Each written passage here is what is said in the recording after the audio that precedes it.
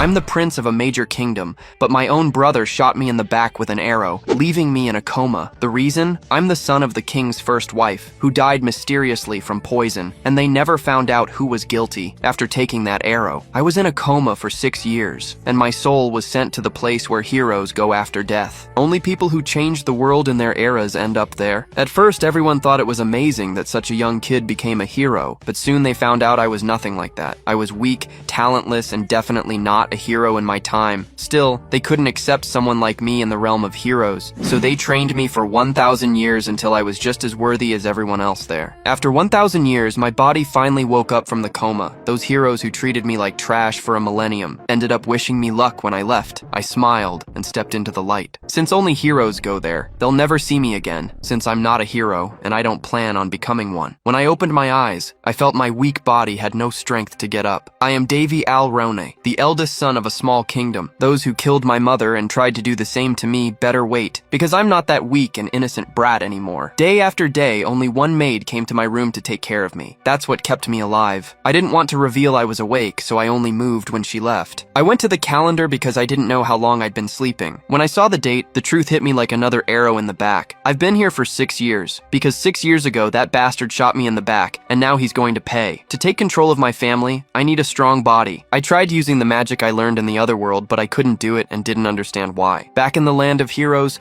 a girl taught me about magic and holy powers. The very saintess known for centuries for her God-given powers was the one who taught me magic. The magic wasn't working, and I soon felt like all my training in the other world was going to vanish and have no effect on Earth. When any normal person would have given up after hours of failing, it worked. The divine healing power actually worked. A green light took over the room, and after that, my weak and miserable body, which felt like a 300-year-old man's, was now bursting with energy. Seeing the kingdom where I grew up, I stretched out my arms in joy and shouted to the sun god. Unfortunately, I didn't notice that the maid had come back into the room behind me. She cried with emotion seeing her young master alive. Sometime later, the castle doctor examined me and confirmed that my health is incredibly better than before. It's an unexplainable miracle. During the checkup, a woman entered the room. That is Linus Barrett, the woman who poisoned my mother and took her place as the king's new wife. These are her sons, the second prince, Carlos, and the third prince, Benedict. The second prince tried to eliminate me, and he thought he succeeded. The woman asked if I saw the face of the person who shot that arrow years ago. I said yes, and that an assassination attempt against royalty is the biggest crime possible. Hearing those words, the culprit felt his blood freeze. But beside him, his mother laughed sarcastically and said the case was closed years ago. The doctor sensed the weird vibe,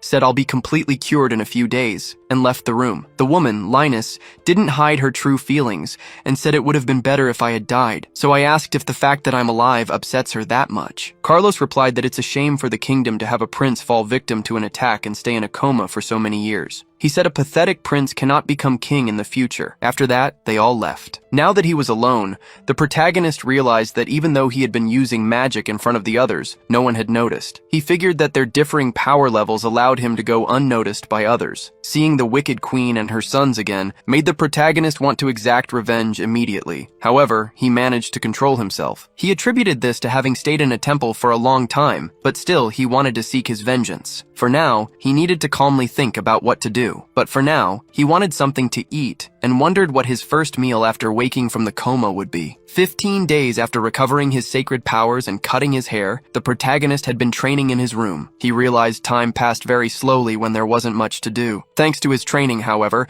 his mana control had greatly improved, and his recovery process sped up considerably. Even though he could recover quickly with continuous healing magic, coupled with a necromancer's knowledge of the human body and the medical expertise taught to him by Master Haya, fully restoring his body wouldn't be an issue. The protagonist put everything he learned during his isolation into practice and found that magic indeed made things much more convenient. Still, one thing bothered him. His maid, Amy, had decided to strictly follow the doctor's orders and serve the prince soup daily. Because of this, he felt like an old man who couldn't chew anything. Amy felt bad that he didn't like it, but claimed she couldn't do anything about it. Regardless, the protagonist insisted that one dish wouldn't be enough to sustain him, so he told her to serve 5 more just like it. The maid was startled by the request, but Davy assured her he would eat everything, as long as she brought the meal. Davy knew that for a normal person this would be a lot, but because of the restoration magic he used, the amount of food he needed was much greater. In a way, after eating properly, he felt like his soul was finally at peace. However,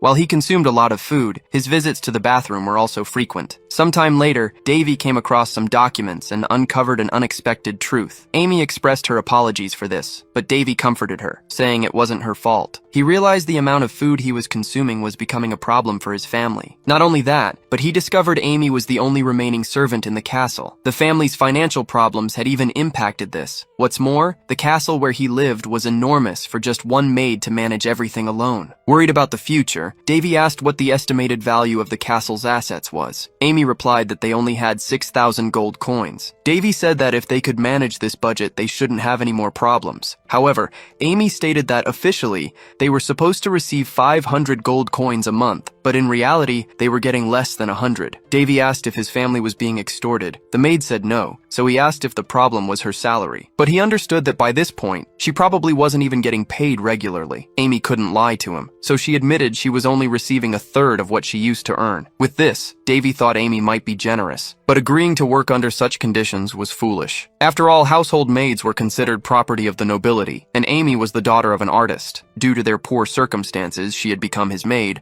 but looking after the prince and the castle alone for the past 6 years must have been incredibly tough. Not only that, but she had practically spent the little she earned to keep looking after the prince. Because of this, Davy ordered her to take what she hadn't received so far from his personal funds. Amy refused to do so, saying they didn't even have food for the next day, so she couldn't accept such an amount. Davy told her that from now on, she didn't need to treat him like a prince anymore. He also said he felt much better and no longer needed her constant care. Besides, being called prince was too formal and made him feel distant from Amy, and he didn't like that because she was the only person who had truly stayed by his side for so long. Sometime later, Davy, the protagonist, is visited by a counselor at the kingdom's financial department. The man states that it's impossible for the prince to use the funds already accounted for. However, Davy can only focus on the counselor's strange mustache. He notices that the people around him are looking at him with disdain, and even the counselor observes this. But instead of lowering his head, Davy tells the counselor not to obstruct his request. He states that he should be receiving around 500 gold,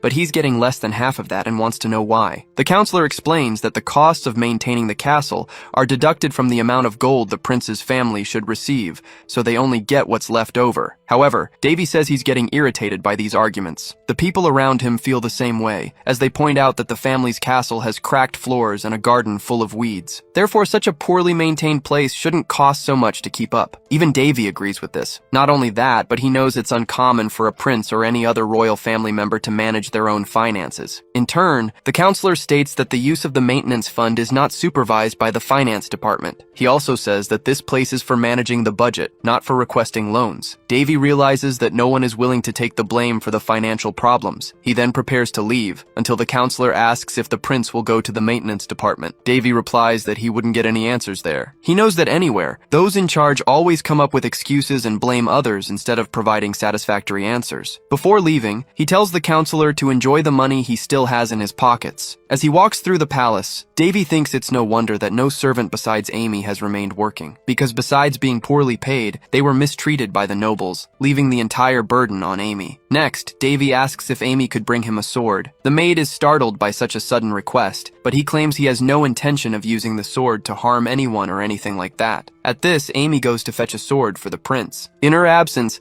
Davy thinks that he won't cut a person, because those who are his targets cannot even be considered human. The protagonist knows he's in an unstable position now, and he can't start eliminating his targets without prior planning. After all, he's already an outcast, and if he were discovered, it could be even worse. Besides, his intention isn't to stoop to the level of the nobles he despises so much. At another point, Davy and his maid come across a dead wild boar. Davy claims he found the animal that way. This is obviously a lie, as he himself hunted the animal and is now preparing it to be eaten. However, upon seeing this, Amy becomes distraught, claiming that a prince's hands should never touch a dead animal. Not only that, but she tells him to be careful not to get hurt again. Davy says it will be fine if no one else sees him doing this. He knows that even if he wanted to see the king, he'd be prevented from doing so. As for others, there's nothing he can do about them either. Davy knows that the queen is doing everything in her power to harm him. However, as an apprentice of Hercules, he knows how to fend fend for himself when it comes to survival. In this situation, Davy tells Amy that the wild boar will now be his dinner, and the animal poses no danger to him. At another time, in the Queen's chambers, she tells a maid that the more she thinks about Davy, the more she finds him different from before his coma. Her maid, Shirley, says that according to the doctors, the prince can barely walk now, and it will take more than a year until he fully recovers. However, the Queen asks if there's any chance this information is inaccurate. She states that even though Shirley is a Class A informant for the Black Moon, she is nothing more than a Class C maid in the Queen's presence. Shirley belongs to the Assassin's Guild residing in the capital of Rouen, the Black Moon. Even though she trusts her, the Queen can't feel comfortable with the prince awake. The Queen knows that even the king abandoned the prince,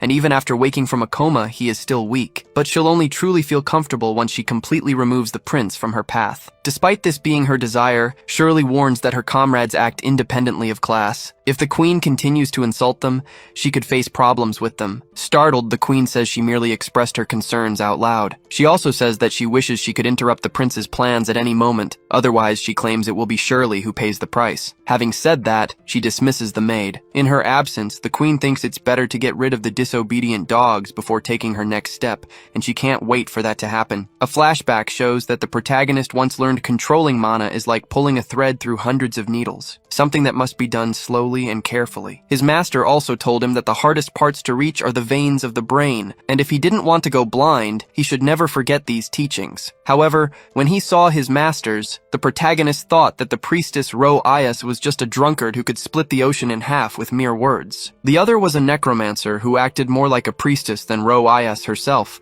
and despite being a great mage, all she ever seemed to show off was her huge staff. Then, the goddess Hippocrea, also known as Sister Hia, said that while participating in this experiment, she would do her best to complete the task. She also said that people didn't seek her out just to watch her, but also to learn from her, so she would like Davy to try a little harder, and she affirmed that if he trusted his masters more, he might be able to evolve his abilities. However, the moment the protagonist did so, he went through such an unpleasant experiment that he never wanted to go through anything similar again. Back in the present, Amy finds him outside the palace. She asks why the prince is exploring the gardens again. He just says the weather is very pleasant, and even the forest garden looks elegant now. He then tells Amy she can return to her duties, and should only inform him if someone asks for him. Davy thinks that normally Amy would go crazy if she saw him getting into anything remotely dangerous, but apparently she's getting used to his routine. Although she still refuses to sit and eat with him, Davy wonders if his efforts to get closer to her are bearing fruit. Anyway, he finds a good spot in the middle of the garden. It's discreet and calm there, so he can finally begin his work. With that, he begins his meditation process, concentrating to absorb the surrounding mana. Davy thinks that as long as the air is pure, besides his lungs being nourished by oxygen, he also absorbs some of nature's mana. This ancient technique, it's said, was created by Odin himself and passed down to other gods from generation to generation. But despite its effectiveness, there's a limit to the mana each user can store in their body. So to increase this limit, training and management are required. However, through this method, mana that would normally take months to collect can be obtained in just a few days, making it a miraculous technique. The protagonist thinks that if everyone discovered this, there would be a revolution in the country, but he has no intention whatsoever of sharing this knowledge. After all, this isn't something just anyone can do. During his meditation, the protagonist notices someone watching him. He wonders who is lurking, but the person realizes their presence has been noticed and flees immediately. Davy thinks that although it's been a while since anyone watched him closely,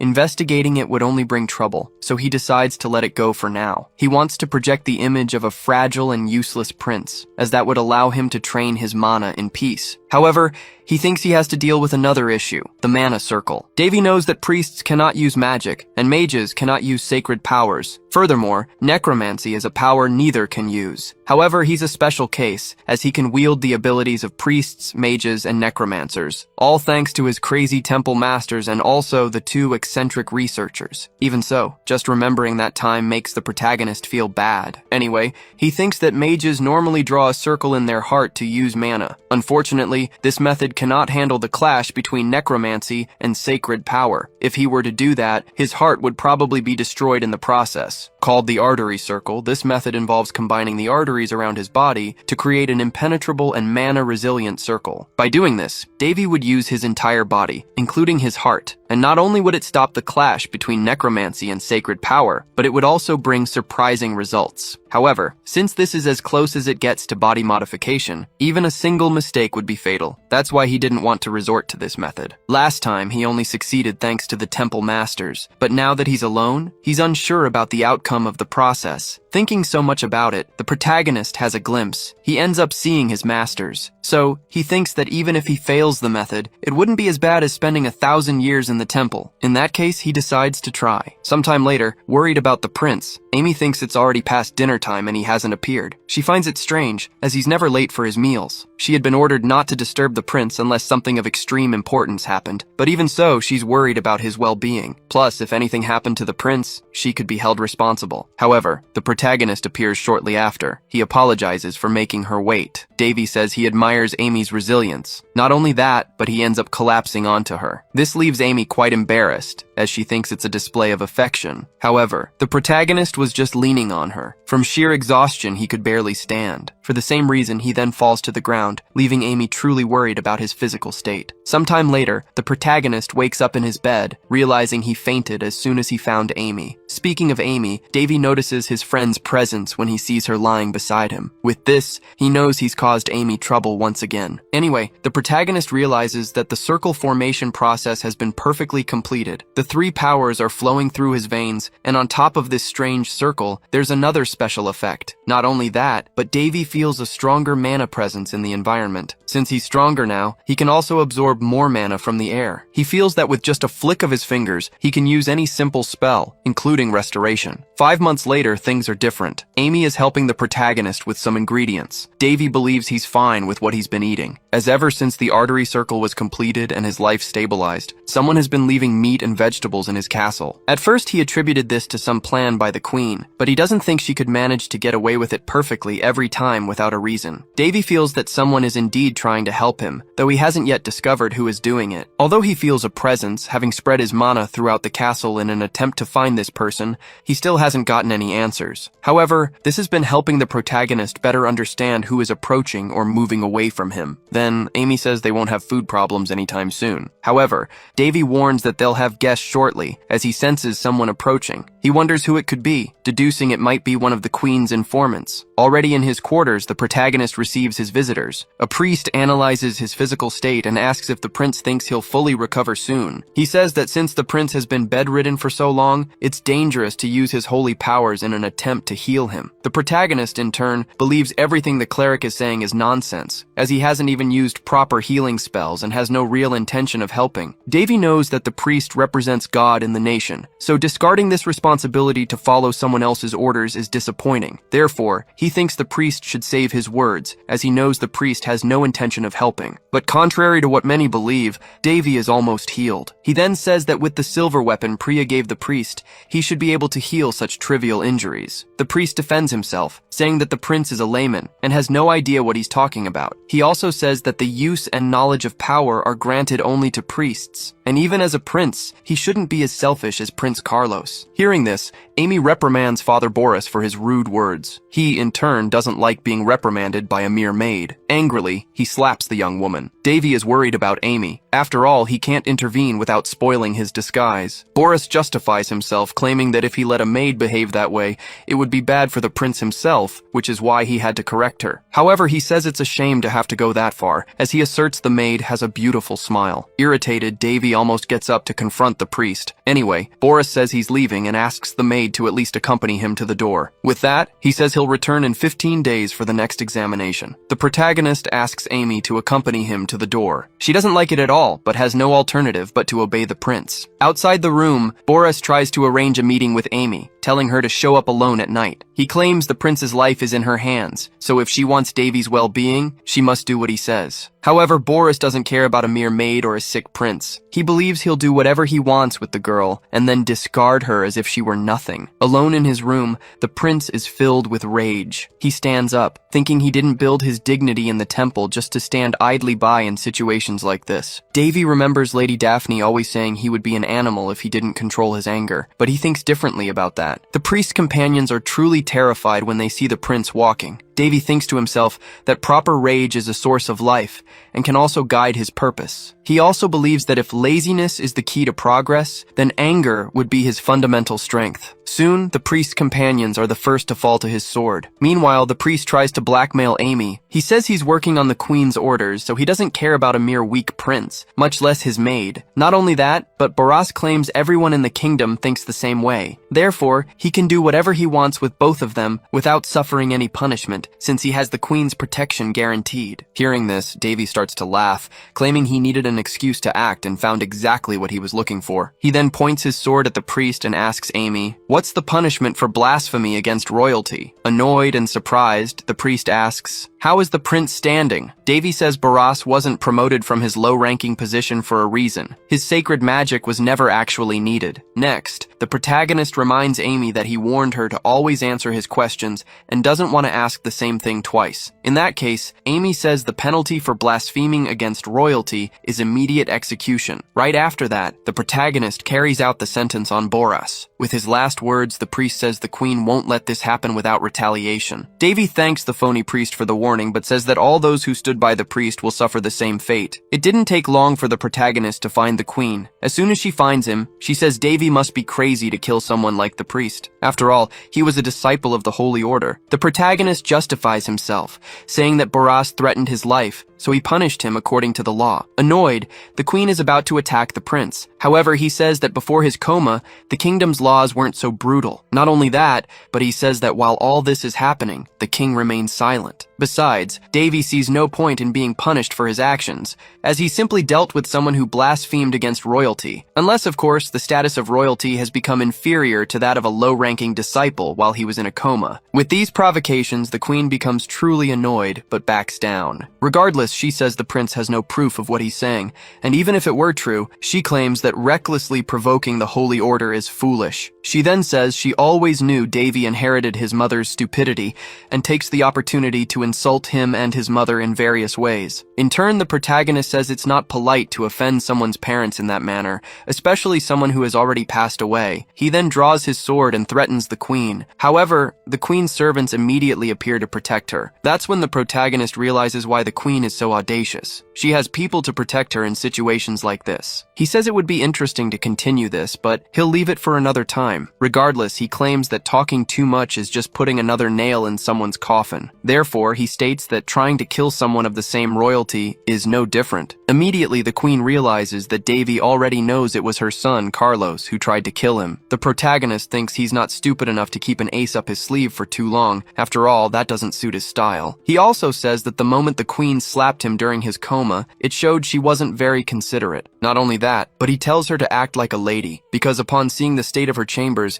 he claims the place is far from elegant. And since she herself was responsible for scaring away everyone who worked there, she will now be responsible for taking care of the cleaning as quickly as possible. Otherwise, he says a very nasty rumor might start spreading around. Therefore, he asks the queen to make her decisions carefully from now on, as he won't stand by watching her act behind his back. After the protagonist left the queen's chambers, she unleashed all her anger on her guild servants, screaming her lungs out. Not only that, but she almost destroyed her entire room. Now that she understood the prince's true intentions, her desire to eliminate him grew even stronger. However, she wanted him to suffer before leaving this world. It wasn't long before rumors started to spread. Some believed the prince had eliminated the priest because he went mad after waking from his coma. However, this was all part of the protagonist's plan. After the queen discovered what he did, others found out too, but they didn't have access to the full truth. They only knew the prince had eliminated the priest. Since half the palace staff were on the queen's side, Davy's reputation plummeted even further. However, not all news was bad. Amy appeared before the prince, telling him more supplies had been left for him, even though Davy said he didn't need more medicinal herbs. Amy, however, suggested that someone out there must know about his good nature and was trying to reward him. Davy asked if Amy thought he was a good person. The girl didn't hesitate and replied yes. Despite seeing the prince eliminate someone right in front of her,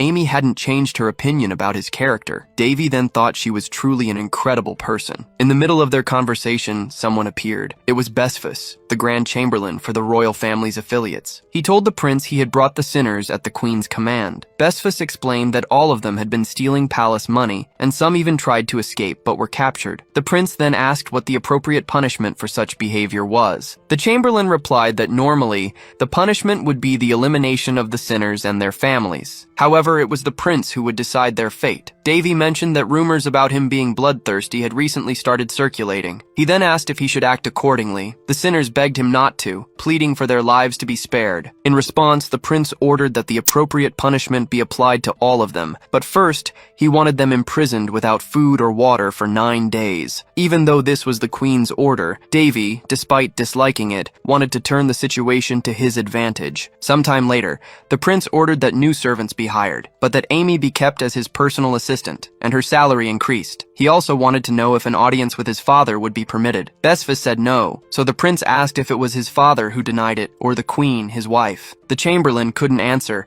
claiming to be merely a messenger. He also asked the prince to be patient, as his request would eventually be granted. Davy said he would keep that in mind. The chamberlain then prepared to leave. Before he left, the protagonist mentioned he had eaten all the food he received, and therefore didn't need the chamberlain to send more medicinal herbs. Besphus, however, claimed not to know what the prince was talking about, suggesting perhaps the prince was simply being blessed by his gentle nature. But he added that someone was outside wanting to visit him, so he wouldn't disturb him further. Despite Besphus denying responsibility for the supplies, the protagonist was certain it was he who was bringing the food and medicinal herbs. After all, Besphus was the head of all the king's staff and had known him forever. He just hadn't known that besides Amy, someone else in the palace was on his side. Anyway, Davy needed to focus on the visit awaiting him. Amy appeared soon after, announcing that the 4th prince and 2nd princess had arrived to visit him. Immediately, the princess entered the protagonist's room. Her name was Winley Al-Roun, and she was overjoyed to see her brother. Her happiness was so great that she jumped on the protagonist, making him fall to the floor. Amy became very worried seeing him in that state, but right after, their brother appeared, saying Winley should be more careful. He was Boris Al-Roun, the 4th prince and Winley's twin brother,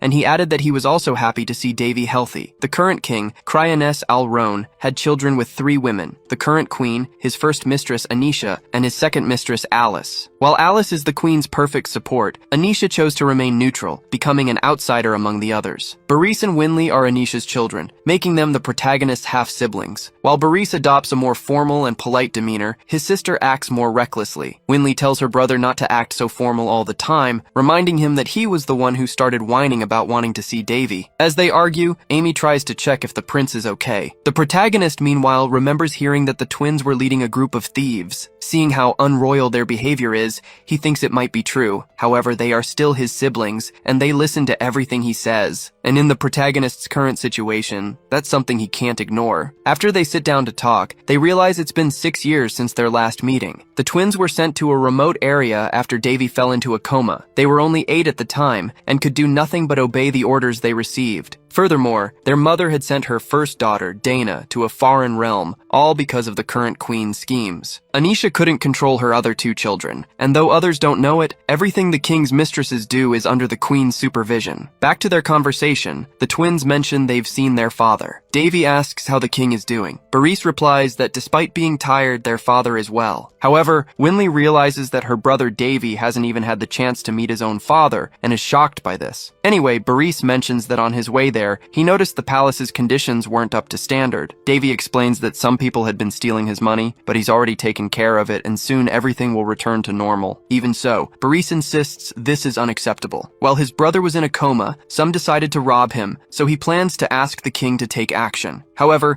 the protagonist asks him not to, claiming everything is already resolved. He'll handle it himself, as he doesn't want to bother the king with such trivial matters. Noticing the growing number of people willing to help him, the protagonist wonders if this is truly happening, or just his imagination. Putting that thought aside, he expresses surprise that Winley has a talent for magic, and asks if they are truly part of an artistic group. Winley explains that her twin would get hurt if it weren't for her, as he always runs around wildly, without any coordination. She claims that people like him aren't qualified to participate in any fencing competition. These words genuinely annoy Boris, and once again, the twins start bickering in front of their brother. After they calm down, Winley hands the protagonist a letter, explaining that a fencing competition, held every 5 5 years is about to begin. This time, the tournament will take place in the realm of Pelisti. Reading the letter, the protagonist recognizes the seriousness of the competition. Boris suggests Davy should take this opportunity to leave the realm, as he's lived his entire life there, and even asked their father about it. However, Winley corrects him, stating that she was the one who made the request,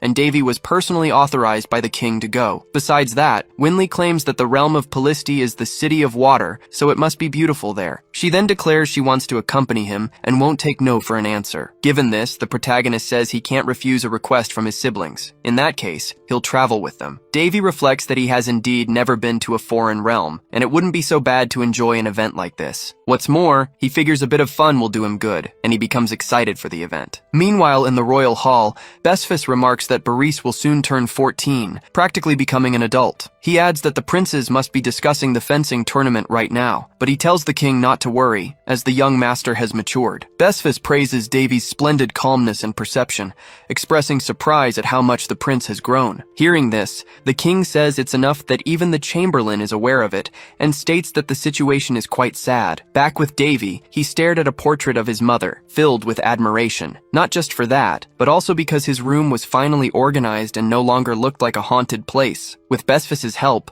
the new employees had done a quick job, and the palace now had the appearance it deserved. Not only Davy, but Amy too was enchanted by the new decor. She found it very pleasing that things were finally getting back on track. However, Davy wouldn't be staying to enjoy his new room, as he had to travel. Amy confirmed she had already packed everything the prince requested. He then left a bottle in her care and joined the twins to head to the kingdom of Pelisti. The continental fencing tournament had long been an event that drew everyone's attention, in addition to holding enormous influence. Alongside Boris's participation, Davy had been permitted to go with them, hoping his brother would achieve victory, thereby shaking Carlos's position. For some reason Davy still didn't know, the queen had agreed to Boris's participation in the competition. Perhaps she didn't believe in his victory, or maybe she was planning something sinister that Davy would have to keep an eye on. Before they departed, the king appeared publicly to bless the journey. Upon being seen by the crowd, he was cheered, for Cryanessa Alrone was the ruler they so loved. But for Davy, he saw the king as his supposed father. This was the first time he had seen him since waking from his coma, as for the past 6 months, the king had avoided his own son. The king then asked if Boris was confident. The boy said yes, asserting that he would represent his kingdom very well through his achievements. In turn, the king wished Boris a safe return home. Instead of speaking with the others, the king simply turned his back. But before leaving, he told Davy that it was good to see him healthy. Winley asked if her brother was okay. In his thoughts, Davy replied yes. After all, he didn't want to waste his emotions on the king. Following this, a messenger from the king announced that Prince Boris's participation in the tournament was of great importance, and therefore, there would be no curfew during the event. Davy, for his part, thought the king was truly different. He showed no trace of his former heroic and confident personality. Now, he seemed merely an unkempt old man, as if exhausted by everything and everyone. In any case, the main party set off for the tournament. During the journey, Boris noticed his brother seemed bored, and asked if anything was making him uncomfortable. Davy replied no, he just wasn't used to long-distance travels like this. Winley, however, picked up the wine Davy had prepared and suggested it might liven things up during the trip. She said it was the first time she had tasted such a fragrant wine and asked where he had found the bottle. Davy explained that the wine had been left by his mother,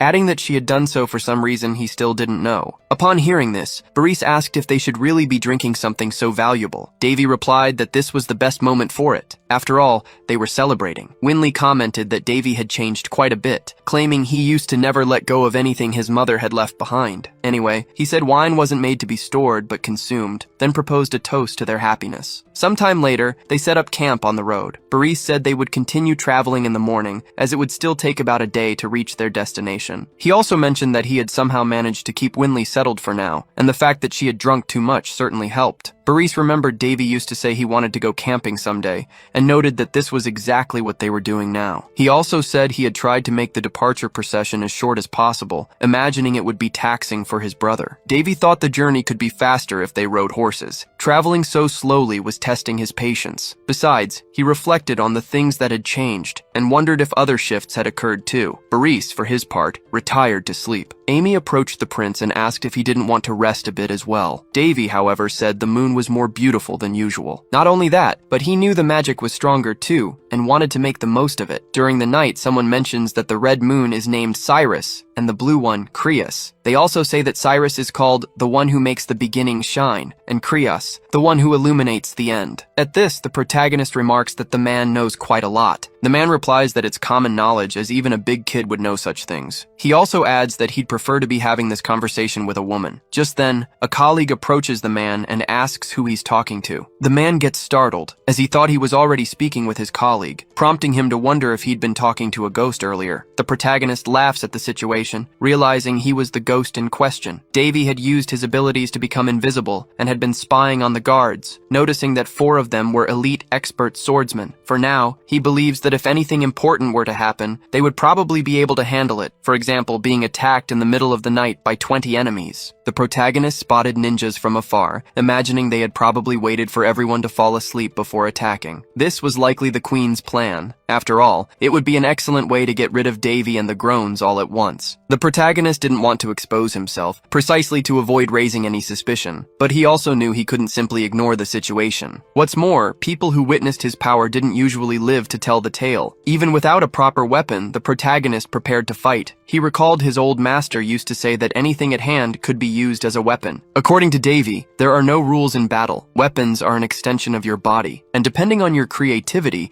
even a piece of cloth can become a unique sword. So, armed with a stick, he leaped into action. Not only that, but he scoffed at his opponents, seeing they weren't very competent at what they did. Just out of curiosity, the protagonist asked if they had been sent by the Queen. However, no one spoke to him. In that case, Davy told them that if they weren't going to answer, they could just leave. But knowing well that the Queen's hounds wouldn't give up, he then attacked again. While fighting, he pondered what the Queen stood to gain by doing this. Eliminating 3 royalties would impact the entire kingdom. Even Linnes would face difficulties because of it. Or perhaps she had some other motive behind it. Back in the fight, the protagonist took down a few enemies, and then asked if the others weren't going to try and escape. He also told them he would give them a chance to escape, and tell the Queen that Prince Davy would destroy everything she had just for fun. Seeing how strong he was, the enemies decided to retreat. However, the protagonist wouldn't let them escape so easily. He went after the ninjas, telling them they were slow. Not only that, but he took the opportunity to eliminate them, claiming it wasn't so easy to escape his grasp. After eliminating the ninjas, the protagonist once again scoffed at their performance. He remarked that a ninja's greatest virtue was patience, so they should know that. After all, it was a famous saying among them. Then, more ninjas appeared, as they had been hiding. However, the protagonist claimed this tactic was useless against him. He could perceive that one of the ninjas was escaping, while the others had stayed behind in an attempt to delay him. After eliminating the straggling ninjas, Davy commented that they were so useless, they weren't even worth the effort. Besides, he had prepared everything even before the ninjas arrived on the scene. He declared that unless they were on the other side of the continent, no ninja could escape his reach. At this, he launched an attack at the ninja who had fled, and hit him squarely with a magical technique that had no shape, scent, or color. But upon hitting its target, it instantly eliminated their soul. The protagonist himself found it a bit brutal to do this, but his masters had taught him to always finish what he started properly. Not only that, but they had also taught him to show no mercy to those who threatened his life. So he figured a perfect elimination would be an appropriate end for these enemies. Best of all, nobody had seen him in action, so he wouldn't be associated with any of this. Some time later, the Queen received news of what had happened. Shirley reported that all the candles she had lit, and which were connected to the lives of her students, had been extinguished. At this, the Queen understood that everyone had been annihilated, but she asked, what happened to the targets? Shirley replied that they must have just arrived in the Polisti Kingdom. The Queen was furious, demanding to know how Shirley had failed to deal with just 3 children and 5 knights. She also declared that the Dark Moon Guild couldn't be as formidable as they claimed. Not only had they failed, but they'd also lost 20 members. Shirley stated that they were still investigating what happened, but all signs pointed to Prince Davy having an accomplice. At this, the Queen scoffed. Who would help that brat? She ordered Shirley to find out more, declaring she wanted to show this person what happens when someone dares to cross her path. Furthermore, she reminded her servant that the only reason she had agreed to work with Shirley's guild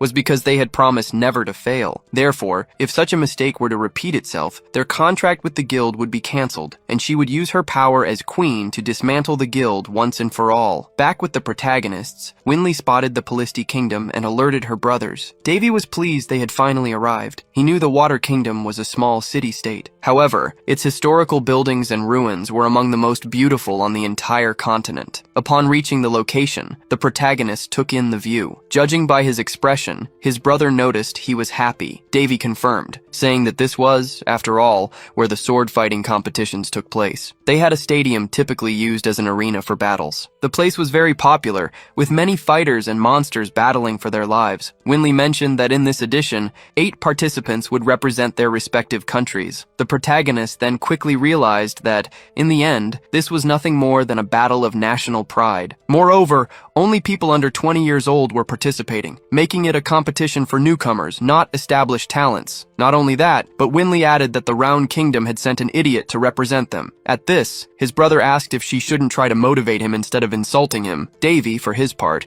thought that Boris's skills were intermediate level, his rank just below a master swordsman, which was impressive for his age. But then, Winley revealed that the representative from the Fallen Kingdom was the famous Sword Princess. The protagonist hadn't known this, and realized a lot had changed during his coma. However, he knew that Elena of Fallen was the only princess of the Fallen Kingdom, as all 9 others were princes, but she was Prince Crown's favorite. Boris mentioned that despite Elena's fame, it wasn't just her skills that made her renowned, for she also possessed the divine sword. Winley explained that this sword was called Calderus, the favorite blade of the sword god, a masterpiece that took 1,000 days to forge. Davy realized it had been some time since he'd heard that name. Hares, the sword god, had been his teacher at the temple. Though lazy, he possessed excellent skills and constantly boasted about his sword, and it was common for him to leave his mark wherever he went, but the feeling was still somewhat strange for Davy. Just then, a young woman passed by him, and something caught his attention. When asked why she stopped, she claimed it was nothing important. At another point,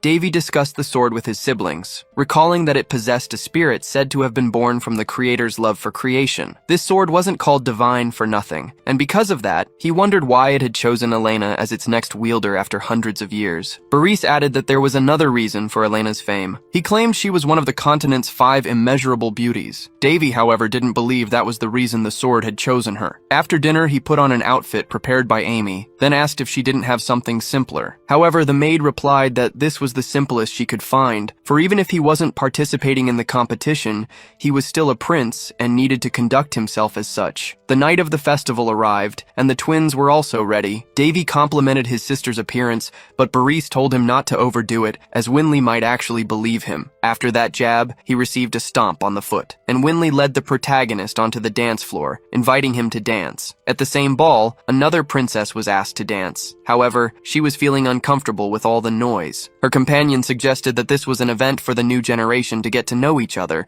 and she should enjoy it. He then asked how her earlier visit to the village had been. The princess replied that it wasn't bad for such a barbaric place. Before the competition, a banquet and a ball were prepared for the nobles to interact. However, the protagonist was only interested in the competition and used the ball to observe the other guests. He noticed that most guests were young, as the competition was restricted to people under 20. Despite this, there were chaperones just like him. By far, Boris was the most popular. Even without trying, he became the center of attention for several girls. Davy thought his brother's skills might be the reason for his popularity. Regardless, he found it interesting that Boris was interacting with others. Not only Boris, but Winley was also drawing a lot of attention. However, Davy wanted to keep his distance and analyze potential opponents. Amidst all this, Boris tried to ask for help to escape the attention, but when he looked for his siblings, they had gone off to dance and left him behind. Davy wished his brother would enjoy his youth and wouldn't do anything to disrupt it. Winley said she never imagined Davy would dance with her someday. She also mentioned that, without realizing it, she had just entered the social hierarchy. Despite this, she was a little upset, claiming that if it weren't for Davy's situation, he could also enter the competition. After all, he was talented with swords too. In response, the protagonist said his sister was exaggerating, claiming that even with skill, he couldn't reach an expert's level. However, Winley argued that talent was nothing more than an illusion. If a person didn't work hard, their talent was worthless. Even so, Davy stated that he didn't care much for such things. Instead of attention, he wanted a peaceful life. Hearing this, his sister said he sounded like an old man, but in the middle of their conversation,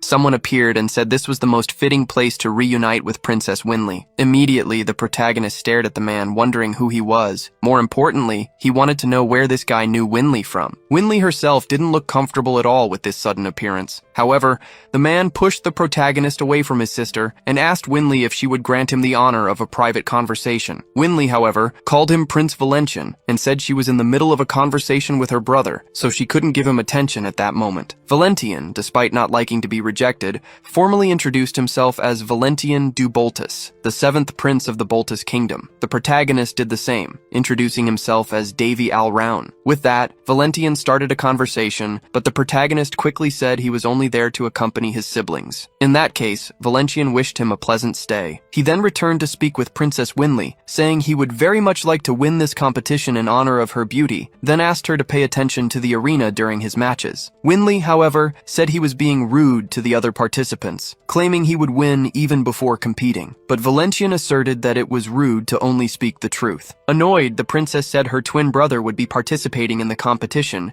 and hearing him say that only proved how much Valentian was underestimating his opponents. She then abandoned the prince and withdrew with Davy. Seeing his sister's attitude, Davy realized she could defend herself. However, he knew very well that the arrogant prince wouldn't let things end there. In turn, Valentian stood up and tried to pull Winley by the arm. Seeing this, the protagonist thought he had been patient enough with this rude individual. He then managed to unbalance the prince and disarm him completely, leaving him without a reaction. Next, Davy said Valentian shouldn't touch his sister like that. He also added that Valentian was lucky he didn't break any bones, so he would be able to participate in the competition without problems. However, this only served to make Valentian even more furious. He removed one of his gloves and threw it at the protagonist's face. With that, he challenged him to a duel. Winley spoke up, saying the prince was overstepping his bounds. Valentian insisted, claiming he was doing this for his honor as a knight. At that moment, another person spoke up, saying Valentian was causing too much of a ruckus for someone who claimed to have honor. It was the princess from before. She stated she had been observing Valentian's situation, and then asked if he truly thought he could recover something he never had. As soon as the protagonist saw the princess, he found her very familiar and was surprised by her presence. Harris, the god of swords, was an ancient hero who founded the Fallen Empire, an empire that eventually became one of the continent's three great powers. It is common knowledge that Harris was the first owner of the holy sword Calderus and the founder of the lost claymore sword technique. They say those who mastered this swordsmanship could cause tsunamis with just a single sword strike, but the protagonist finds that a bit much, even for Harris. Back in the present moment, he realizes the princess looks a lot like Harris. However, this is Princess Ileana of the Fallen Empire, the Emperor's treasure. Still, Davy can't stop thinking that she resembles the sword hero too much. Despite being handsome, Harris was always a man, so there's no way he would have disfigured himself to become a woman. But as he thinks this, the princess approaches the protagonist and asks what he just said. Davy apologizes, saying he was just thinking aloud and was mistaken. He then tries to convince her to let it go. Meanwhile, the princess scolds Valentian. The protagonist thinks that Ileana of Fallen has a truly stunning appearance. However, the same can't be said for Valentian, as Davy believes that besides being ugly, the arrogant prince is uncharismatic. For her part, Ileana says that if Valentian truly considers himself an honorable knight, he should apologize to those he offended. Judging by the arrogant prince's face, he has no intention of doing so. The protagonist thinks that regardless of intentions, someone so proud wouldn't apologize easily. In that case, he says he accepts the duel proposed by Valentian. Ileana asks if he's really serious. She claims that this is a meaningless fight and Davy doesn't need to accept it. But the protagonist says that the decision is his to make, and if Valentian hasn't given up on the proposal yet, he accepts to duel him right now. Shortly after, Davy picks up a wooden sword and thinks it's been a while since he used one of these. Boris approaches and tells the protagonist that even though he's strong, his opponent is a tournament competitor. Davy knows this very well, and seeing his distressed siblings, he tries to reassure them both. His opponent takes the opportunity to taunt him, saying that if he's just going to swing a sword like an amateur, he should just give up now and stop worrying his siblings. He also says that if Davy admits defeat and begs on his knees, he might consider forgiving him. Annoyed, Boris tries to defend his brother, but Davy stops him and says that actions speak louder than words. In that case, Valentian claims he won't lose. And since it's impossible for Davy to win in a scenario like this, he would kneel himself and acknowledge his superiority. The protagonist agrees to this proposal, but says he shouldn't chicken out when he loses. Next, Davy thinks about how he's going to handle the fight. After all, in the eyes of others, he's just a weak prince who barely recovered from a coma. So, he doesn't want to reveal his true strength in a mere skirmish like this. With that, they begin the fight. But Valentian thinks the protagonist is scared because he thought that Davy would make the first move instead of standing still. After hearing that, the protagonist gets an idea. He charges full force towards his opponent, leaving Valentian quite surprised by this sudden attack. But instead of attacking, Davy intentionally strikes the ground and pretends to let his sword fall from his hands. Not only that, but the sword ends up hitting his opponent's face. While Valentian takes a solid hit, Davy pretends that out of carelessness, he let his weapon slip. However, all of this was part of his plan. He knocked down his opponent without needing to reveal his strength. Not only that, but Valentian feels humiliated because the blow that knocked him down was actually a slip-up by his opponent. And what's more, other people think so too, and quickly comment on how shameful his defeat was. Furious, Valentian gets up from the ground, wanting to eliminate his opponent for good. However, Davy claims that for that, his opponent should train better, because with those poetic skills, he wouldn't be able to eliminate anyone. Valentian attacked the protagonist, trying his absolute hardest to wound him. Yet, he couldn't land a single blow, while Davy, in contrast, wasn't even breaking a sweat. Realizing he was on the verge of defeat, Valentian fell into despair, wondering why he was at such a disadvantage. Mid-frustrated attempt to win, he was struck down, and the crowd watched him fall before his opponent. On top of losing, he had to endure the taunts not only from the protagonist, but also from the rest of the people who had witnessed Valentian lose more than once. Annoyed, he told everyone to shut up, declaring he couldn't stand to hear any more nonsense. Meanwhile, Davy noted that his adversary was more than just defeated. He had been publicly humiliated by the very prince everyone had considered weak until now. The protagonist believed his fencing technique was superior, thanks to his use of the drunken stance. As the name suggests, this fighting style involved deceiving the opponent by pretending not to know what you were doing, just like a drunk. This technique was invented by Dak Go-jun, the greatest drunk in the pantheon of heroes, and also by the Hare, who was interested in creating the most wicked and wretched fencing style. The protagonist knew this because he had met the man himself during his time at the temple. Dak Go-jun used to boast about creating the technique,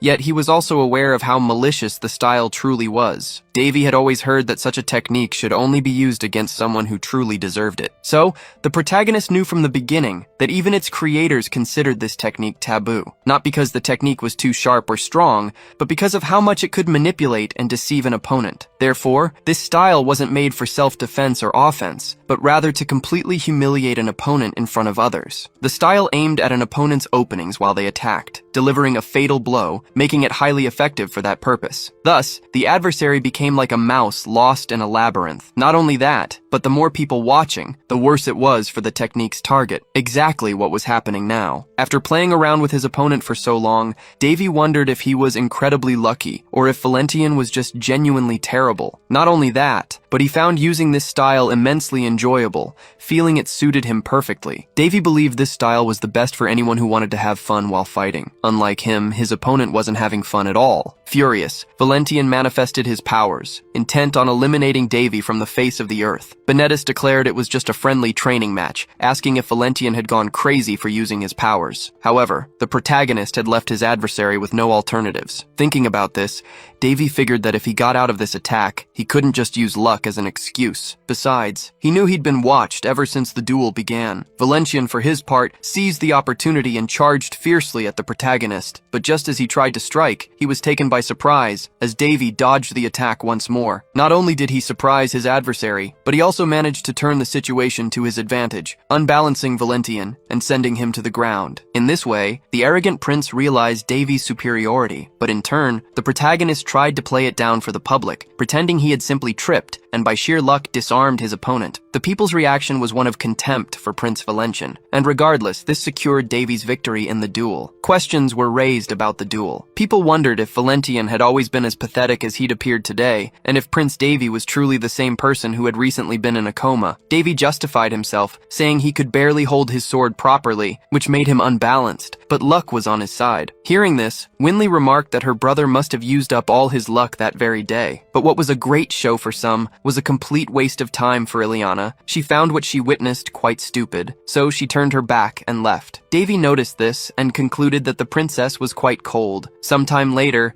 Davy was reprimanded by his brothers. Not only had he been irresponsible, but he had also caused quite a commotion. Davy defended himself, saying that everything turned out fine in the end, and there was no point stressing over what had happened. Benedis argued that Davy was lucky because his opponent had a truly explosive personality, and it could have very well ended in a fatality. He mentioned that the twins had previously encountered Valentian and witnessed his skills firsthand, and after that, Valentian had started pursuing Winley. While they agreed that Valentian probably wouldn't try anything with Winley again, Benedis warned Davy not to try something like that again, as luck might not always be on his side. In response, Davy took his brother's hand and squeezed it. After demonstrating his strength, he told Benedis not to treat him like a sick patient. He promised to heed his younger brother's advice and stay out of trouble anyway. Davy thought that sooner or later his brothers would discover his true strength, so he figured it was better not to hide it from them anymore. Winley felt more relieved knowing that Davy was strong enough to protect himself. Besides, he had caught his opponent off guard while Valentian was trying to balance the weight of his sword. Even Davy himself was surprised by his opponent's humiliating defeat. Speaking of him, Valentian was still furious. He smashed objects in his chambers to vent his anger,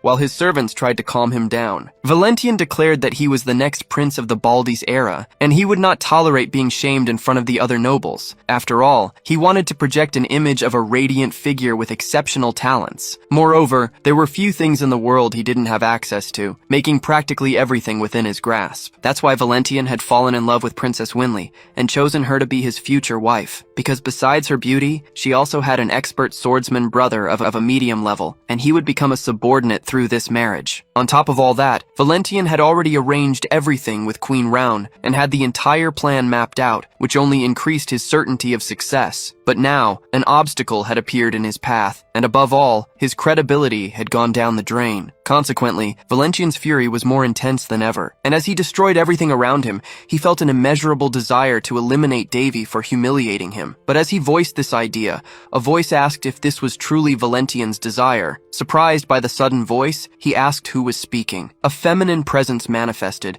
and told the prince she could help him fulfill his wish. Still confused, the prince asked who he was speaking to. The woman introduced herself as Shariel, and told him to remember that name. Then she approached the prince, asking Valentian to trust her, because only then could he achieve his desire. Sometime later, the day of the tournament finally arrived. Amy informed Davy that his brother was about to enter the arena. He seemed excited, but not for the fight itself. He said he still had a long way to go. The maid asked what he was referring to. Davy claimed he was just thinking out loud and said he was ready to go, as other things could wait. Benedis, for his part, was already in position. Winley watched the match from the stands. Not only her, but the entire arena eagerly awaited the fight. However, Benedis' opponent was none other than Valentian, who, after what had happened last time, had no intention of losing again. The protagonist arrived at the arena. Seeing how excited everyone was, he thought the energy of the place was incredible. He was grateful that Benedis' match was in the afternoon. Not only did he not want to watch the morning fights, but he also felt unwell. When he met up with Winley again,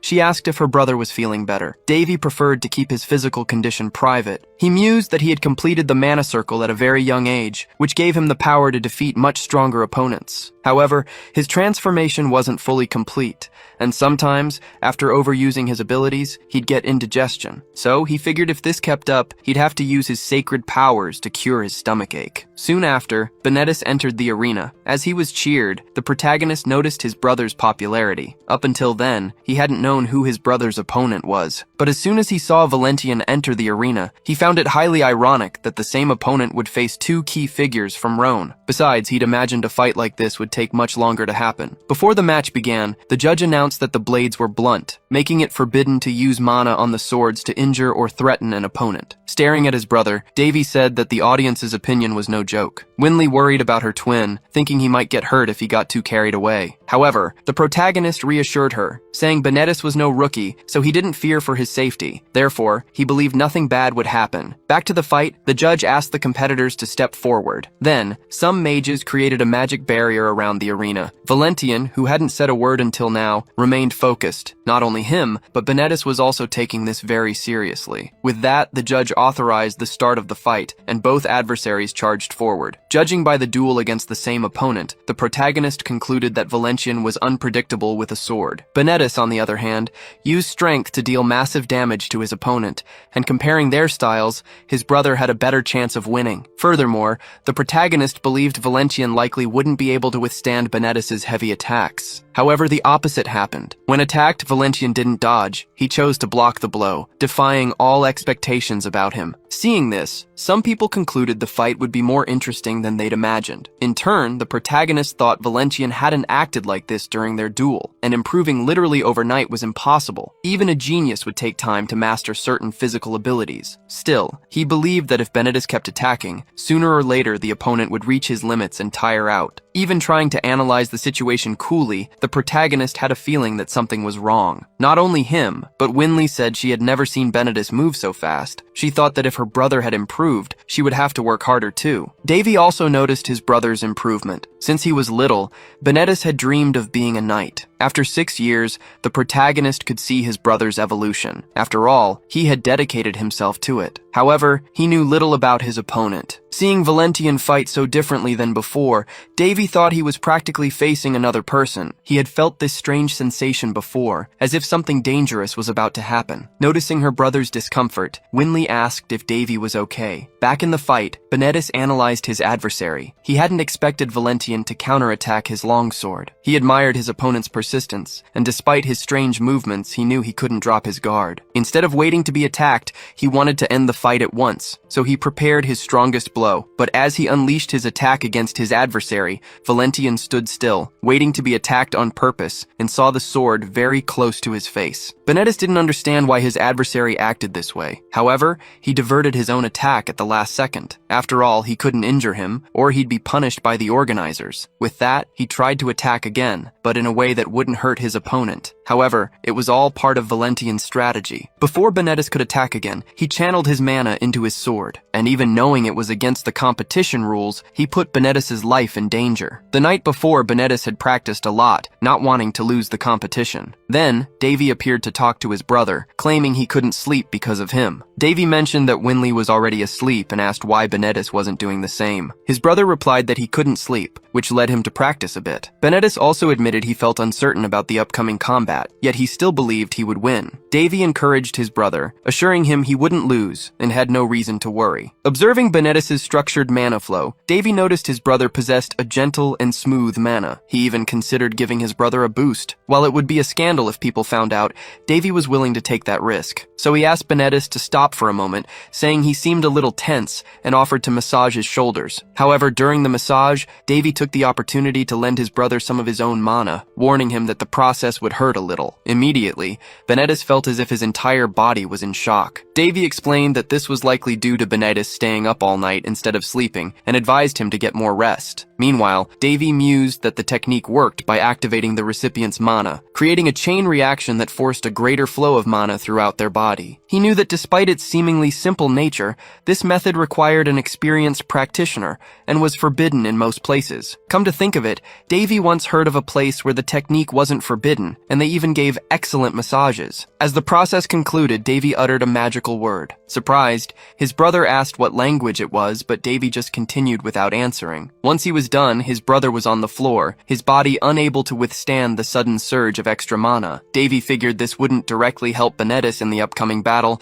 but it would certainly help his brother evolve faster. However, he couldn't let Benedis just sleep there. It wouldn't be good, even if it did offer more security. Benedis complained that his brother should treat him better, stating that if it were Winley, Davy would be carrying her on his back. Davy denied this, but told Benedis to go to sleep immediately, or else he'd give him another much more intense massage. Benedis didn't think twice and darted to his room. Satisfied that his brother would now be safer, Davy also retired for the night. Back in the present, the moment Benedis was struck by his opponent's magic, the shield his brother had given him activated, protecting him. It immediately repelled Valentian's sword away, stopping him from continuing his attempt to injure Benitez. The crowd noticed that Valentian's sword wasn't normal. On top of that, they also saw a mana shield protecting Benitez. From the VIP box, Winley cheered, celebrating her brother overcoming his opponent. But when she glanced to the side, Davy wasn't in his seat. Inside the arena, even with the shield, Benitez was still injured. The mages immediately ended the fight and removed Valentian. Not only was he disqualified for violating the rules, but he was also punished. The organizers declared that his actions could even spark a war between nations, and promptly sent a notification to the nation of Voltus. Valentian's servant tried to convince them not to proceed, begging his prince to say something. However, Valentian grabbed the servant by the neck and, in an exaggerated display of strength, exploded the poor man's head in front of the horrified crowd. This act, of course, left everyone utterly shocked. After all, no one expected to see a prince publicly execute one of his own servants. What's more, they all thought Valentian had completely lost his mind, and in a way they weren't wrong. Ever since his encounter with Chariot, Valentian hadn't been the same. Seeing the madness that erupted in the arena, some people started fleeing the scene. Prince Valentian had gone mad and was on the verge of a complete breakdown. The organizers knew they had to do something, but realized it wouldn't be easy to contain someone in that state. That's when the protagonist stepped forward. He went over to his younger brother and told him the match was over, and he'd done incredibly well. Benitez mentioned he had created a mana barrier. The protagonist then gave a proud smile. He knew that a mana barrier was a high-level mana ability, protecting its creator from harm. Davy had placed a barrier on his brother as a safeguard, but the main reason Benitez was safe was due to his own growth. Even though Benitez was only 14, it was something anyone would be proud of. Despite his immaturity, he clearly had a lot of potential. Davy had expected his brother to cry and complain about the pain, but Benitez had surprised him. Nevertheless, he told Benitez that he had done enough, and it was now time to rest. Benitez was then carried out of the arena on a stretcher. Meanwhile, on the other side of the arena, a problem was still unfolding. Valentian was causing immense chaos, something the protagonist had to resolve. Some mages tried to contain the mad prince, but even using magical attacks, they couldn't handle the situation. Valentian's mind and body were visibly altered. Not only that, but he was far stronger than the mages could cope with. So, they tried to evacuate people while the magical barrier was still intact. However, at that very moment, the protagonist arrived in the arena, surprising the mages who were already there. They urged Davy not to get closer, warning him that the opponent was too strong. Even Winley, seeing the protagonist in the arena, grew worried about him, especially since she hadn't even seen him move to get there. Despite this, the protagonist wanted to deal with the situation. He noticed that Valentian had been infected with something, and remarked that it looked like the enemy had truly taken hold. He then started thinking about how he would deal with him. Valentian grew even more furious upon seeing Davy. As he charged towards the protagonist, the mages tried to stop the prince. However, they couldn't handle the crazed opponent. Valentian then had a clear path to Davy, but then Winley suddenly appeared in the arena, worried about her brother. The protagonist was caught by surprise by her appearance. After all, this wasn't part of his plans. The last thing he wanted was to involve his younger sister. However, Winley wasn't the only one to show up. Ileana arrived right after, pushing the protagonist away from the enemy. Davy definitely hadn't expected this. Up until then, Ileana hadn't even been seen in the arena. She had seemingly appeared out of nowhere. Not only that, but she arrived with the clear intention of eliminating the enemy. Valentian, by this point, wasn't thinking straight and was merely following his fighting instincts, but Ileana knew what she was doing. She unleashed an attack called the Great Mountain Divider, and upon hitting the enemy, she sent him flying. Seeing this, Davy was truly amazed. It was the first time he was seeing Ileana in action. After attacking the enemy, Ileana thought the situation was resolved, but she was surprised to see Valentian still standing. Even though her attack was above average, Valentian wasn't seriously hurt. Not only that, but he looked even more bloodthirsty. But before he could do anything, Ileana launched her attack, striking him from several different directions, aiming to incapacitate him once and for all. She continuously attacked with her blade and hand to hand. Taking advantage of the enemy enduring her blows, Ileana didn't hold back any energy during the fight. Seeing her fight with such energy, some spectators were left speechless. Ileana thought she had finally succeeded. Valentian was seemingly down and unconscious, so she ordered the guards to arrest him for his actions. Winley tried to pull Davy away from the arena, telling him to let Ileana handle everything. Meanwhile, Davy admired Ileana's energy and understood that she was much better than most other swordsmen. However, Ileana saw something others hadn't noticed and called Valentian a vampire. Davy didn't quite understand, but Ileana moved towards the enemy. Even chained, Valentian could move, and with that, he inflicted damage upon himself. Davy observed the enemy's actions from afar, yet he could still perceive what he was doing. Ileana tried to stop the enemy from doing this, but she couldn't get close in time. Because of that, Valentian conjured a blood tide, and those who were close to the attack were the first to fall. Amidst the blood mist, Davy tried to protect his sister. Winley wasn't feeling well, but instead of worrying about herself, she showed concern for Davy. Trying to reassure her, Davy said everything would be all right. He then got up from the ground and asked her to rest for a bit, claiming that when she woke up, she'd think it was all just a bad dream. As soon as he put his sister into an induced sleep, Davy thought it was time to act. Otherwise, things could quickly get worse with this necromantic mana in the air. He was the only one who understood what was happening. Not only that, but he believed that when someone connects with their own mana, their powers start to develop their own personalities. But he had 3 different powers, and each behaved in different ways. Necromantic mana was basically a psychopath, making it the most effective to use. On the other hand, regular mana was a tsundere. Even though it seemed difficult to handle, once it developed trust, it worked with the user's will. And finally, there was the most stubborn of all, holy power. This power had no intention of listening to anyone and also had a lazy personality. Therefore, if there wasn't a significant commotion, holy power wouldn't manifest. However, this was commotion enough. Because of this, Davy received the Radiant Blessing, a 4th level holy magic. Now that Winley should be fine for a while, he had time and space to think. He concluded that the enemy had used the Blood Tide, a power that steals the life essence from living beings in the surrounding area. The bad news was that Davy didn't have enough power to save everyone in the arena, but he was happy that Benedis had left earlier. And now that no one was watching, he could handle the situation calmly, without having to worry about hiding his abilities. However, to Davy's surprise, Ileana was awake and still had the strength to get up. After all, a proud warrior like her wouldn't give up so easily. Davy considered this the worst possible situation. He hadn't imagined anyone else could remain conscious in the blood tide besides himself. But seeing Ileana de Farron standing, he realized there was indeed a reason she was the new owner of the divine sword. However, Davy could only think about how beautiful Ileana looked, even when tired. He approached the princess, and as he touched her shoulders, she flinched slightly. Davy tried to talk to her, asking if she was all right. But despite their perilous situation, Ileana tried to keep him at arm's length. The monster was still on the loose, and Davy only wanted to help. Noticing her resistance, he told her that if she felt well enough, she should leave. But Ileana grabbed Davy by the arm and asked how he wasn't feeling unwell. Davy realized he was cornered. He'd expected Ileana to suspect something,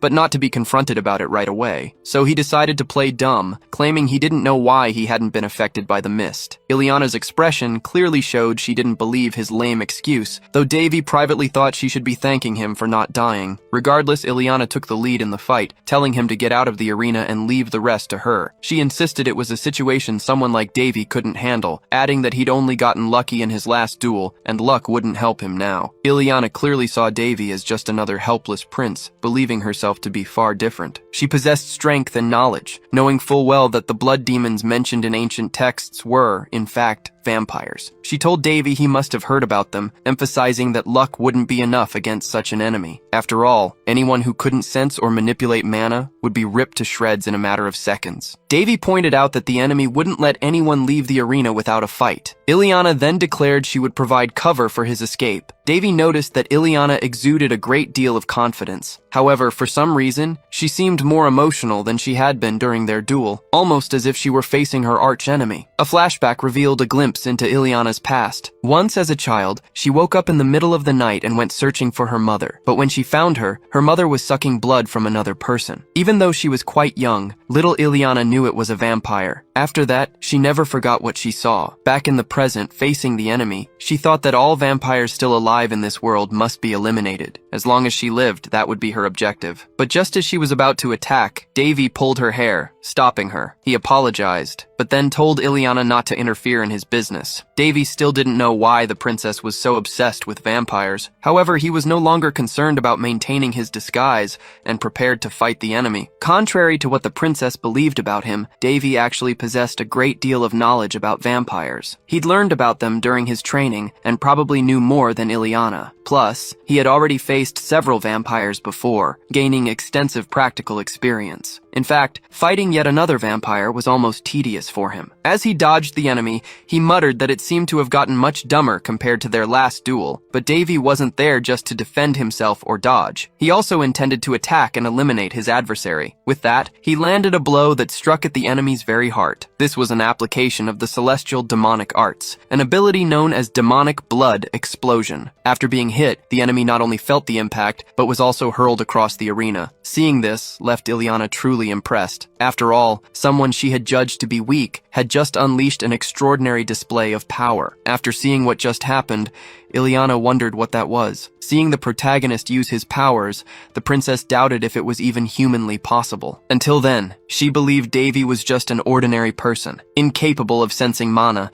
but she had just seen him destroy a statue while attacking a vampire with her own eyes. It was something even knights and mages would struggle to do. Even she, with her sword, couldn't pull off something like that. This made her wonder if Davy really was just a prince who recently woke up from a coma. The protagonist extended his hand to Ileana, but she recoiled in fear. Even so, he insisted on the gesture. Thinking the prince wanted to help her up, Ileana decided to accept his kindness. However, just as she was about to touch his hand, Davy asked to borrow Ileana's sword. She then realized he wasn't being chivalrous at all and felt embarrassed for jumping to conclusions. Anyway, she told him her sword had broken when she tried to hit Valentian the first time, but Davy said he wasn't referring to that sword, but the one she wore as a necklace. He added that he'd need a very sturdy weapon to face the enemy. Davy tried to convince the divine sword to lend him its powers. The protagonist knew that Surtur, the celestial blacksmith, had dedicated his life to creating countless weapons, including the sword that saved the world. Even broken weapons were renewed in Surtur's hands, transforming into immeasurable treasures. Surtur's fame had spread across the entire continent. In particular, his 12 infamous swords were scattered throughout the land and regarded as national treasures. But among them, one was the blacksmith's favorite, the sword Caldeirus, the White Guardian. Although it was one of the 12 swords Surtur created, this one held special value. Caldeirus was on a level above the others, as it was forged for a friend of the blacksmith named Heresi, the god of the sword, who poured his own life force into the weapon. This resulted in the sword having its own ego and making conscious decisions, which fascinated some people when they learned about it. However, the protagonist knew the sword's true nature because he had met Heres, and knowing Heres's personality, he knew the sword wasn't easy to handle. Immediately, Caldeirus asked who the protagonist thought he was, to just grab it like that. At that, Davy realized the weapon was acting exactly as expected. Since the sword was shrunken, Davy ironically asked if Caldeirus was capable of anything more than screaming like a madman. He added that they'd get along much better if the sword just agreed to work with him. At the same moment, the princess went up to the protagonist asking for her sword back. Davy then said that if Caldeirus kept refusing to fight by his side, Ileana would suffer. Besides that, the protagonist was impressed that even without the sword's power, the princess managed to stand firm amidst the fog, realizing how strong she truly was. However, despite her strength, he judged the enemy as someone Ileana couldn't possibly face, and thought it best for her to recognize her limitations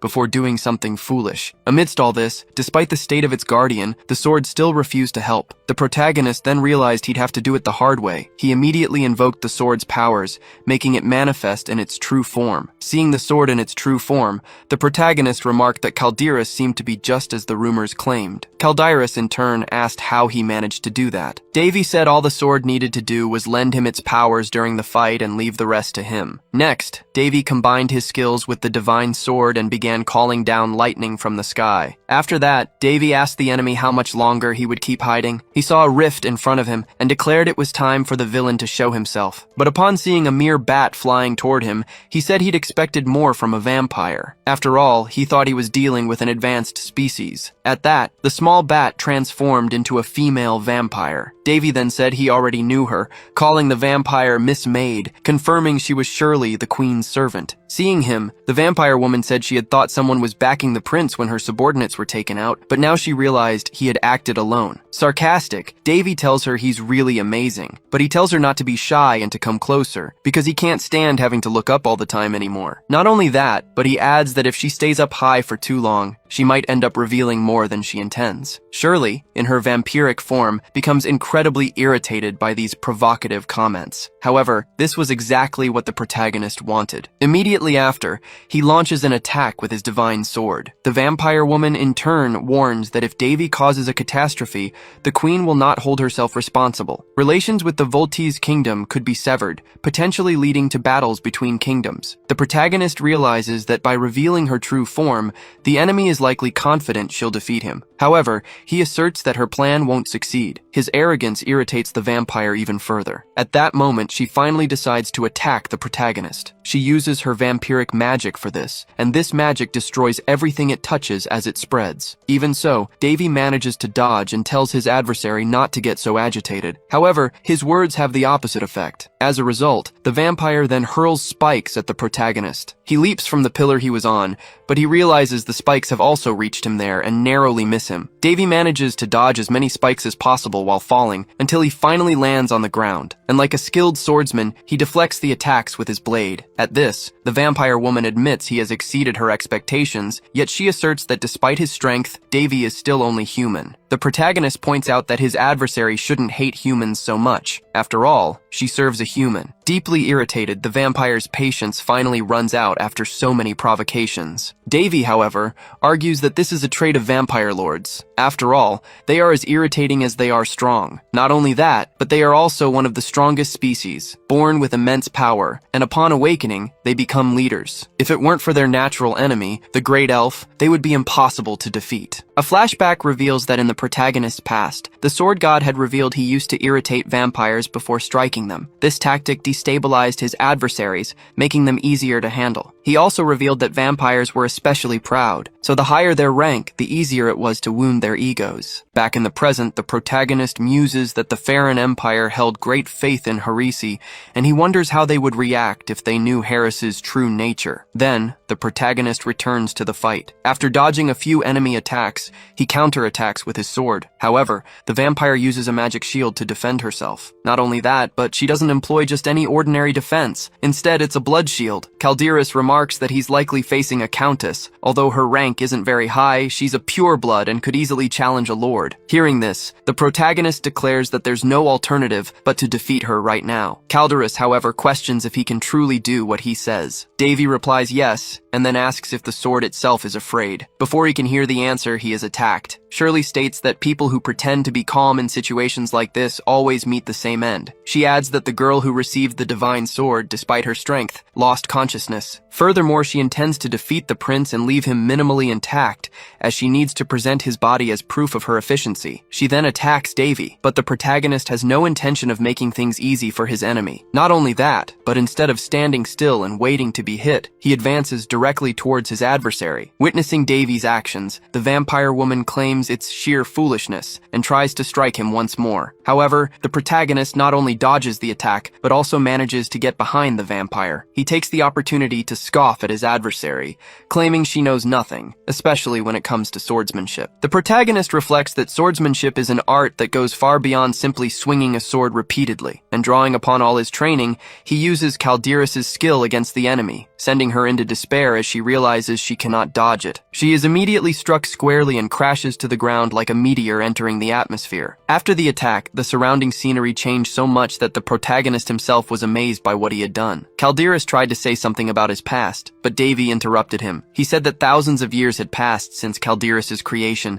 so he didn't want to hear his whole story. Ultimately, instead of talking, he truly wanted to end this fight. The protagonist thought that even if he wanted to, the sword wouldn't believe he was a disciple of its first owner. Calderas realized that the vampire had decided to flee. Devi said it wasn't a good idea to follow her now. The sword remarked that even for it, this tide of blood was nauseating. Fortunately, the mist would no longer spread, as the explosion had shattered its source. However, there were still bloodstones remaining in the area. The protagonist knew that people affected by the tide of blood usually died or became infected. If these infected weren't eliminated, they would infect others. For now, the mist was confined to the arena. If it wasn't fully contained, it could spread outside and cause panic. With that, Calderas told the protagonist he was lucky not to have been hit by something so corrosive, noting that despite his youth, he was clearly skilled. Devi replied replied that, in a way, that was true. Furthermore, he knew it would take some time until he could awaken the blade's aura, as his strength hadn't formed through a common method like other people's. When someone possesses wisdom and proficiency,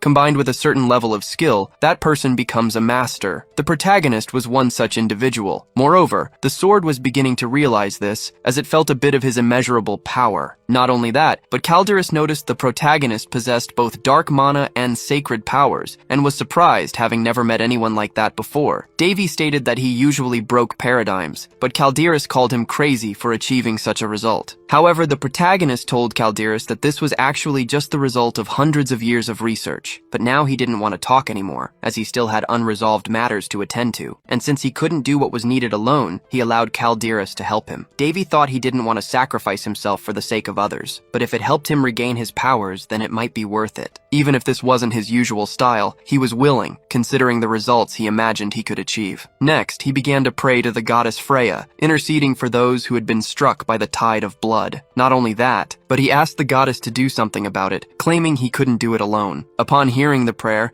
Calderus asked if that was how one requested help from a deity. Not only that, but he noticed the protagonist wasn't accustomed to doing such things. Davy had been affected by Daphne's sanctity, and learned that the foundation of his power wasn't the faith that supported the gods, but rather the understanding of that very faith. To be exact, it wasn't about receiving the gods' love, but their curiosity. Since some were wounded, he intended to use the sword to save them. Therefore, he only asked Freya for permission to do so. Indignant, Calderus declared that no deity would listen to such a poorly made prayer. However, Davy countered that the sword knew nothing about the gods. He claimed that the gods' love wasn't given to those who called themselves devout, but rather to those who acted to receive divine curiosity. As Calderus had said earlier, nothing could be done about the life force absorbed from people. Thus, the only alternative was to fill the crystal with an even greater power. He was referring to the greatest form of sacred magic, used only with divine blessing, created by Saint Daphne, who wielded the most powerful sacred magic of all time. And he claimed that gods liked crazy people, especially those who were completely out of the ordinary. Immediately afterward, sacred magic manifested from the heavens. It struck Calderus and the protagonist. The sword was utterly surprised by this, as it was a rank 9 power. Not only that, but it thought it couldn't resist such immense power, and it claimed the protagonist was trying to destroy it. But in reality, it was the opposite. Since he couldn't receive so much power himself,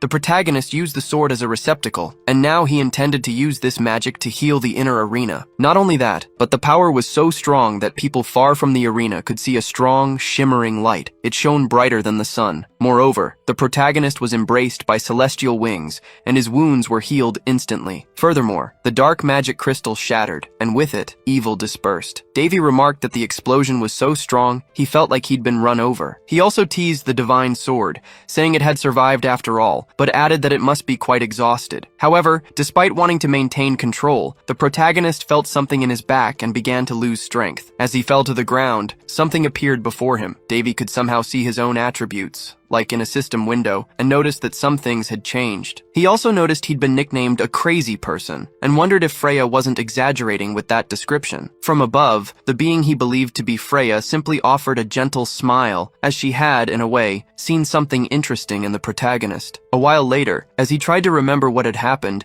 he wondered when was the last time he'd had such a deep sleep. For the past 6 months, he hadn't been able to sleep without worrying about something. Somehow, he felt this sleep had helped clear his mind a little. Waking up, he found himself facing Winley. She told him Davy had been taken to a lodging in the Phyllis Duchy and asked how he was feeling. After getting up, he asked how long he had slept. His sister replied that he'd been out cold for 2 days, and she'd been so worried, thinking he might never wake up. At this, Davy realized his sister had been truly worried about him, and considering what had happened the last time he'd passed out, it wasn't surprising. Then, Winley mentioned she'd had a strange dream where she was in a red mist, and her brother had saved her, but she was doubtful about it, so she asked her brother what really happened that day. Winley also mentioned that while she was examining Davy, she'd discovered something, a mark on his back, which she identified as a stigma, about 3 handspans long, large enough that it couldn't be ignored. In a way, this surprised him, but he soon realized that the pain he'd felt earlier was this very stigma being etched onto his back. This had never happened before. However, he knew Freya was responsible, and wondered if she really needed to draw such a large stigma on his body. Winley explained that, in fact,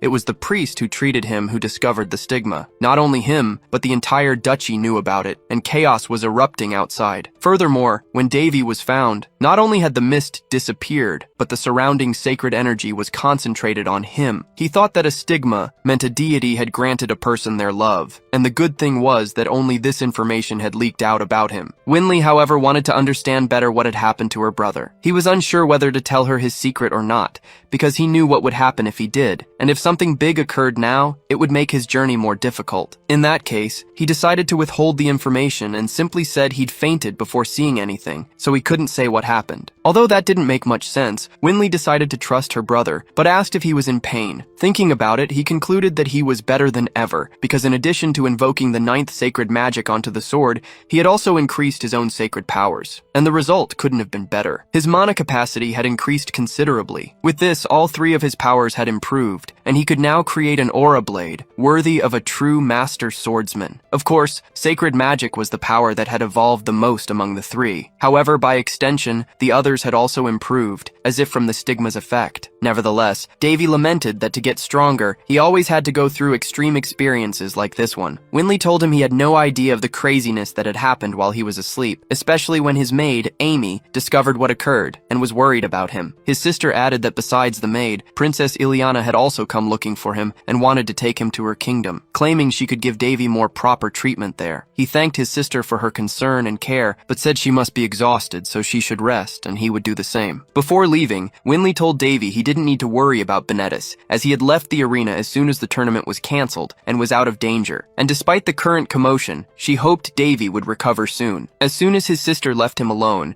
Davy checked the status window that had appeared with his mark again. He noted that it looked like a game, and despite not fully understanding the nature of this system, he concluded that it could only be Freya's doing. He still didn't know if it had appeared because of his prayer or a mere consequence of using divine magic, but he thought it didn't matter much right now. Then, a voice spoke to him. It said he could pretend to put up a barrier over it, but knew he was already accustomed to being able to peek at someone else's status. Immediately, Davy was startled and asked where that came from. He said it was very bold to try to deceive his senses and approach in such a way, but he promised he would find out who was behind it. Immediately afterward, the being whose voice it was manifested itself and told him to look down. The entity said it was embarrassing to think that someone would be able to break her seal, but if that was divine will, she had no reason to go against it. A flashback showed a moment when he discovered the sword god's talent for art. He wondered whose portrait Harisi was painting. After looking for a moment, judging by the horns on its head and the red pupils in its eyes, he concluded that it could only be the portrait of a demon. Not only that, but judging by its appearance, he deduced that this demon appeared to be very strong. Besides, with so many details in the portrait, Davy deduced that Haris knew this demon very well, as that was the only way he could remember so many details. In turn, Haris said that this demon was beautiful. None of the girls in paradise could compare to her in terms of beauty. Her name was Perselk, but all that remained of her now were the memories her father carried. Because when he was still human, he adopted Perselk as his daughter and taught her swordsmanship. But by irony of fate, he had to eliminate his own daughter and sealed her away with the goal of ending a war. Because of this, Perselk von Faran became known as the Demon Queen of the Abyss. Back in the present, upon seeing the Demon Queen of the Abyss, he immediately recognized her. Noticing this, Perselk said his eyes never disappointed her. Seeing him in shock,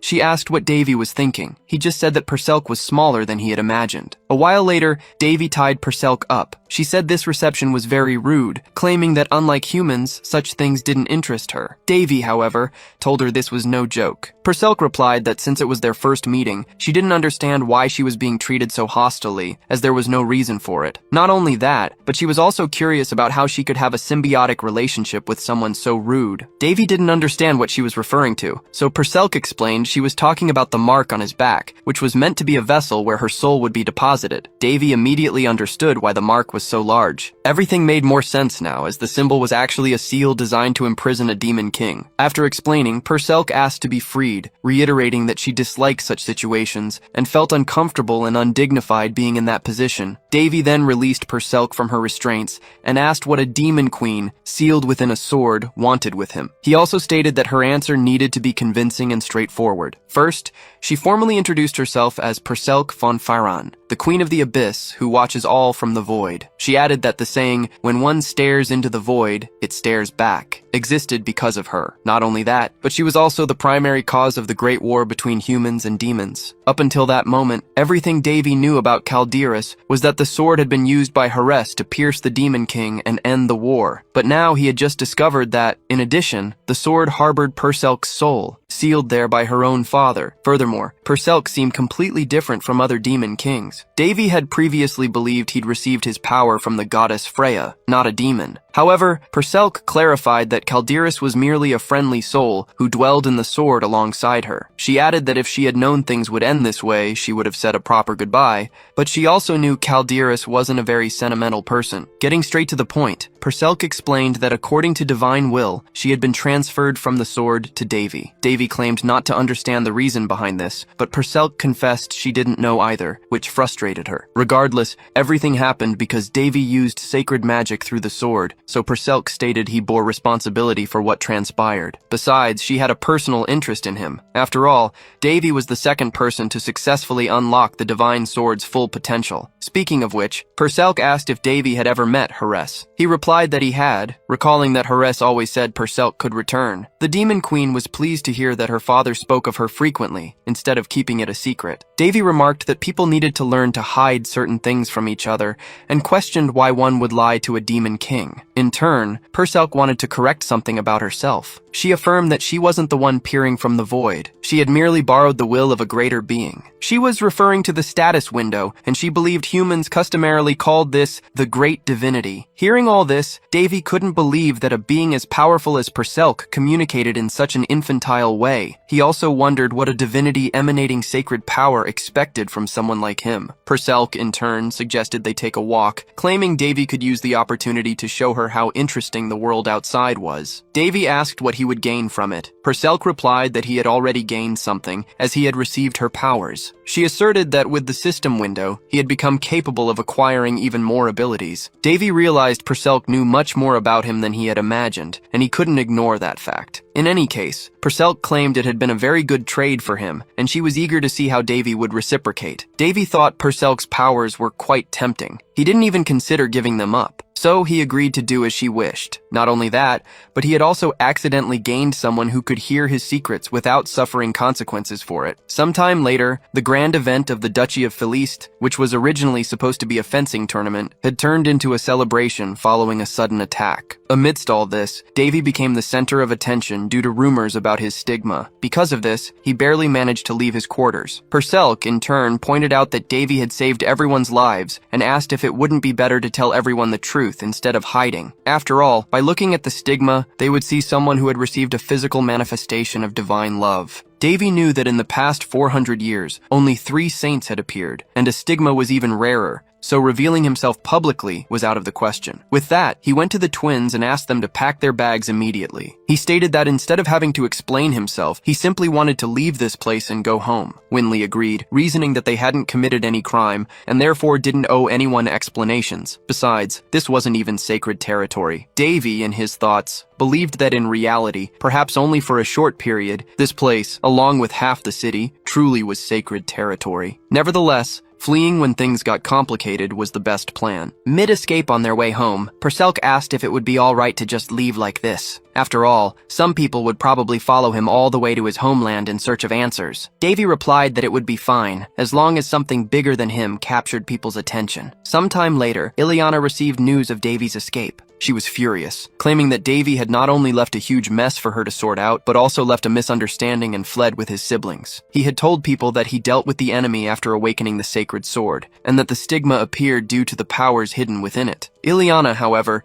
insisted that all of it was nothing but a big lie. Seeing the princess so irritated, her maid thought it had been 10 years since she started working with Ileana, and wondered what would happen if everyone discovered that the true face of the cold and powerful princess was actually a rebellious and aggressive girl. Ileana, in turn, told her maid to ask the knights to prepare immediately. On the way back to his homeland, Davy saw his siblings sleeping side by side. He thought that, like this, they even seemed to get along quite well. It was good to see them without fighting, even if it only happened when they were asleep. Amidst this, Perselk asked if he regretted what had happened with Caldearus. She mentioned that besides its current owner, Davy was the only one who knew the true nature of the divine sword, or perhaps he was the only one. She believed he should be its true master. Davy wished he could, but he knew he wouldn't be able to use such sacred powers until he recovered his original strength. As tempting as it sounded, he wasn't the type of person who stole, so he wouldn't try to take the sword from its current owner. Besides, he claimed it didn't quite suit Calderis's personality, and he wasn't keen on using such large and heavy swords. Not only that, but he had another sword in mind that he wished to possess. Judging by his expression, Perselk concluded that Davy had a plan. She admitted she didn't know everything, and even when she looked deep into Davy, there were still parts she couldn't access. But putting that aside, Perselk asked what he planned to do when he got back home. She said that with the stigma, Davy's enemies wouldn't be able to move freely, so finishing them off right now would be the best option. Davy claimed he wouldn't do anything without being well prepared. Besides, the opinions of the nobles led by Duke Barrietta held a lot of influence in the kingdom, unlike Queen Linus. For the same reason, the royal family couldn't punish the nobles carelessly.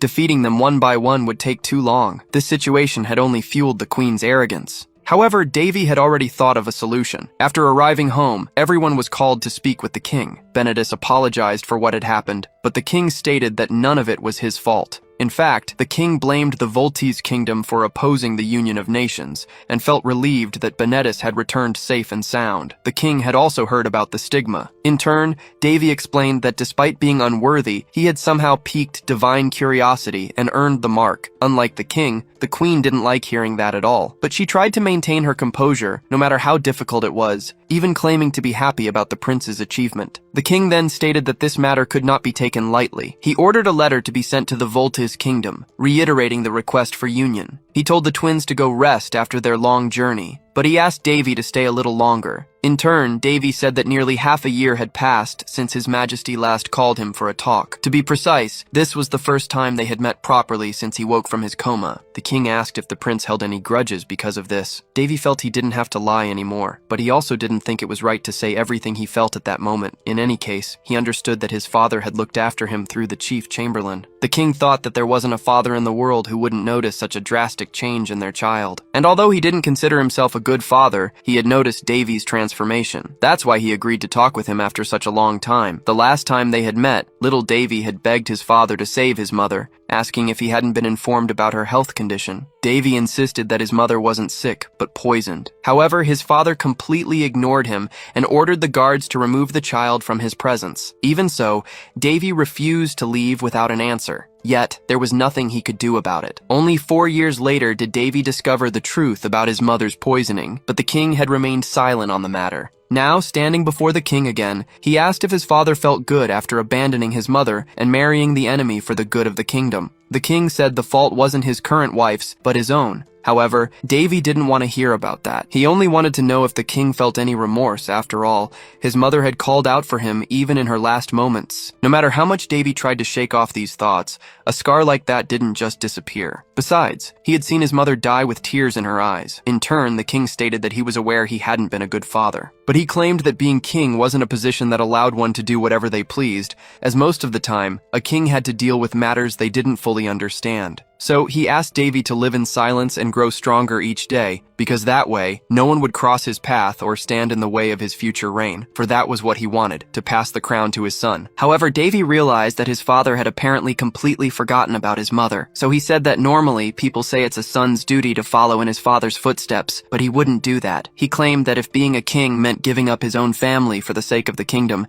then he didn't want to follow that path. And even though many people coveted the crown, Davy asserted that wasn't his case. Therefore, he stated that the king could pass his crown to someone else. After all, he refused to accept that title, even if he were forced to. After leaving the royal hall, Perselk remarked that Davy could be rude when he wanted to be. He replied that it was necessary, and no matter how much she could see into him, certain things never changed. Besides, Davy said he had been able to realize what he truly wanted. After returning to his quarters, he asked Amy not to let anyone bother him for the rest of the day. Then Davy went to his room's window and prepared to leave on a mission, declaring that it was time to enter the rabbit hole. Sometime later, in the kingdom of Raun, owned by the Black Moon Guild, it was reported that Shirley had disappeared. Not only that, but the organization's leader stated that some of her subordinates had also gone missing a few days prior. According to the report, they had failed to eliminate the Roan princes. One of the guild members remarked that there was apparently nothing special about being a Class A intelligence group dispatched by headquarters. The guild master warned him to be careful talking if he wanted to stay alive. However, the man retorted that the missing woman's identity was still uncertain. What's more, he didn't believe some brats could have caused so much trouble. As a true guild member, he would go after the boys and Shirley too. After all, something like this could only be done by a real assassin. The leader's servant asked if it was all right to let this happen. The leader, in turn, said that the man's arrogance would be his downfall, so he let him go. Not only that, but he added that despite being labeled Class A, Shirley was far more powerful than that. Most of the organization didn't know it, but Shirley was a much more dangerous woman than she appeared. However, he couldn't understand how such a woman could fail in an attempt to eliminate defenseless children, only to disappear immediately afterward. He thought he needed to leave, but he wondered why no one was responding to his calls. Just then, the guildmaster realized something was wrong and tried to do something about it. Immediately, however, a blade hovered at his neck,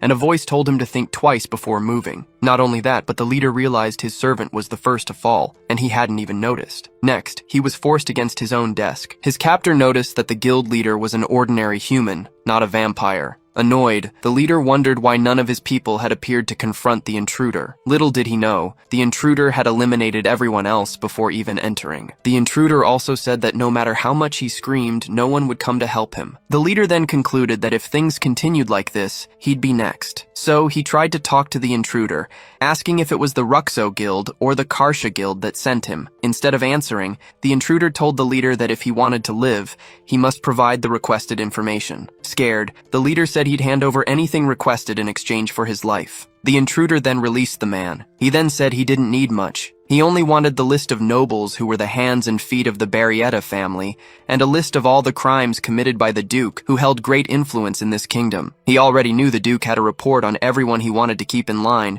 and that those reports were hidden there. The leader tried to flee, but with just a finger, the intruder threatened him, saying he'd only warn him once. At this, the leader concluded he was dealing with a master assassin. The intruder said he was an expert at sensing lies, so trying to deceive him wouldn't be a good idea. Then he asked what the guild leader's next move would be. Sometime later, the intruder appeared with the requested documents. It was Davy himself, disguised. After seeing the list, he concluded there was a lot of information there, but some of it might be false. But there were still other guilds to explore, and he thought he could corner the nobles if he gathered all the reports about them. Purcelk said it seemed a bloodbath was coming soon. Davy didn't think that was a bad idea, but he knew he needed to act cautiously. After all, no matter how prestigious a noble is, they'll always have political enemies. Just like his late mother's knight, Marquis Petrice, one of the 3 sword masters of the Round Kingdom. Upon reading a letter, the Marquis fell into despair and immediately went looking for his butler because he'd discovered something terrifying. With this, Duke Barrietta would become the person who helped cut off his own arms and legs. Davy said tonight's concept was a night visit. Purcelk then asked what his main objective was. The protagonist said she already knew the answer. He wanted to protect his family, have food and a place to live, avoid difficult situations, and live a long, healthy life. Purcelk said it was strange to hear a prince say that, as it was exactly how he lived right now. In that case, the protagonist said she needed to know one thing. He'd be leaving the kingdom soon and going to a small territory he was given as a member of the royal family. There, he'd build his future. What's more, this territory was in the most advanced city on the continent. Revenge was something he'd pursue along the way, but it wasn't his main goal, and he wouldn't let something so small ruin his life. Purcelk said that if he were king, he'd make his desire a reality faster, adding that being a king wasn't much different from managing a territory. Davy, however, claimed that managing a smaller territory was much easier than governing a country. Besides, he wanted something simpler. His wish was to have a place he could call home. Back in the royal hall, the queen declared that Prince Davy was the kingdom's pride for possessing a stigma. She then asked why the king hadn't rewarded him for such an achievement. She argued that since the prince had already recovered and even received a territory, it wouldn't be a bad idea to send him to manage his own land. Some people didn't understand why the queen had suddenly started praising the prince. She thought to herself that she would never do such a thing under normal circumstances. But after the failed attempt to eliminate the princes, coupled with Shirley's escape, things had become much more complicated. What's more, the Intelligence Guild, where the Duke stored his information, had been attacked in 7 different locations on the same night, which deeply worried her. The guild leader himself had brought the news to the queen, claiming they were attacked by a monster that was impossible to defeat or even locate. As a result, the queen's fear only intensified, as she knew what could happen if the information she was hiding fell into the wrong hands. After all, she could be accused of trying to rebel against the crown, and the documents proved it. On top of that, she was starting to distrust Marquis Petrice. She suspected he might be supporting Prince Davy against her, and in that case, the solution was simple: get rid of the Marquis. However, Since she no longer had Shirley to assist with such a task, the best she as queen could do was try to remove the prince from the royal palace. She had suggested distancing the prince, but hadn't expected the king to agree so easily. Yet the opposite occurred. The king argued that it wasn't right for an adult, uncrowned prince to continue living in the palace, so he called the chief chamberlain to prepare the prince for his departure. Surprised, the queen wondered what the king was thinking. Sometime later, the protagonist was summoned to speak with the king, but he wasn't surprised. He knew that sooner or later, the kingdom would recognize him as a threat and decide to remove him. The king told Davy to go to his territory and develop it to prove his worth. Perselk commented that the king was probably afraid his son would rebel, and that's why he decided to send him away. Little did the king know, the prince himself had planned to do exactly that even before this decision was made. Davy thought that the king and queen surely had their own plans. It wasn't his place to stay there any longer, as he also had other things to do. Amidst all this, Perselk remarked that things had become complicated, as many lives could be at risk due to Davy's recent actions. However, he didn't seem worried, believing a complete overhaul was necessary before the next king ascended the throne. There was no way to hand this current reality over to Varys, and it would be a bonus if, in the meantime, he also got the chance to face his enemy. As soon as the protagonist left the meeting, he was surprised by the twins. Desperate, they wanted to know why Davy had to leave and if there was anything they could do to help. Davy told them that this was already his wish, and although he might seem weak compared to others, he now possessed the stigma, so he wouldn't be in danger. With that, he asked the twins to trust him. Winley told Davy to ask for their help whenever he needed it, even for small problems, because she would do everything to assist him. The protagonist explained that even though Heinz territory wasn't the best place in the world, many people still lived there. He promised that once he transformed the place into a pleasant environment, he would invite them to visit. Next, the protagonist went to Amy and asked her to go to the Ministry of Finance and the Department of Territory Administration to gather all available documents about Heinz territory. He also mentioned that no one would likely refuse to provide the documents if Amy stated they were for Prince Davy. In turn, Perselk commented that the protagonist seemed to believe he was invincible. She found the situation quite interesting. She also mentioned that her mother loved eccentric things. What's more, even with his great powers and abilities, she noted that Davy hadn't become an insufferable, arrogant person. At this, the protagonist asked if she was feeling empathy. Perselk replied that Davy was quite passive compared to her mother, so it was possible she genuinely felt empathy for him. Not only that, but she told him to feel flattered because the Demon Queen had become his fan. In a way, Davy said, that was an honor. Sometime later, Amy appeared with the few documents she had found. Even though there were only a few, the protagonist understood that the territory was a remote village. And, thinking about it, maybe that was for the best, as he'd have more freedom to develop it. He was eager to pioneer this new place, and not just him, Perselk was too. However, she took a look at the documents and discovered that Heinz territory was a cursed land. But she wasn't surprised. After all, a territory wouldn't be given to Davy without some kind of catch. The protagonist couldn't disagree. Not long after, all the preparations for their departure were complete. Amy asked if everyone who was going with Davy was already there. He replied that he didn't have many allies, since only a few had sworn an oath of loyalty. Next, Marquis Patrice introduced himself to the prince. He told Prince Davy that leaving the palace now was the right decision, adding that even though he wasn't a crowned prince yet, that could change in the future. The Marquis also remarked that Davy had grown up quite a bit, and if his mother were still alive, she would undoubtedly be proud of him. Davy disagreed, stating he was a dishonorable son. However, the Marquis countered that if that were truly the case, he himself would have to be buried alive for failing to protect the prince. Davy had actually discovered Patrice was an ally when he invaded the Marquess's home and found evidence Patrice had gathered about those behind his mother's assassination. Patrice then told Davy to contact him if he ran into any trouble, assuring him he would help as much as he could. Davy pointed out that if rumors spread about the Marquis helping him, it would cause absolute chaos. Patrice, however, replied that if he didn't help the prince, his vows would have been meaningless. In that case, Davy stated he would turn the small village into his new home and hoped the Marquis would continue to fulfill his duties from within the palace. Davy liked the idea of having an ally inside the palace, hoping that in his absence, the Marquis wouldn't give his enemies a moment's rest. However,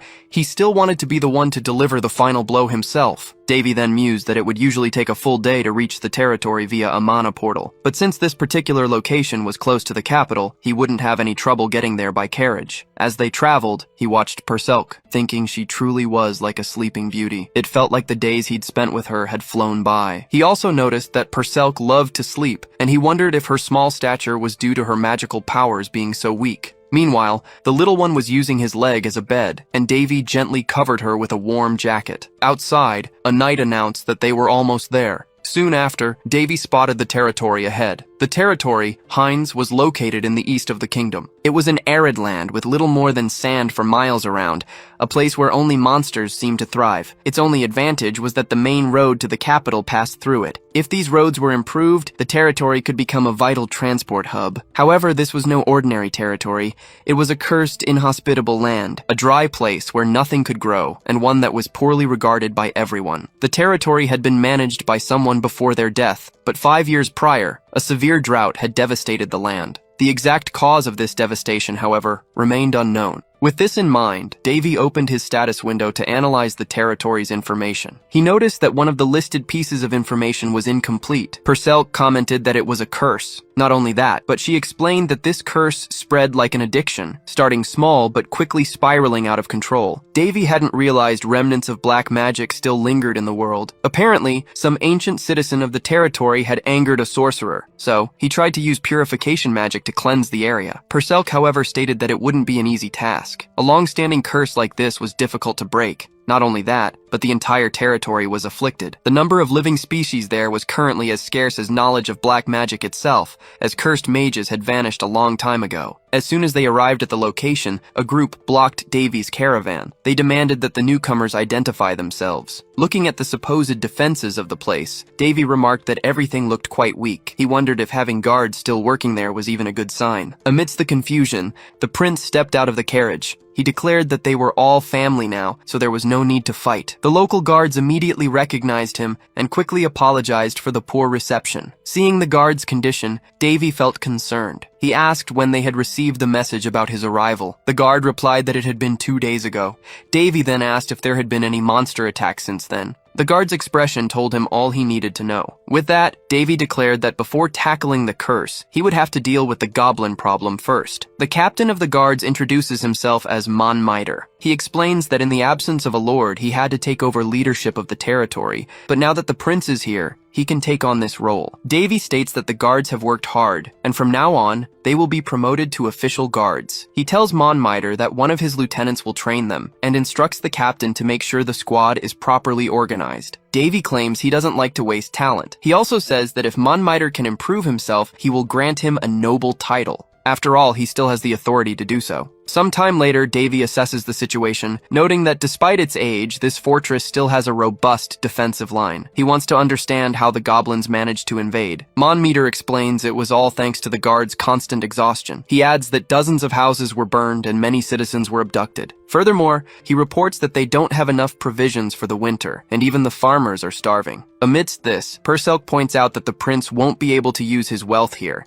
and even if he fixes the castle walls, it will only last 2 years at most. Davy jokes that if she keeps this up, he'll promote Purcell to his secretary. She refuses because that would mean less time to sleep. Regardless, Davy doesn't have much else he can do. He then gives some money to the guard leader and asks him to buy as many materials and provisions as he can. Amy, who accompanied Davy to the distant territory, speaks up, asking how he still has so much money. Davy makes up some excuse, but he knows he actually stole it from the intelligence guild. Purcell reminds him that there's no justice in being a thief, but Davy tells her to go to sleep instead of lecturing him. Bernil, who left his position as palace butler to accompany the prince, offers to help with the purchases. He is a relative of the Chamberlain Besfus and says he will make sure to get everything His Highness needs. In that case, Davy tells them to act quickly, ordering that only a minimum number of guards remain there while the rest should gather with the knights. Outside, Davy set up a platform to address the residents. He formally introduces himself as the new ruler of the territory. He states that he's already aware of the goblin abductions, and although some people feel the urge to pursue the enemies, many are afraid and prefer to hide. Even though not everyone is a warrior, the prince insists they cannot do nothing. Otherwise, sooner or later, the goblins will return and repeat their actions. He doesn't just want to defend against the goblins, but to eliminate the problem once and for all. Some residents speak up, agreeing that the prince's words make sense, but they are the last line of defense remaining and can't do much in their current state. However, Davy claims they only need to act successfully once for the attacks to stop. Davy knows that to some, he's just another noble confidant in his own bloodline,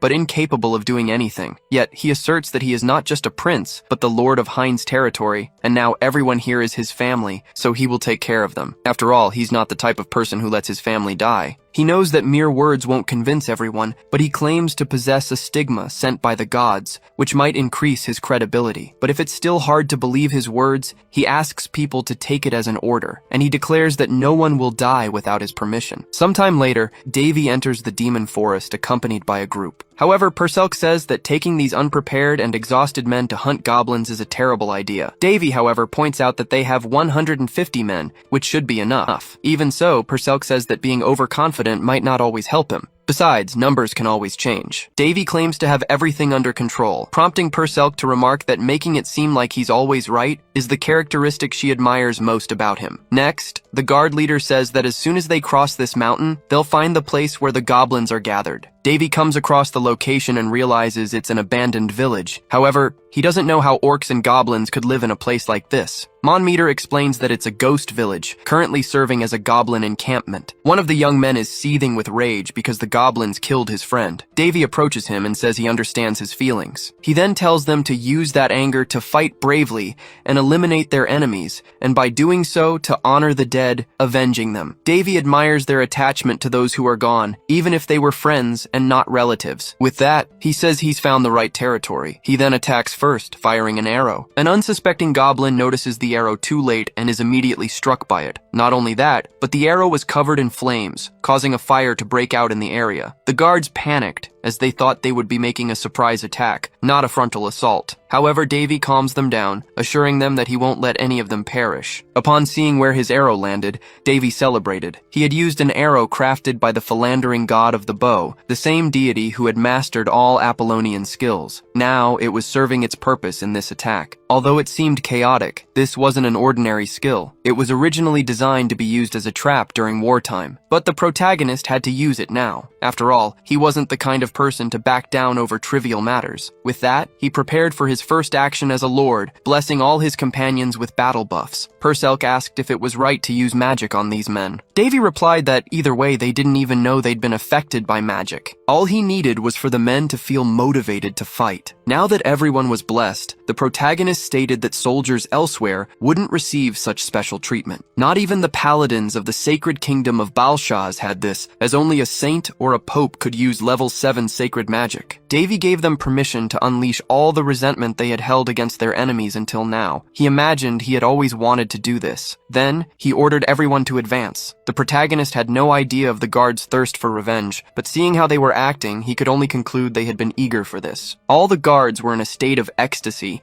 and the goblins, who usually terrorized humans, were now feeling that very same fear firsthand. It didn't take long for them to be cut down. The guards, who had previously lacked confidence, now realized they were capable of fighting. Davy noticed that in a short time, the battle had actually turned into a goblin massacre. He let the guards vent their rage while he stayed on the sidelines, acting as support. Soon he healed those who had been wounded. He also reminded them that he hadn't authorized any deaths, so they needed to be careful because they weren't invincible. However, he added that anyone who got hurt would be healed, so they didn't need to hold back. Seeing such a vast disadvantage on the enemy's side, the protagonist almost felt pity for the goblins. Regardless, it didn't take long for the guards to finish them all off. Not only that, but they also thanked their new lord. However, the protagonist wasn't used to such praise and felt quite awkward, so he told them it was too early to celebrate, as there were still people to rescue and he needed to find them. As he walked, the protagonist reflected that his intention had only been to eliminate the guard's fear, but this had resulted in an unexpected effect. Now, everyone admired him perhaps a bit too much. The next day, before the subjugation, the guards seemed prepared for a holy war, even though they were only going to eliminate goblins. However, their lord only called 10 people to help with the mission, leaving some disappointed as they had also wanted to participate. The guard leader remarked that their lord was just a boy who had recently turned 16, and he probably thought Davy was simply enthusiastic about his first victory. He believed it wouldn't be long before Davy understood how things truly worked around there. Soon after, the young guard was surprised. He saw their lord returning safe and sound with the rest of the group. Both he and the other guard were left dumbfounded. After all, they realized that with just a few people,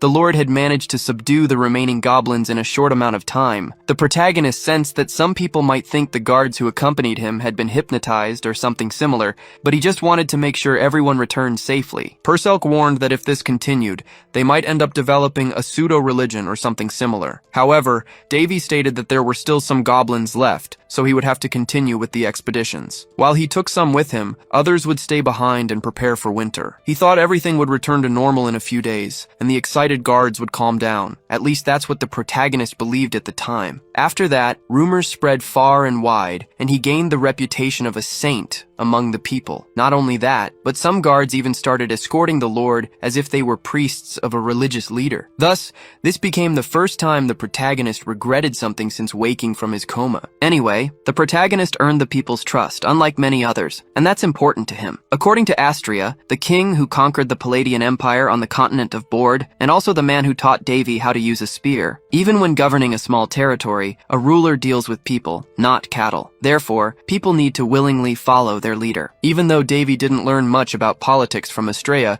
he sympathized with his words. While he was going through the territory's documents, Perselk appeared and asked how things were going. The protagonist mentioned that some of the information was ambiguous. Perselk then noted that if he could break the curse, he might be able to turn the territory into something decent within 5 years, but it would take another 20 years to really improve the place. After all, simply breaking the curse affecting the land wouldn't make it instantly return to normal. Perselk said she had a clear opinion on the matter. She explained that the territory lacked an underground river system, which severely limited its resources. Not only that, but due to scarce harvests, there was no more livestock, so eating meat was out of the question. The coins he had managed to acquire might be a temporary solution, but the local lack of funds was a serious problem that needed addressing. Davy pointed out that the territory had no way to profit, meaning there was no way to earn money. However, he believed there were other ways to solve this financial issue. He noted that a large number of young adults lived in the region. He suggested they could be put to hunting monsters, turning that into a form of income. The second option was to create a special crop, but that would require treating the land first. And then there was the option of bartering, though they'd essentially be trading diamonds for grain. Perselk countered that this solution required other territories to negotiate with,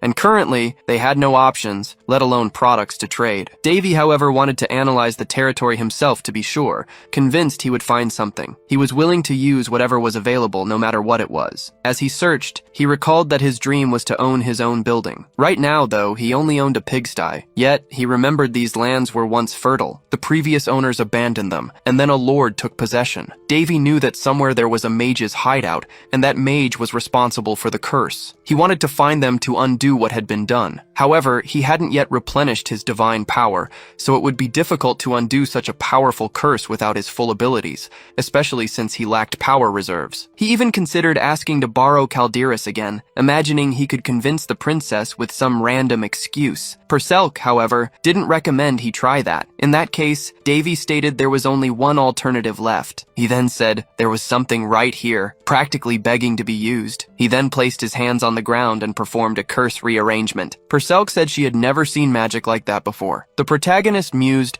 that the creator of this magic must be from another continent, which is why his friend didn't recognize it. This magic was also known as the magical programming language, highly programmable since it was created with countless forms and patterns of mana. For the same reason, dark mages needed various artifacts, or a long time for incantations. Perselk then understood that this magic could be used to locate the mage who created the curse. The protagonist confirmed this and immediately began deciphering the codes. Meanwhile, Perselk commented that she had to deduce the information herself, as Davy didn't share all the details he knew. Then she noticed something. Davy said that it wasn't exactly a curse. Instead, it was a self-sustaining greenhouse created by a mage. Next, he headed to the eastern section of the Heinz territory, as he was curious why the territory's border was so well defined. He ended up discovering 7 possible locations where the mage could be, all situated on the territory's borders. Moreover, the dome covered only Heinz territory. It was as if it had been designed to regulate everything related to the territory's climate and geology. Perselk realized that the curse had purposefully dried out the soil and created a lack of rain. The protagonist confirmed this, adding that so far his technique had only managed to locate one of the curse's effects. He still didn't know why it was created, but he did know that the creator's intentions were to turn Heinz into a desolate territory. So, he wondered, what would happen if he removed the curse? Davy imagined that with the right configuration, he could even turn this vast desert into a tourist resort. Following his clues, he arrived at some ruins. He was surprised to find such a place amidst raw rocks, but judging by the architecture, he didn't think the construction predated the Great War. Perhaps the dark mages weren't even aware of this place's existence, but apparently, the curse hadn't activated out of nowhere. Besides, the place was eerily quiet. Then a golem appeared, and Perselk remarked that he had spoken too soon. Perselk stated that this wasn't a common golem. It seemed to be using a magic stone as its energy source. What's more, they could possess special abilities. However, the protagonist could only think of one thing. He was attacked but managed to dodge. Not only that, but he ended up on top of the golem. As he tried to grab the enemy's gem, he muttered, "This smells like money." He celebrated upon grabbing the precious stone, claiming it was his lucky day. Meanwhile, on the city walls, some guards were enjoying the peaceful atmosphere while the Lord explored outside. The truth was, no one had expected Davy to be so helpful. Currently, no noble dared to visit such an inhospitable territory. What's more, the people who managed to leave and reach other cities were often treated poorly by everyone else. The only thing the kingdom had done for this territory was to stop collecting taxes, since the inhabitants barely had enough to eat, let alone pay tribute. And amidst all this, a young man was sent here. Some people whispered that Davy was only sent here because he'd been demoted in a power struggle, which made some of them distrust him. However, there wasn't much they could do about it. After all, Davy was the only one willing to help. Besides, before his arrival, they were facing the biggest wave of goblin attacks yet. If it hadn't been for his help, they wouldn't have lasted much longer. Before that, goblins had managed to breach the fort's defenses and even abducted some people. The guards, who could barely protect the place, weren't able to rescue the missing people. In the midst of this chaotic situation, the prince and new lord appeared, raising doubts about his approach. Some thought he would punish the head guard for doing a poor job, but if Davy had done that, many would have turned against his leadership. However, contrary to expectations, the new lord handled the situation very well. He also created an opportunity to counterattack the goblins and even called the inhabitants family, a gesture that gave some hope that the abducted people might return home. Davy inspired many with his words and actions. Even though he didn't like being called a saint, he became an important figure among the people, glorified as a deity. It was easier for these people to believe a miracle had been performed before their eyes than in an untouchable deity who hadn't manifested to help. A boy helping with the repairs said it was great that the new lord had dealt with the goblins. However, he doubted if this territory had any future. Long before the goblin problem, drought had already devastated the territory. Adding to that, the lack of rain had ruined any attempts at planting. Priests and mages had been sent to try and reverse the situation, but all of them failed. Everyone's conclusion was that this couldn't be solved by human hands. So, no matter how blessed the new lord was, they believed not even Davy could fix these lands. Speaking of our protagonist, he knew that magic crystals were a natural formation of highly condensed and pure mana. Compared to a regular stone of the same size, a mana crystal was 100 times more valuable and powerful. That's why he went crazy when he saw some of these on the goblins' foreheads,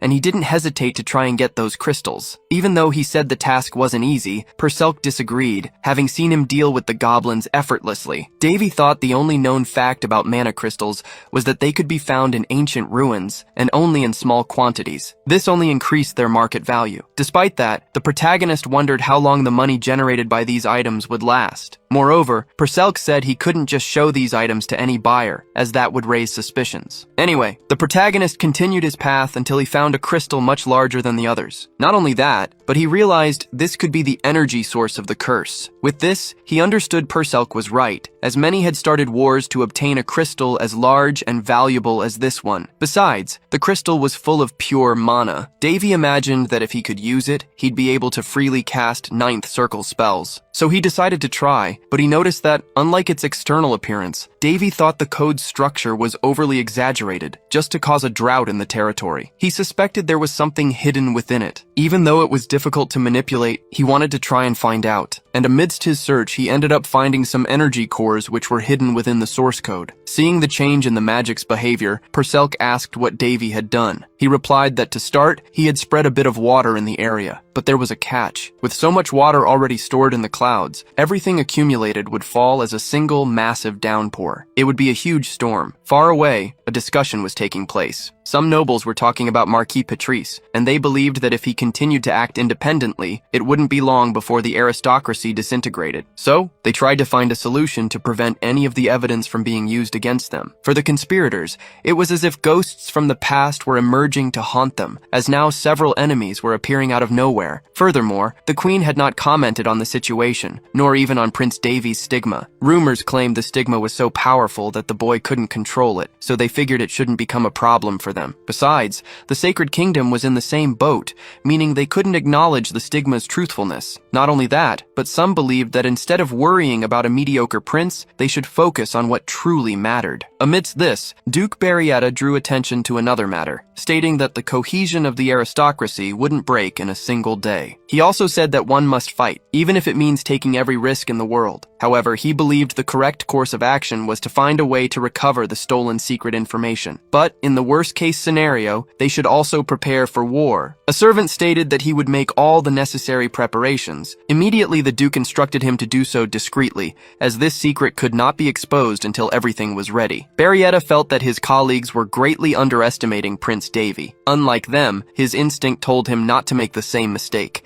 as something had happened to the prince after his coma. The moment he gained influence and support, he would likely show his true colors. However, he believed that as long as Davy remained in Hind's territory, he wouldn't be able to do much. After all, he wondered, what could the prince possibly achieve in a barren, dead land? Contrary to what Duke Barrietta believed, the protagonist made it rain under the Hind skies for the first time in years. Still, he admitted that doing so was not an easy task. Back home, he mentioned that it would take a few days before they could start planting. He could tell this just by looking at the magic crystal, which functioned like an operating panel. Moreover, it was connected to all the other magic crystals in the region, working as a kind of remote control. With this, Davy asserted that he had control over the region's weather, and since humans are naturally lazy, having something like this was quite useful. He had also stored the other crystals he collected in magic bags, and wanted to wait for the land to recover before acting again. A week later, the protagonist went for a walk, and immediately his fans appeared. Davy asked why they were doing this. One of them replied that they couldn't just stand by while their lord worked so hard, which was why they were offering to do heavy labor. The protagonist wasn't sure if they would be able to handle so many tasks. Regardless, he said he had something simple for them to do. He had asked the knights to prepare land for planting,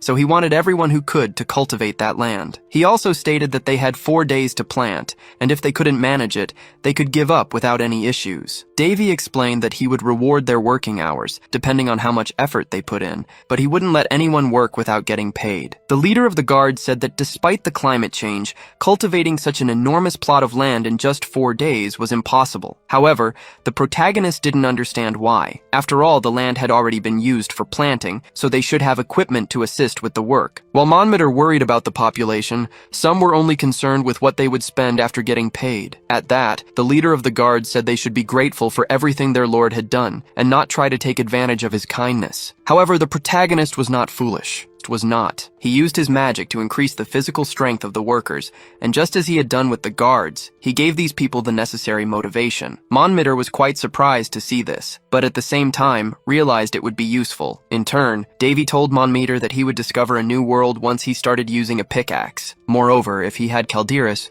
he could give the workers an even greater buff. Monmiter asked what the Lord intended by giving them so many things. Davy explained that his desire was to turn this dead land into a source of income, because the fastest way to earn quick money was through large quantity and scarcity, and the product that satisfied both conditions was abundance. Even Purselk realized that Davy's intention was to address both quantity and scarcity. Unlike her, Monmitter still didn't understand and asked how the Lord intended to do this. The protagonist explained that his plan was to plant moonflowers, in addition to the other provisions they needed. Lunar plants can't be grown on the eastern continent because the weather conditions are always changing and difficult. Plus, it's super expensive to import lunar flowers from the west, as they're used by mage towers and alchemists to create potions for the temple. They're not just expensive, they're scarce, leading to huge competition for them. Knowing this, Monmiter says they can't grow these plants there. However, the protagonist, Davy, knows he literally has control over the local climate in the palm of his hand. He says all he needs to do now is visit the vegetarians living in the forest. Obviously, he's talking about the elves. Sometime later, in the land of the elves, Yuria Helishan, the chief of the forest elves, says the spirits warned her about a visitor. Her master Medes appears and apologizes for arriving unannounced. Yuria, however, assures him he's always welcome. She mentions she recently got some excellent tea leaves. While drinking the tea Yuria serves, Medes says he had a dream recently. She then asks what dream brought him all the way here. Her master pauses for a moment before answering. He then reveals that his dream showed a curse had fallen upon this forest. Yuria recalls her master always saying that the work of spirits comes from nature, so something like this is both expected and natural. But her master insists the forest is drying up. He also tells Yuria that this isn't her true home and asks her to return, wanting to take her to their hometown, to the embrace of the divine tree. Yuria, however, declares this is her home now. She has no intention of going back to the place her master calls home. She suggests her master can take the other elves living there so they don't suffer from the curse. Medes doesn't want to take everyone and leave Yuria behind, claiming she won't survive if she stays. But Yuria replies that if that happens, it would be the will of nature. She's very attached to her new home and even hopes that one day someone might save this place. Yuria feels the lively wind blowing on her face, noting it's as if the wind is telling her about a good encounter. Changing the subject, she asks if her master enjoyed the tea. She then reveals she used cricket wings as ingredients. Obviously, her master was not pleased. He thinks that for a brief moment, he forgot why Yuria doesn't have a good relationship with the Eastern elves. The others call her the most nature-obsessed. Not far from there, the elf's expected guest approaches. Davy thinks elves are a rarely seen species on the continent. According to records, they started hiding their presence 300 years ago, after the Great Incident. Some even believe they don't exist, but Davy thinks he might be lucky enough to find them, as he noticed some spirits watching him during his fight against the goblins. He believes the existence of spirits proves the existence of elves, given their symbolic relationship. Davy would prefer not to encounter them, but if he does, he won't act against them. Perselk doesn't like them much, claiming elves are rigid and stubborn. Davy agrees. He knows Apollon, the elf of doom, probably caused all the trouble, and what little he knows about him makes him never want to meet him. After walking a bit, he finds an enchanted forest, likely the home of the elves. The spiritual creatures living there approach him. He notes that these creatures are usually influenced by those with an affinity for spirits. They might even like him more than the elves, thanks to his purifying powers. Not only that, but Davy underwent intense training to acquire such powers, even diving into fire just to get used to high temperatures. Yuriana was his spiritualist master at the temple. She had a contract with 13 royal spirits born as humans. Perselk notices that even without a contract with these spirits, Davy also has an affinity for them. Plus, the fact that he possesses dark mana doesn't interfere with his relationship with good spirits. Perselk then asks how he plans to find the lunar flowers. Davy replies that actually he doesn't even know if these flowers can produce seedlings. After he says this, a small creature places a tiny flower in his hand. Shocked, Perselk asks if it's what she thinks it is. Davy confirms, yes, a lunar plant. Right after that, they discover a garden full of these plants, hidden inside a cave. He then thanks the spirit that guided him there. Perselk realizes there are a lot of lunar plants, enough to replant near their territory with some left over. However, she notices Davy doing something strange and asks, what exactly is that? Spiritual power is based on mana, divine power, and dark mana. Anyone with the power can see spirits. The only difference is the level of affinity a person will have with them. Therefore, the protagonist can confidently admit that there are no spirits he cannot summon. At this point, Perselk asks if he's planning to form a contract with a spirit. Davy explains that this is the Garden of the Moon Goddess, and as the name suggests, the place belongs to the spirits. If someone picks one of these flowers without their consent, a disease will befall them. So, he knows he can't act carelessly. With this in mind,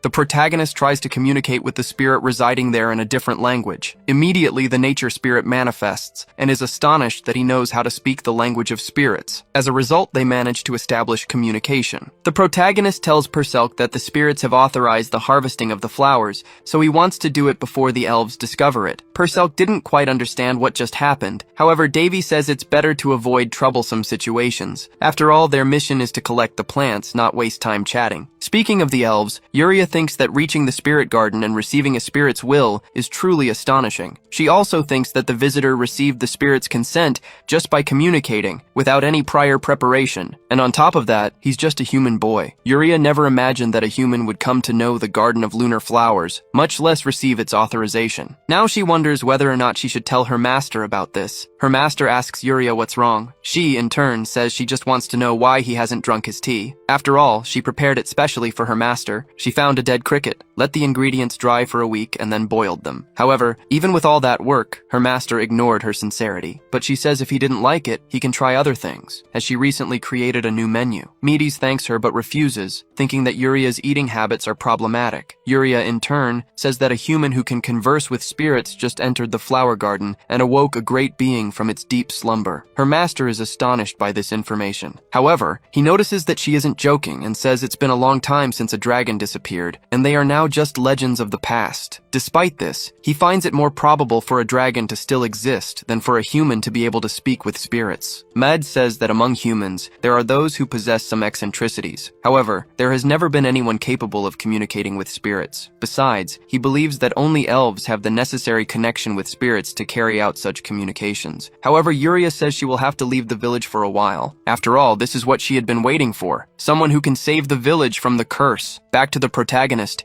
He wants to know why the work that should have been done in only 4 days was completed in half a day. His ally says that all the workers are enamored with the Lord and want to repay the kindness he has shown. Davy can't complain. After all, this was the result he was looking for, but he knows that in the long run this won't work. The production of lunar buds began in earnest, and using the watchmen they started the plantations, but suspicious voices began to be heard throughout the territory. This raises a question for the protagonist. If the plants will really grow in his territory after all, he knows that lunar buds take up to 5 months to grow. It's also necessary to have the power of spirits for the flower to bloom. However, he only wants to sell the leaves and not the whole plants. Manmater tells the Lord that they don't have the necessary skills to cultivate lunar plants, and claims that the leaves are slowly drying. Davy claimed that rain would soon arrive, thus solving the problem. However, a few days later, not only did it not rain, but the temperature also rose, and the workers became worried. Even so, the protagonist had everything under control, and for the past 4 months, he controlled the temperature and climate as he pleased, eliminating any worries. It wasn't long before the news that lunar plants were being cultivated in the Heinz territory spread. Besides, the nobles know that the current lord of the territory himself is leading this experiment. The master of the Red Tower of Mages, known as Sage Harrison,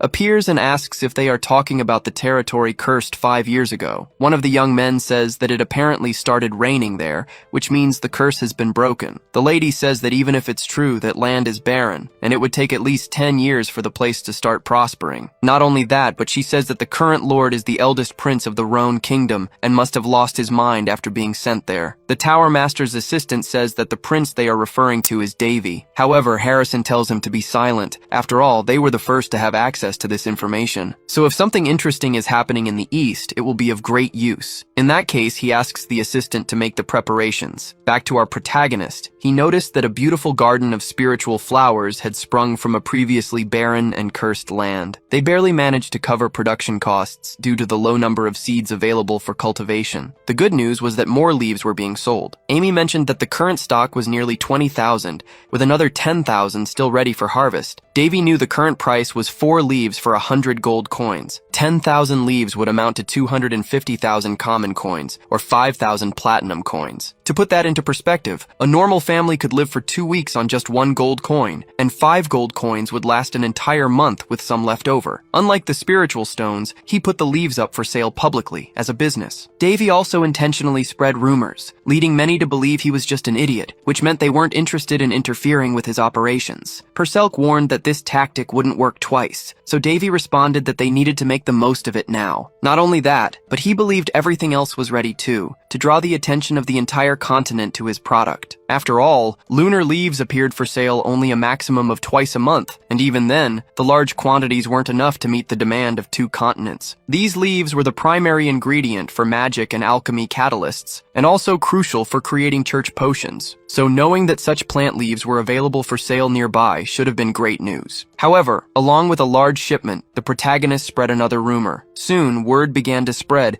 that the lord attempting to grow the leaf business had fallen ill and was bedridden. Davy did this, believing it to be a necessary evil. It wasn't uncommon for an expensive product whose price was high due to scarcity to see a sharp price drop with an increase in supply. Therefore, if he were to distribute them without any reservations, the price of the leaves would obviously plummet. To maintain high prices, he wanted to create an artificial shortage, allowing him to charge whatever he wished when he resumed sales. Amidst all this, a crowd gathered before the protagonist's gate. He realized that within a few days of the rumor circulating, the region had descended into chaos. All the merchant groups, organizations, and even priests had come there, demanding answers. Amy reported that she had informed everyone the lord was bedridden, yet they insisted on seeing the products. At this point, Davy realized he would have to do something about it. Meeting with his staff, staff, he asked Monmeter about the security of the territory. His ally said they were doing their best, but claimed they needed more people working at the security posts. After all, it was difficult to handle so many visitors at once. In response, the protagonist ordered that anyone appearing suspicious should be expelled. He knew he had the advantage in this situation and had no need to be lenient with all the visitors, yet he still needed to maintain good relations with everyone. After this, he inquired about the inns, and his ally replied that they were all full. Even some empty houses had been utilized, and it still wasn't enough. Davy suggested using the tents they had bought to set up a camp and asked the butler to charge for stays, but without exorbitant prices. Before Monmeter left, the protagonist wanted to speak with him privately. He then showed him a vial of potion, saying they needed to discuss it. Sometime later, the guard captain went to an inn. His men asked their chief to stay and drink with them, but Monmeter said he needed to rest. So he went to his room and lay on his bed, claiming to be very tired. He thought about his schedule: a morning treatment with Master Berman, troop training in the afternoon, and now etiquette lessons with the Lord's governess. It was all too much to handle. Besides, he'd never had so much work in his entire life. However, just when he thought he would finally rest, a visitor appeared, asking to speak with the captain. The man apologized for the interruption, and then introduced himself as Hallis, a 4th grade specialist from the Green Tower. He stated that he needed to discuss some matters with Monmeter. After that, Hallis remarked that the captain's management was impeccable, but he knew it was difficult to manage so many people in a small space. He then said that the current lord was lucky to have someone like him by his side. Despite the compliment, Monmeter claimed to be just an unimportant knight. Getting straight to the point,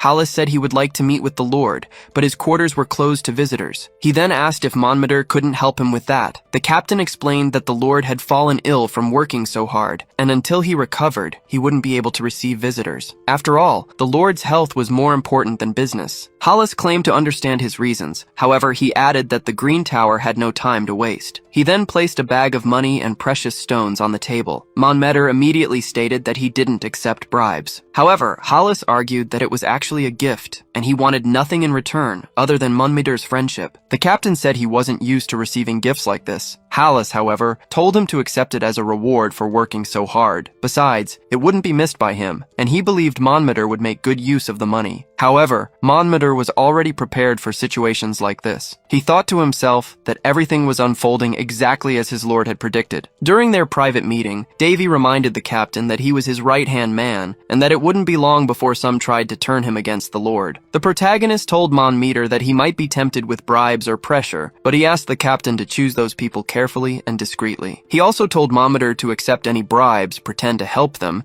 and then reveal to the lord who these individuals were, the ones trying to turn his captain against him. Not only that, but he asked Monmeter to pretend to help them and show them a particular item. Davy explained that it was a magically treated potion, priced at 100 gold per vial. He didn't want Monmeter to sell it, but rather to get the subordinates talking, spreading the word among everyone else. After all, his goal was to maximize the value of his product, and this item would help keep the stock in the region for as long as possible. Back in the present, Monmeter presented the item to Hallis, explaining it was a raw material that had been manufactured and would soon be commercialized. Upon seeing the potion, Hallis declared it was definitely a top-tier item. He'd never seen anything of such quality before, meaning he wouldn't find anything like it anywhere else on the continent. He then thought to himself that he needed to have priority on it, no matter the price. Monmeter noticed Hallis was impressed just by looking at the item and asserted that his lord had worked hard to produce it. What's more, all products not meeting quality standards are discarded and used as fertilizer, and they have another 10,000 of these ready for sale. Hallis understood that from 20,000 grams, they had produced only 10,000, meaning half was discarded. He thought that for a 17-year-old lord, that was a bold decision, and in this case, he couldn't let the opportunity slip by. Monmeter then mentioned that the lord intended to auction off the current stock and continue production afterward. Hearing this, Hallis assumed there would be some priority for buyers as well, but Monmeter claimed not to know any more details. Hallis said he knew enough, and promised that the Green Tower would reward Monmeter for this. With that, he took his leave and departed from the captain's quarters. Monmeter was then surprised that the lord's plan had worked out so well. The next day, he went to the lord to recount what had happened. The protagonist explained that certain actions were easy to predict, and that this wasn't a place free from the clutches of greed. All he had done was display attractive products to entice rich clients. Monmeter then revealed that besides the Green Tower, he had also received bribes from representatives of other regions. Davy told him to keep the money and didn't care how his captain would spend it, as he had earned it. Besides, the protagonist already made most of the profits from the leaf production, so he didn't mind leaving Monmeter with that money. After all, he wanted to keep him close. Perselk asked if the protagonist was sure he would be fine standing up to the other larger groups. He replied yes, explaining that once the rumor spread, many would want long-term agreements. Branches of various towers and alchemist groups would want to establish themselves in this region, which would transform from an empty territory into something bustling and prosperous. With that, profits would increase, along with an increase in population. Davy knew that in a way, the ancient curse had served to keep the territory empty for him. Now he just needed to manage the new administration. At one point, Euless, the Red Tower Master's ally, reported that the other magic towers planned to invest in the Heinz region with money and relocation. He wasn't sure if he should do the same, so his master said that despite becoming an elder, Euless was still too cautious. He also said it was normal to make mistakes and trusted that Euless would make the right decision. However, Euless argued that it didn't make sense for the regional lord to insist on auctioning off his goods. He reasoned that despite needing more investment, selling directly was more profitable, which made it seem like the lord was intentionally devaluing his own product. Euless didn't quite understand the reason behind this strategy. Little did he know that the protagonist was secretly selling directly to the Western continent. Unlike Euless, his master believed the lord was smarter than he appeared. Harrison explained that in a small region like Heinz, there likely weren't many inhabitants, and they could only buy what was sold within the region itself. Therefore, the lord was accelerating the territory's growth while saving as much money as possible. Furthermore, the territory had geographical advantages for being situated between major trade routes, and by having towers and branches from various places, it would make Heinz a perfect commercial district. Harrison stated that the lord's decision not to increase product production was to prevent other groups from buying in bulk and selling at a higher price to the end consumer. He also said that the lord's strategy was to accumulate as much money as possible in a short amount of time and plan for the future. He was acting as if he had nothing to lose, even if risks existed, which meant the leaf production was just the beginning. Harrison added that the lord had much more to offer, and he probably wasn't the only one who had noticed this. Even if the lord was bluffing, he would still come out ahead. In that case, Euless said he knew what kind of relationship he wanted to have with the lord, and concluded that he needed a meeting with him as soon as possible. His master said that he also wished to speak with the boy, so he asked his disciple to arrange a meeting. As soon as his conversation with Euless ended, the sage remembered being asked if it was possible for a young man who barely emitted a mana trace to kill a high-level vampire with just a single attack. Ileana had harbored this doubt since her last encounter with the protagonist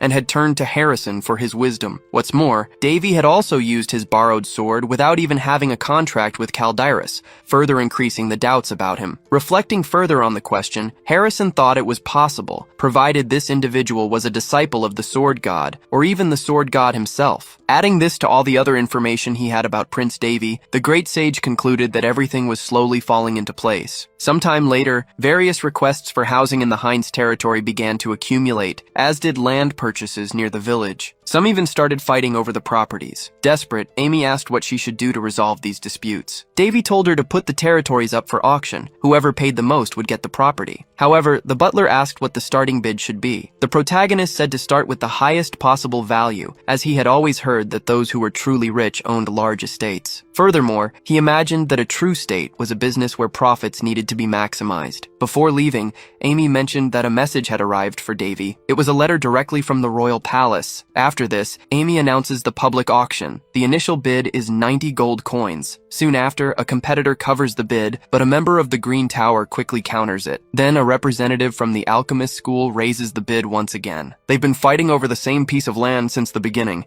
and the auction just made things even hotter. With each increased bid, both parties looked ready to fight. Amy announces that the latest bid is 130, so if no one raises it, the land will be sold. While the bidding war rages, Hallis's last bid seems to have won him the dispute. However, in the very last second of the auction, someone else steps forward and covers the bid. After that, the protagonist receives news that they've secured a deal of 150 gold coins per flask with the Aliui trading group. Davy credits this to the strategy he devised with Monmeter. Plus, all the auctioned houses sold at a similar pace to properties in developing areas of the capital. He's happy to have profited on both fronts. Moreover, if things continue this way, Heinz's annual revenue will be around 1.5 million gold, making his territory the richest region in the kingdom. With this in mind, he wants to continue leaf production without increasing the quantity. He also plans to clear land to cultivate other products. Davy believes that too much of anything is bad, so he needs to maintain a balance between supply and demand. He tells his allies not to keep unusable structures standing,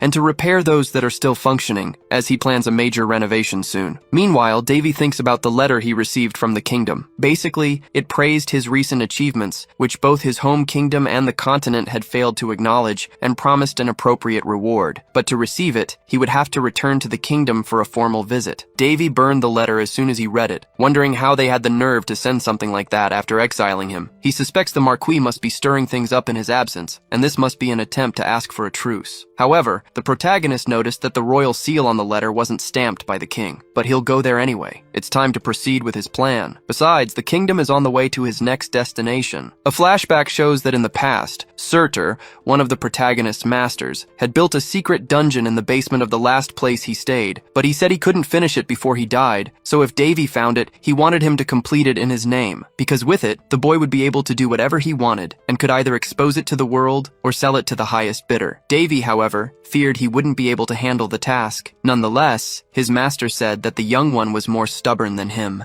but he trusted him with the task, and as long as Davy completed it, he could do whatever he wanted with his creation. Back in the present, the butler insists on sending someone to accompany the lord on his journey, but Davy insists on traveling alone. Before leaving, he asks the butler to look after Amy and not let her overwork herself, ensuring she gets proper rest. The butler says it's quite fun to teach Amy, as she's not just a baron's daughter but also very intelligent, and he sees her like a granddaughter. With that, the protagonist realizes his friend is in good hands. So, he finally departs on his journey. Midway on the road, Perselk notices he's veering off course and asks if Davy is taking a shortcut. The protagonist explains that he needs to visit a place before heading to the Royal Road, a famous tourist attraction. He adds that the place is one of the few great sites in the Round Kingdom, where the entire alliance worked together to preserve and research it. After all, he's referring to the blacksmith Surtur's hometown, called the Valashad region. Davy knows Perselk was raised as Harris's daughter, and figures she must have encountered Surtur at some point. She confirms, informing him that Surtur used to say this place was built with the same materials as the holy sword Calderis, so it must be an incredible location. However, the protagonist disagrees, explaining that the place belonged to Surtur thousands of years ago, but now it belongs to Queen Linnes. Not only that, but it's full of Variettas who are all his enemies, so he needs to enter disguised, as things could get tense if they discover who he really is. The protagonist waits in line to enter the site and uses a fake identification, presenting himself as the mercenary Davy. He thinks he worked hard on this new identity, and as long as they don't recognize his face, he'll be safe. However, he ends up being stopped at the entrance. The guard says he's there to explore the recently discovered labyrinth,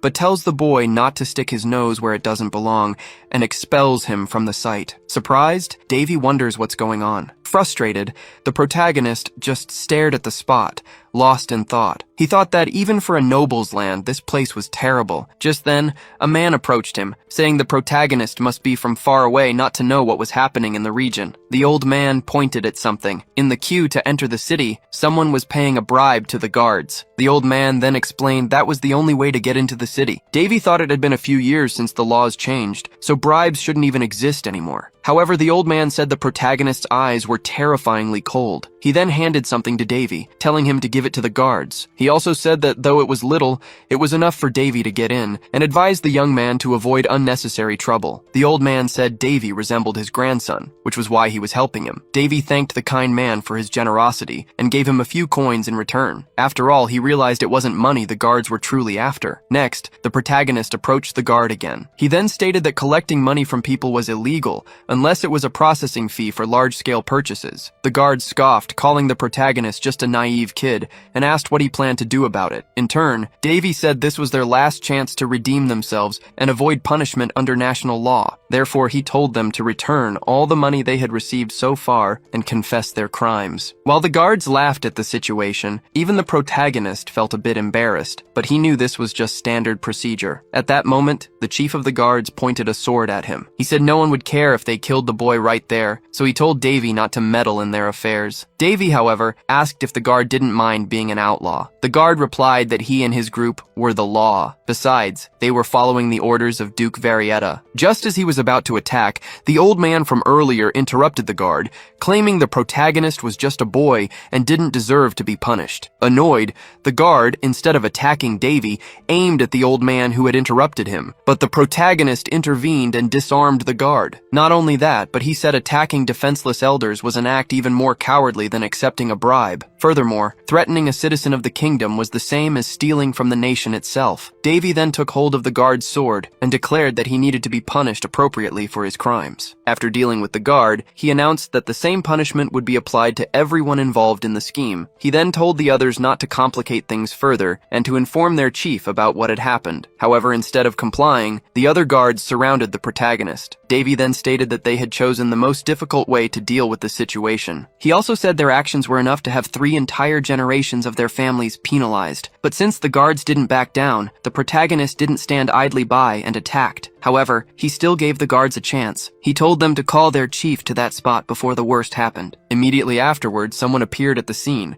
asking what all the commotion was about. Davy threw an identification pendant in the man's direction and told him to think carefully before taking his next step. Immediately, Viscount Goretta knelt before the prince, having recognized his identification from the pendant. Not only that, but he pleaded for forgiveness, claiming his actions were due to a lack of activity in the region. Davy stated that this region was home to the 1,000-day and 1,000-night market, and was also considered a treasure by the entire alliance, so he didn't believe that claim. The Viscount claimed that was unfair, since the prince hadn't announced an investigation of the area. Therefore, it was an abuse of power. In that case, Davy asked if the one in charge of the place wanted him to show an authorization. Annoyed, the Viscount said yes, claiming that Duke Varietta would never let something like this slide. Davy realized the Viscount wanted to make things difficult. He supposed that, being the largest state in the region, even inspectors were afraid to do their job there, fearing retaliation. With that, the Viscount tried to win over the prince with smooth talk. However, Davy asked if he hadn't heard about the recent rumors. The Viscount didn't know what the prince was talking about,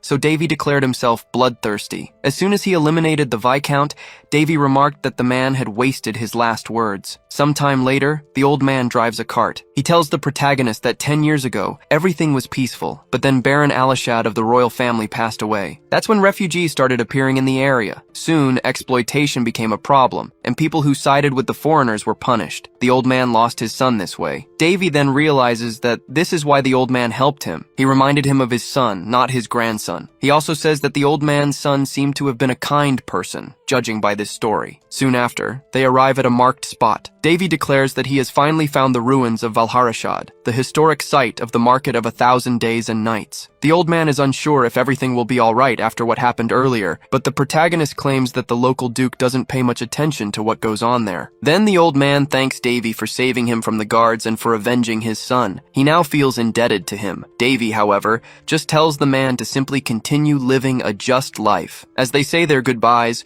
Purcell remarks that the story he heard was a bit sad. The protagonist agrees, but claims that things will get better from now on, and he feels he has done something significant for the area. Upon entering the ruins of Valharashad, Davy is enchanted by the beauty of the place. He takes the opportunity to get a panoramic view of the surroundings. However, he didn't expect to find so much intact. Because of this, he decided to make some notes. Purcell, however, thinks it's pointless to look for anything amidst ruins that have already been excavated. Davy says that even though it seems like a waste of time, there's something there that hasn't been discovered yet. He soon notices there's a cryptogram in the area. Purcell doesn't quite understand what that is, so the protagonist explains that the place was coded to hide something that only those who decipher the code will find. He got this idea by looking from above, as he could discern the patterns. The code was created by Surtur, and even though there were people in the past capable of deciphering it, currently, the protagonist is the only one who knows how. So, he believes no one but him could find the true treasure of the place, and all signs point to the spot indicated by the code holding something interesting. Davy realizes there's an entrance through the anvil in the center, and to enter, a special password is needed. The protagonist thinks Surtur left a will for the people of his race, in which he would give his entire fortune to the person who found his legacy. Because of this, the protagonist feels like a pirate king or something similar. Upon opening the dungeon's secret passage, he realizes that the creator of the place put a lot of effort into its construction. It has magic to resist the underground pressure, and an oxygen source was created for people to breathe inside. Davy imagines the task couldn't have been easy, and if he hadn't known Surtur, this place would probably have remained buried forever. After exploring the dungeon, the protagonist finds something. Perselk says it looks more like a residence than a dungeon. Davy remembers that Surtur proclaimed himself a forge maniac. He created this place right after Harris's death and spent the rest of his life working on just one project until his last breath. Even though his mortal body died, everything of Surtur's remains intact, just as he left it. Amidst all this, Perselk finds a room resembling an altar. Davy thinks Surtur worshipped some kind of unknown forge deity or something similar. As he tries to approach, he ends up activating something. Magic manifests from the chest stored there. Perselk says he's never seen a person's consciousness materialize with such force. The protagonist's system warns of imminent danger. However, he knows that the 1000-day blacksmith received this title after forging for 1,000 consecutive days without rest. But his own race, the dwarves, called him by another name, the Devil's Blacksmith. Unlike normal blacksmiths, who simply prided themselves on striking metal forcefully, Surtur used mana to overcome the limits of normal forging. He broke through all his limits until he was recognized as a hero, and despite not completing his final work, he asked Davy to complete it in his stead. With that, the protagonist opens the chest left by Surtur and finds the nameless Crimson Sword, which exterminates the living, and also the Blue Sword, which governs the dead. Both are twin swords, but they were not completed by their creator. Anyway, Davy could see the swords as statuses and realized their power hadn't fully manifested yet. Perselk said the cries he'd heard earlier probably came from these weapons. Davy agreed, explaining that these were living swords, just like Calderis, and claimed that was so typical of Surtur. The holy sword Calderis is Surtur's greatest creation, but it was forged using the physical essence of the fencing master Harris. These two, however, are different. They were created without a specific master in mind, meaning Surtur had no one particular to wield them. As a result, the swords were made to find their masters on their own. Perselk commented that the swords didn't seem incomplete, but Davy knew that wasn't true. He said the final touches still needed to be applied. For that, he needed fire. Not just any fire, but one that burned hotter than normal. And he only knew of one place that had such a thing, the Dwarves' Forge. After leaving the area, Davy headed in another direction. A guide told him that if he followed the main road,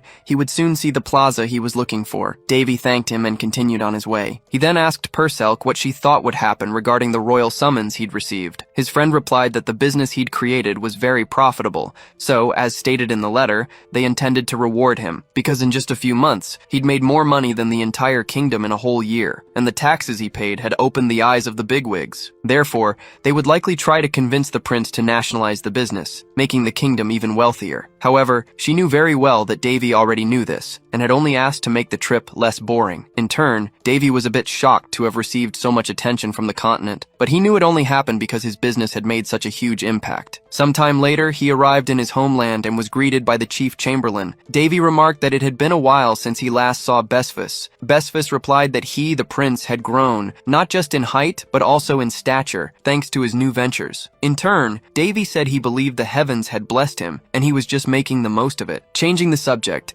Besfus mentioned that some important books had recently been stolen from the palace. This had enraged the king, leading to all related nobles having their titles revoked and facing imminent execution. He also added that the king had already retired for the night, and if Davy wished to see him, it would be best to wait until the next day. Davy thought that even if the information had been gathered with Marquis Paletris at the center of it all, such significant progress wouldn't have been possible without the king's involvement. He also thought that the king had apparently been holding back, but now had decided to go all in at once. Amidst these thoughts, Davy bumped into someone. Prince Carlos had decided to show up to see him. Even though he didn't enjoy seeing him again, Davy said that Carlos apparently wanted to speak with him alone, and asked the butler to leave them alone. Despite his concern, the butler obeyed Davy. Then, Carlos said that Davy had become much more arrogant just because he'd succeeded in a business venture. He then told him not to feel proud, claiming that Davy had merely gotten lucky, and any commoner in his place would have done a better job. But Davy replied that Carlos must be quite envious to say such a thing in person.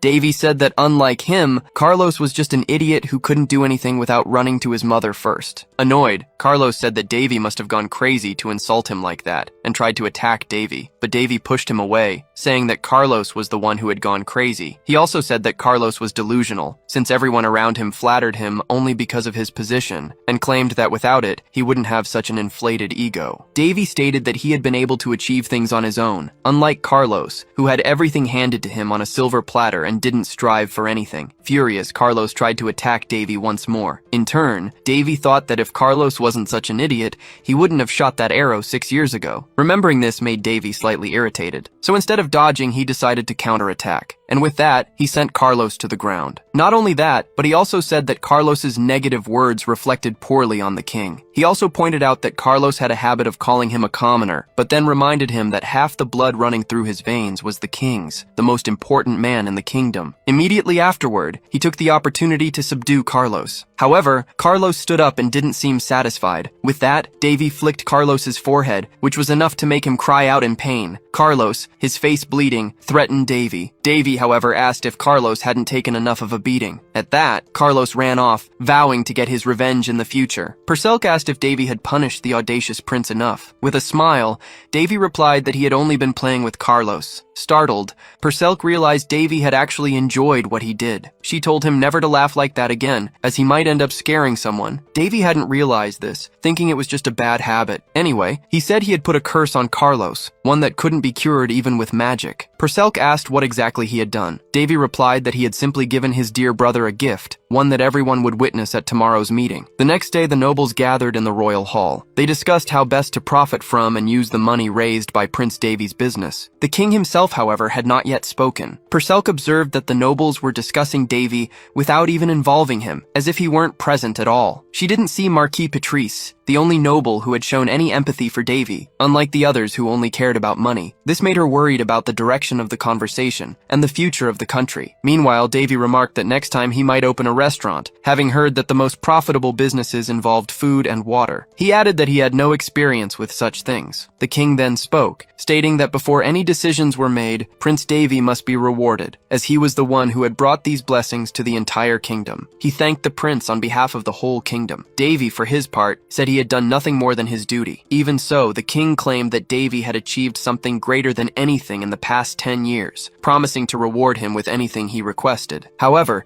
Davy knew that no one there truly intended to grant him a real reward. He said he didn't have anything in mind at the moment and asked for some time to decide what he wanted. The king called it a wise decision and granted the prince all the time he needed. Following this, the nobles resumed their meeting, discussing the best way to invest or not in the lunar plant business. Seeing this, Perselk said it was worse than she had imagined. Among the others, Duke Varietta, leader of the nobles, spoke up. He stated that first, one thing needed to be verified. He pointed out that everyone was excited about the business, but had forgotten to evaluate basic details beforehand. Varietta argued that while the business was revolutionary, they shouldn't try to tie it to the nation without even consulting its creator. Hearing this, Duke Ferrandis claimed that no one held a higher status than royalty, but Varietta questioned if Ferrandis would give everything he owned to the kingdom for the well-being of his nation. The noble didn't even need to speak, as the answer was more than obvious. So, Duke Varietta declared that everything would be decided by Lord Davy, and no one had the right to interfere. Perselk told Davy that someone was finally helping him, but Davy knew it wasn't quite like that. Varietta continued, saying that if they were to forcibly nationalize the business, there would be resistance, and no one would want to be an entrepreneur in such a situation. Davy, for his part, stated that this wasn't all Varietta had to say. The Duke confirmed the prince was right, and said a mediator would be of great help given the current state of affairs. He then revealed he had a letter, claiming it was from High Priest Valsius of the Sacred Kingdom. The letter requested Prince Davy's visit to the Sacred Kingdom, as they wanted to verify his stigma manifestation and reward him with the title of saint. A duke named Rhonda called this ridiculous, saying they couldn't send a prince to the Sacred Kingdom. However, another noble argued that they couldn't override the Sacred Kingdom's decisions, as they served the god Priya directly. Rhonda countered that the Round Kingdom was not subordinate to the Sacred Kingdom, and sending the prince there would be like offering him as tribute. Davy, in turn, said they were overthinking it, stating that nothing particularly special would happen if his stigma was recognized by the Sacred Kingdom. Varietta argued that the prince wasn't seeing the full picture, and as royalty, he had obligations to fulfill. He added that they had nothing to gain by angering the Sacred Kingdom, and then suggested doing as they requested. In that case, the nobles asked about the prince's current business. The Duke explained that unfortunately, if the prince became a saint in the Sacred Kingdom, by law, he would be prohibited from governing his region. Therefore, a new lord would have have to be appointed for the Heinz territory. Hearing this, the nobles understood the Duke's intention and began to agree with him. Davy also realized the nobles' true intentions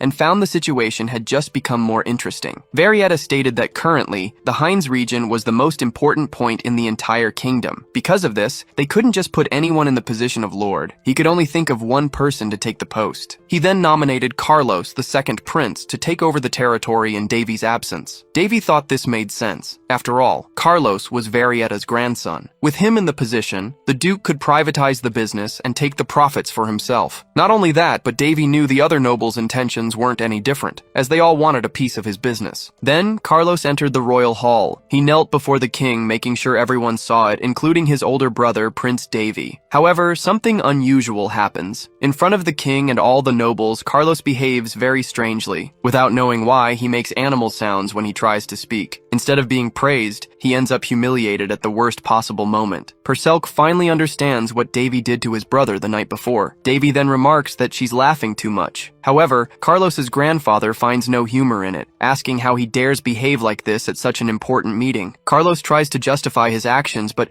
every time he opens his mouth, he imitates a different animal, unable to hide his embarrassment. Furious, the king says he doesn't want to hear another word from him and orders the guards to remove Carlos. Not only that, but he declares that until further notice, Carlos will be on probation, without possibility of appeal. Still trying to justify himself, Carlos only brings more shame, and his behavior also affects his family members. To make matters worse, as he's being forcibly removed, Carlos's hat falls off his head. Immediately, everyone is shocked by what they see. Carlos, known for his long hair, has gone bald overnight, and he tried to hide it with his hat. But now everyone knows the truth. Seizing the opportunity, Davy states that his brother isn't mature enough to hold his position as the lord of the Heinz territory. This leaves Varietta incredibly irritated. Not only that, but Davy asks if the count's position is above the king's. Seeing Varietta's astonished face, the protagonist asks another question, challenging Varietta if this kingdom belongs to him. The count says no, believing the prince has misinterpreted him. He also states that all his actions are for the good of the kingdom. Davy in turn asks why the count has a letter from the Holy Kingdom that even the king hasn't seen. He also asks why the count is siding with the nobles but pretending not to, thus stating he doesn't trust his words. Cornered, Varietta asks what the prince is suggesting. Davy says that all the count tried to do was sell this country according to the Holy Kingdom's request. Not only that, but he also wanted to use the chance to take possession of Davy's business. Davy claims the count is no different from the other nobles and says he has a solution to deal with the Holy Kingdom. The king asks what the prince has in mind. Davy replies that all inhabitants of the Holy Kingdom are human, and furthermore, even the high priest is not above the king. Next, the protagonist uses a crystal ball to make a call, communicating remotely with Father Velium from the Holy Kingdom's administrative department. Davy apologizes for the sudden call, but asks if the Pope has decided on the matter he mentioned earlier. Before hearing the answer, the protagonist knows that even in a holy land, humans need to conduct business. And even though the High Priest is an important figure,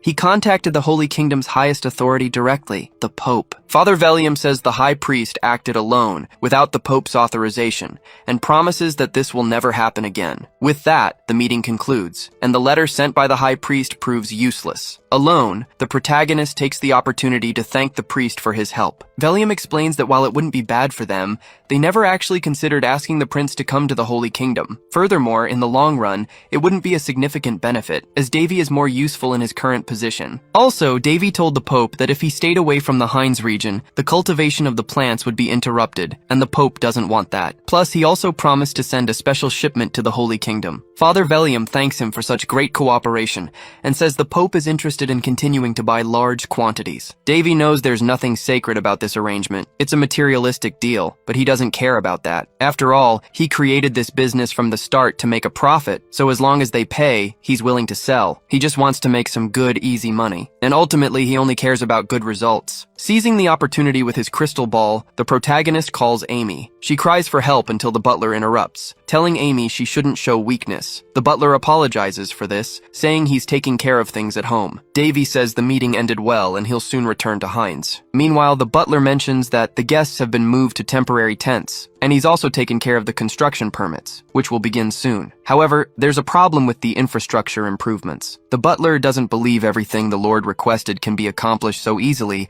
because because there isn't enough time. The protagonist thinks that even though he revived a territory, Heinz has been stuck in time, and its local technology is quite outdated. Therefore, the butler claims that finishing everything requested would take 10 to 20 years, as the problem can't simply be solved with money. Davy realizes that despite having money, he has nowhere to use it, so he claims it's time to start his second venture. He says he'll rely on the skills and technology of the continent's greatest engineers. After all, he's prepared an offer impossible to refuse. Basically, the protagonist intends to trade corn for diamonds. And nothing beats a trade item that offers a great return with low risk. He's referring to rocks. Sometime later, Davy travels to the territory of the Yellow Rock tribe. This is a village of dwarves located in the northern region of the kingdom. Dwarves, often called little engineers, are known for being stronger than humans and for their high resistance to heat. In addition to being considered perfect for engineering, and unlike elves who are merely legends, dwarves have some contact with humans. However, they don't have much interest in other species beyond trade, so only important humans like nobles and royal representatives interact with them. Being promoted to the point of being able to enter a dwarf tribe was the reward the protagonist requested from the king. Instead of asking to be king, he decided to take another path, knowing that if he hadn't made this specific request, he wouldn't be received so easily by the dwarves. After all, the little ones aren't very easy to deal with. When he made his request to the king, he and other nobles were wary, as angering the dwarves could close the doors with them forever. Davy said he was fully aware of this, and that's why he requested such a reward. Furthermore, he said he was confident he could at least pass through the gates,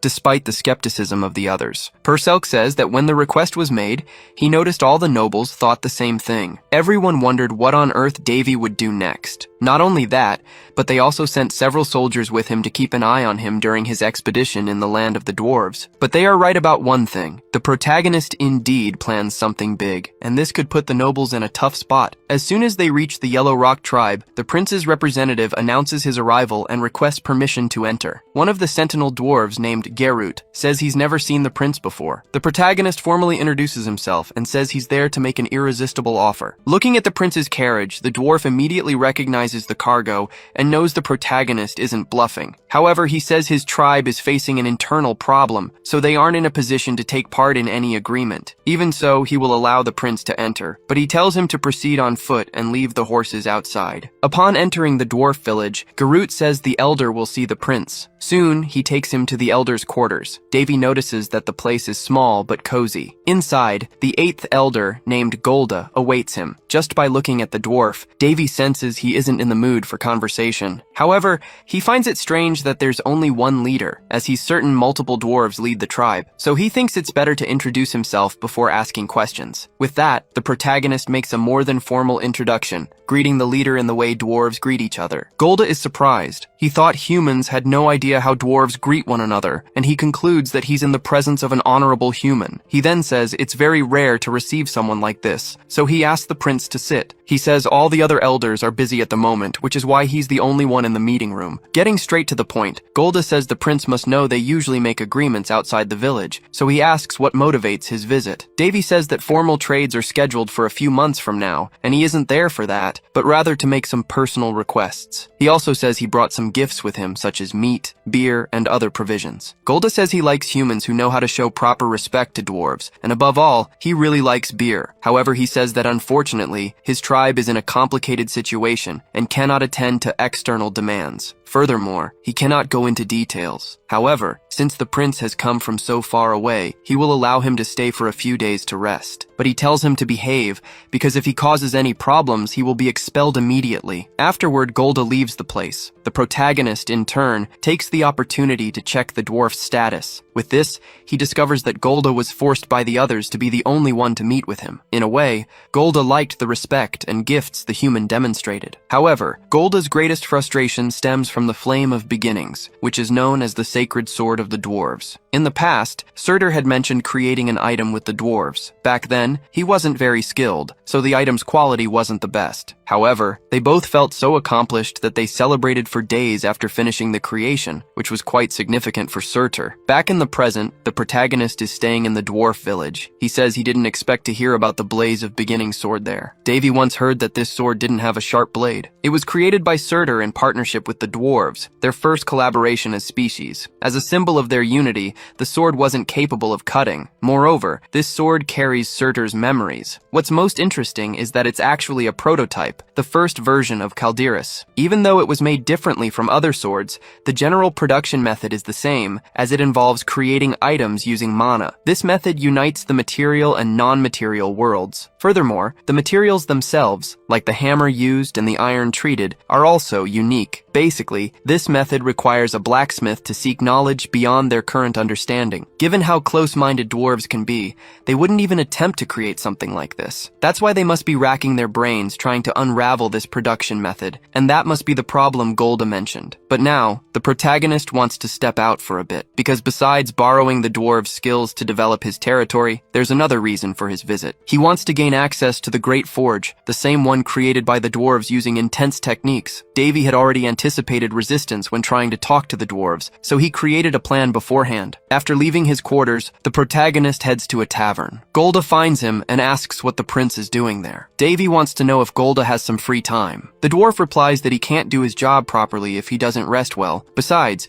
his brother Golgoda drove out all the elders, which is why he's drinking. At that, the protagonist asks to join him for a drink. Not only that, but Davy says he's heard dwarf liquor is very strong and asks to try some. Some dwarves say the prince doesn't know what he's getting himself into. They also say he seems quite reckless for asking to try the liquor. Davy, however, can only think that the dwarves are too noisy. A waiter serves the drink, but states that dwarf liquor is much stronger than humans are used to. The protagonist says that's nothing and downs the glass of liquor in one go, claiming that all liquors should be like that. The dwarves are impressed to see this, as they thought the boy would pass out after drinking. Perselk asks if that's really all there is to it. Davy says the liquor is strong, but the taste is bad. It's not like he usually drinks much though, but he knows one thing. Drinks and bets are two things dwarves enjoy most. With that, he proposes a drinking contest against Golda to see who can drink more liquor. Golda says dwarves never disrespect someone who can hold their liquor. He accepts the bet and says he'll pay for everything they drink, so the waiter can serve freely. Even without knowing if he'll win, the protagonist thinks betting is the best way to forge bonds and get what he wants from the dwarf elder. In turn, Golda says that if he loses, the prince will have to leave their village immediately. Otherwise, he's willing to grant any wish the prince desires. Golda adds that it's nothing personal, but while he appreciates the prince's visit, he'd much prefer it under different circumstances. For Davy, this is great. After all, the dwarf took the bait. The next day, Golda feels frustrated for losing the bet. He never imagined he'd lose to a human, and now he'll have to grant his request. Davy thinks he doesn't get drunk thanks to his sacred mana, but the dwarf doesn't need to know that. He learned this from one of his swordsmanship masters. The hero who united the Murim world of Zhongyuan,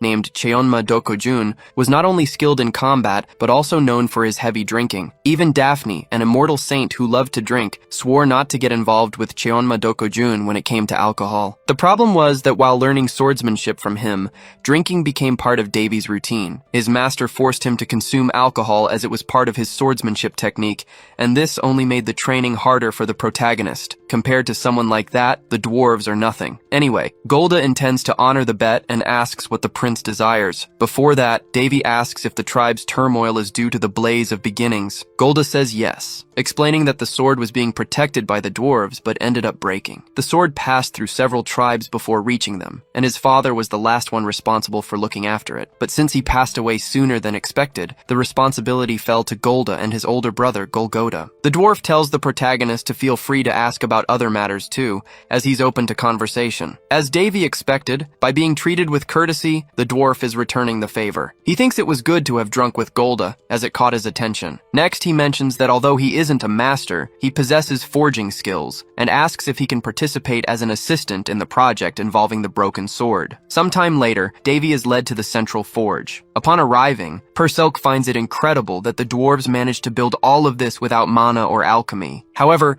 some dwarves aren't pleased with a human's presence in the forge, thinking Golda must have gone mad to agree to it. Davy even feels bad for putting the dwarven leader through this, but it's at this moment that Golgoda appears, asking his brother what happened that led him to bring the human to the forge. Golda replies that he lost a bet and just wants to see the forge. The dwarves, however, insist this is the main forge, so Golda must still be drunk to agree to such a thing. But he asserts that's not the case, swearing on his title as an elder, and asks the others to trust the prince, just as he did. At this, Golgota tells the other dwarves to simply get back to work. Since Golda is also an elder, if he decided this, the others must respect it. Golgota then says he will allow Davy's presence, but warns he'll hammer his head if he does anything foolish. Davy simply says he won't forget the warning. Sometime later, Davy sees the sword itself, which stands 2 meters tall and 30 centimeters wide, not much different from a decoration. The dwarves are trying to repair it using hot iron and hammering. However, Perselk notices Davy is focused on something else and asks what it is. Davy says the sword can't be fixed. He explains it was made using a process similar to crafting a holy sword, but since it was never a complete item like a holy sword, it didn't last long. And despite regretting it, he knows that's just how things are. Golgota works intensely on the item. Seeing this, his brother suggests he take a break so he doesn't overdo it. Even Davy notices that if they continue like this, it won't work. In the midst of this, another group of dwarves appears. They are from the Black Rock tribe, and their leader, named Thors, says the Yellowstone dwarves will only end up completely destroying the sword. Thors comments that Golgota is doing well for someone who destroyed a sacred item,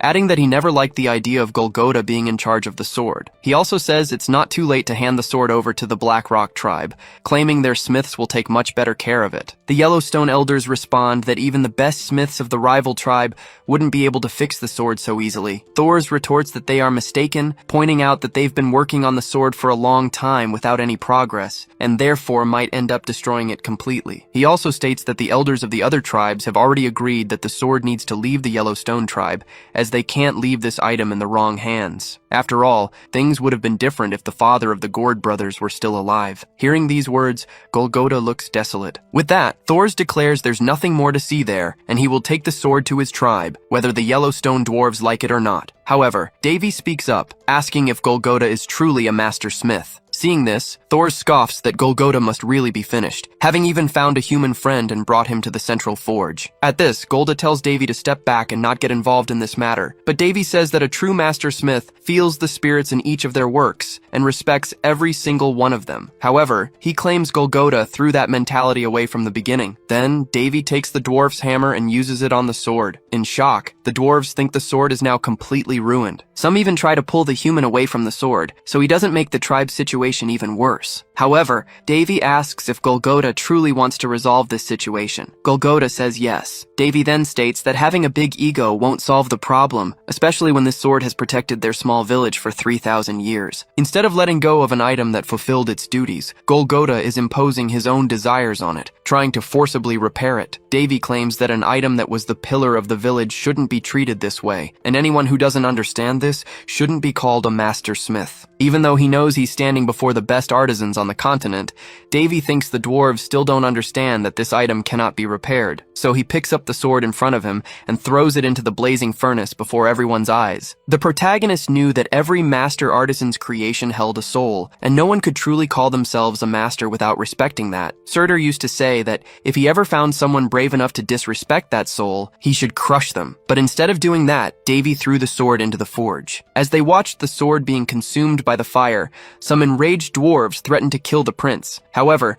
Davy stated that given the sword's condition, this was the right thing to do. He added that the dwarves shouldn't insult this sacred item any longer, especially since his master had created it, making it deeply connected to him as well. Furthermore, Davy claimed that no one there truly understood the actual purpose of a sacred item. He explained that the sword had died a long time ago, and the dwarves weren't confident enough to create new ones. So, he asked if they were truly proud to call themselves a race of master artisans. Furious, the dwarves demanded to know who Davy thought he was to speak to them that way. Golgota interrupted the argument, saying that the dwarves were only making themselves look worse. Davy realized that the elder had already begun to understand that the sword's life was over, and trying to repair it would be a waste of time. However, even though they knew they lacked the skills to recreate the item from scratch, they didn't want to admit it. They had eventually come to the conclusion that the sword would lose its meaning if it wasn't passed down through generations, but they were now realizing that this approach wasn't ideal. Thors retorted that the prince was only saying this because the sword had no connection to humans. Even the best dwarven artisan couldn't recreate a legendary item. He added that Davy shouldn't be so arrogant, as no human, not even him, could accomplish such a feat. Perselk noted that he had never seen these stubborn dwarves so shaken. In response, the protagonist told Thors he was wrong to say he couldn't craft a legendary item. Immediately, all the dwarves present were shocked to hear this. Even Perselk was left speechless. Some dwarves muttered that even among their own, no one was that skilled, so a human claiming to create a legendary item was absurdly difficult to believe. Moreover, they believed that only Surtur could ever craft such an item. The protagonist, in turn, told them they could continue spouting nonsense or simply watch him work and learn something. With that, Davy began to work in front of the dwarves. He thought that among all the skills he learned from his master, one in particular stood out, and with it, he had managed to master several other abilities. Surtur was a great teacher, and because of that, the protagonist learned a lot from him. Even so, he hadn't reached the same level of skill as his master, but what mattered was that he had managed to create many items, some even better than the dwarves' sacred sword. After all, it was just a prototype. As he watched the protagonist work, Thors noticed the prince was mixing cadmium steel and mithril alloys, and immediately told him to stop. However, Davy replied that unlike them, he wasn't constrained by common sense in creation. He claimed that the rules the dwarves had created didn't apply to him. Furthermore,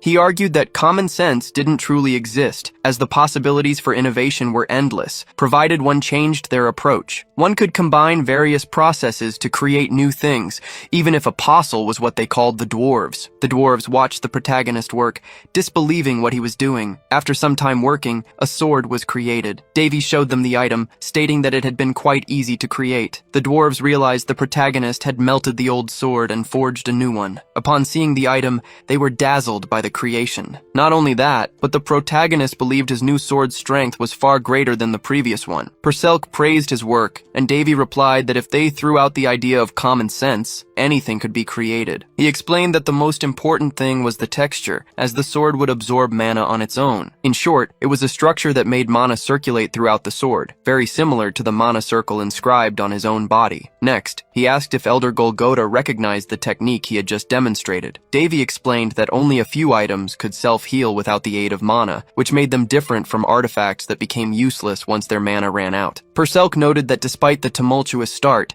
Davy had won over the dwarves' hearts. The protagonist then stated that although he had started creating the sword, he wouldn't be the one to finish it, for even the blacksmith of 1,000 days had only created the item's base and left the rest to the dwarves, so he would do the same. Golgotha replied that they didn't have the necessary skills, but Davy simply told them to learn. Immediately, the dwarven elder asked if the prince could teach them. He said yes, but not for free. He then proposed to begin as soon as his current task was completed. Some dwarves were truly impressed by the protagonist's swords. Then Perselk says Davy might be accused of blasphemy, but Davy replies that with his stigma, he's not worried about it. He asks what Golgotha thinks about it, and the elder doesn't quite know what to think. Davy states that he didn't make these swords, but he will be the one to give them the final touches. The dwarves mention that the blacksmith who created these swords passed away a long time ago. Davy knows this very well. These swords have been aging while stored for so long, and because of this, their power has increased more than tenfold since they were first forged. When this type of mana processing technique is used,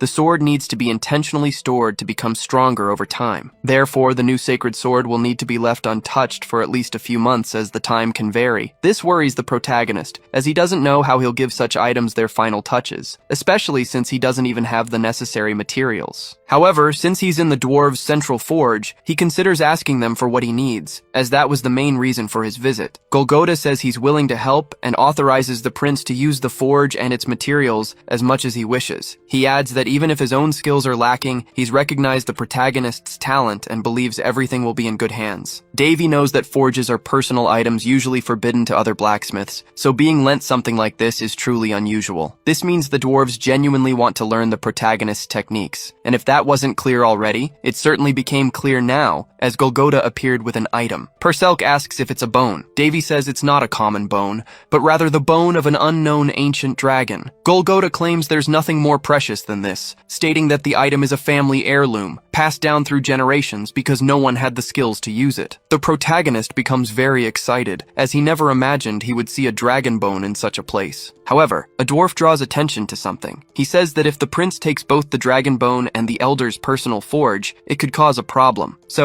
he offers his own forge instead of Golgota's, telling Davy he can take whatever he wants. Not only that, but several dwarves start arguing over who will help the protagonist with this project. They begin offering various items and materials to the prince, claiming they also have family heirlooms to offer. Sometime later, the protagonist stands before a pile of various items. Perselk then asks if he has everything he needs. Davy says yes, and thanks the dwarves. Golgota says he'd like to help more, but explains that there are rules blacksmiths must follow. In any case, he leaves the prince free to work, and in the meantime, he will study the techniques Davy has already taught. Now that he has everything he needs, the protagonist wants to get to work. A flashback shows that in the past, Miss Bean was furious and wanted to unleash all her anger on Davy. Surtur, however, wanted to know why she was so annoyed with the boy. The Hall of Heroes looked much like a paradise. It was created by the heroes' subconscious and served as a resting place for them in the afterlife. Thanks to Odin's ability to create dragons, Davy had the chance to touch an unknown dragon bone. Surtur really caused trouble for the goddess of mages. He had used a dragon as an ingredient to create the sacred sword, which displeased Miss Bean greatly. But instead of being angry with him, she blamed Davy because he was tasked with overseeing the process in his master's place. As a result, the protagonist didn't like having to learn how to use sacred relics, as he thought they didn't even exist in the real world. But back in the present, he realizes he was wrong. He intends to apply fire resistance magic to his creation. However, he knows that if he makes even a single mistake, everything will go wrong, and the sword will melt. Perselk watches the process closely and finds what he sees beautiful. For the red sword, which used to be blood red, suddenly took on the color of a transparent ruby. As for the blue sword, it resembled a supernova in the night sky, as if it had connected with Davy. In addition to seeing how much the swords had changed, he also noticed Davy's intense concentration. Indeed, the protagonist is, as he knows what will happen if he makes a mistake during the process. But he knows what he's doing, and after intense work on the swords, he finally manages to complete both of them. After finishing his work on the swords, the protagonist felt he should give them names. Perselk asked if he had anything in mind. He replied that as soon as he saw the two, the names came to him. He then declared that from now on, their names would be Azure and Carmesum. Along with this, he also checked the sword's new stats. Perselk remarked that the names were awful, noting Davy's lack of creativity. However,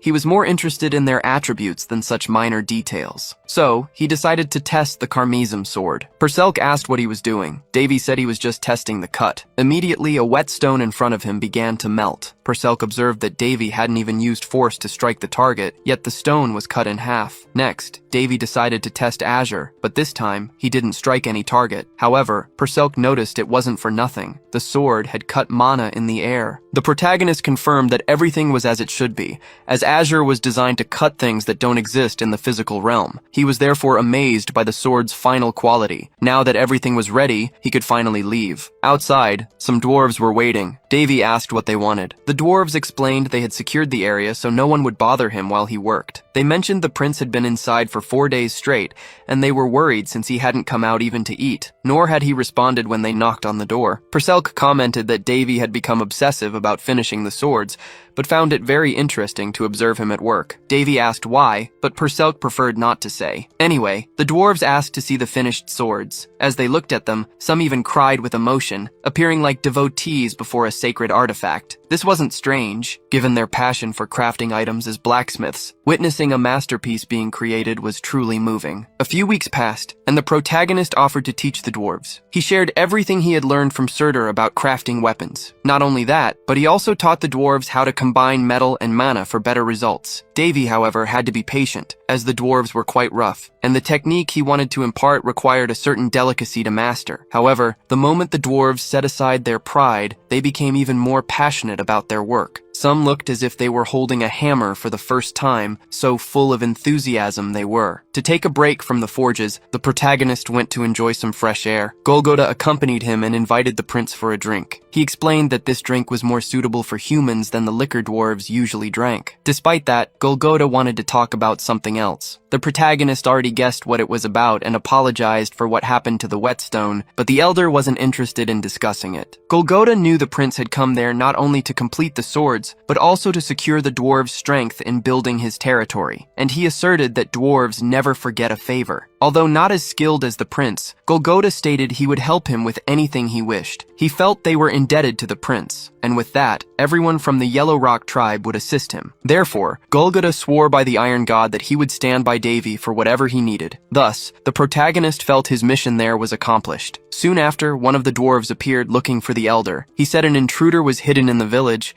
and they needed to deal with the problem. Golgota was surprised by this information, but in the middle of their conversation, an object was thrown in his direction. However, the protagonist managed to intervene in time, preventing the elder from being hit. He noticed it was a red knife that had been thrown, finding it very strange. Meanwhile, in the queen's chambers, her son Carlos was furious with Davy. After all, thanks to the protagonist, he had gone bald and couldn't stop involuntarily imitating animals. Every time he opened his mouth, Carlos would emit an unpleasant sound. Unable to control it, he took out his anger on the people and objects around him. Although he didn't know how, he was certain Davy had caused all of this, as everything had happened right after their last encounter. Carlos's maids ended up suffering at his hands. Believing everyone was laughing at him behind his back, he mercilessly attacked the women, claiming even they were underestimating him. His excessive rage caused Carlos to overreact, and innocent bystanders ended up getting hurt. However, someone watched what he was doing and seemed to enjoy the situation. Carlos demanded to know who was observing him. The mysterious man said he hadn't introduced himself yet. As he approached, he startled the maids but introduced himself as Pas, asking the prince to remember his name. He knew Carlos had been quite disappointed lately,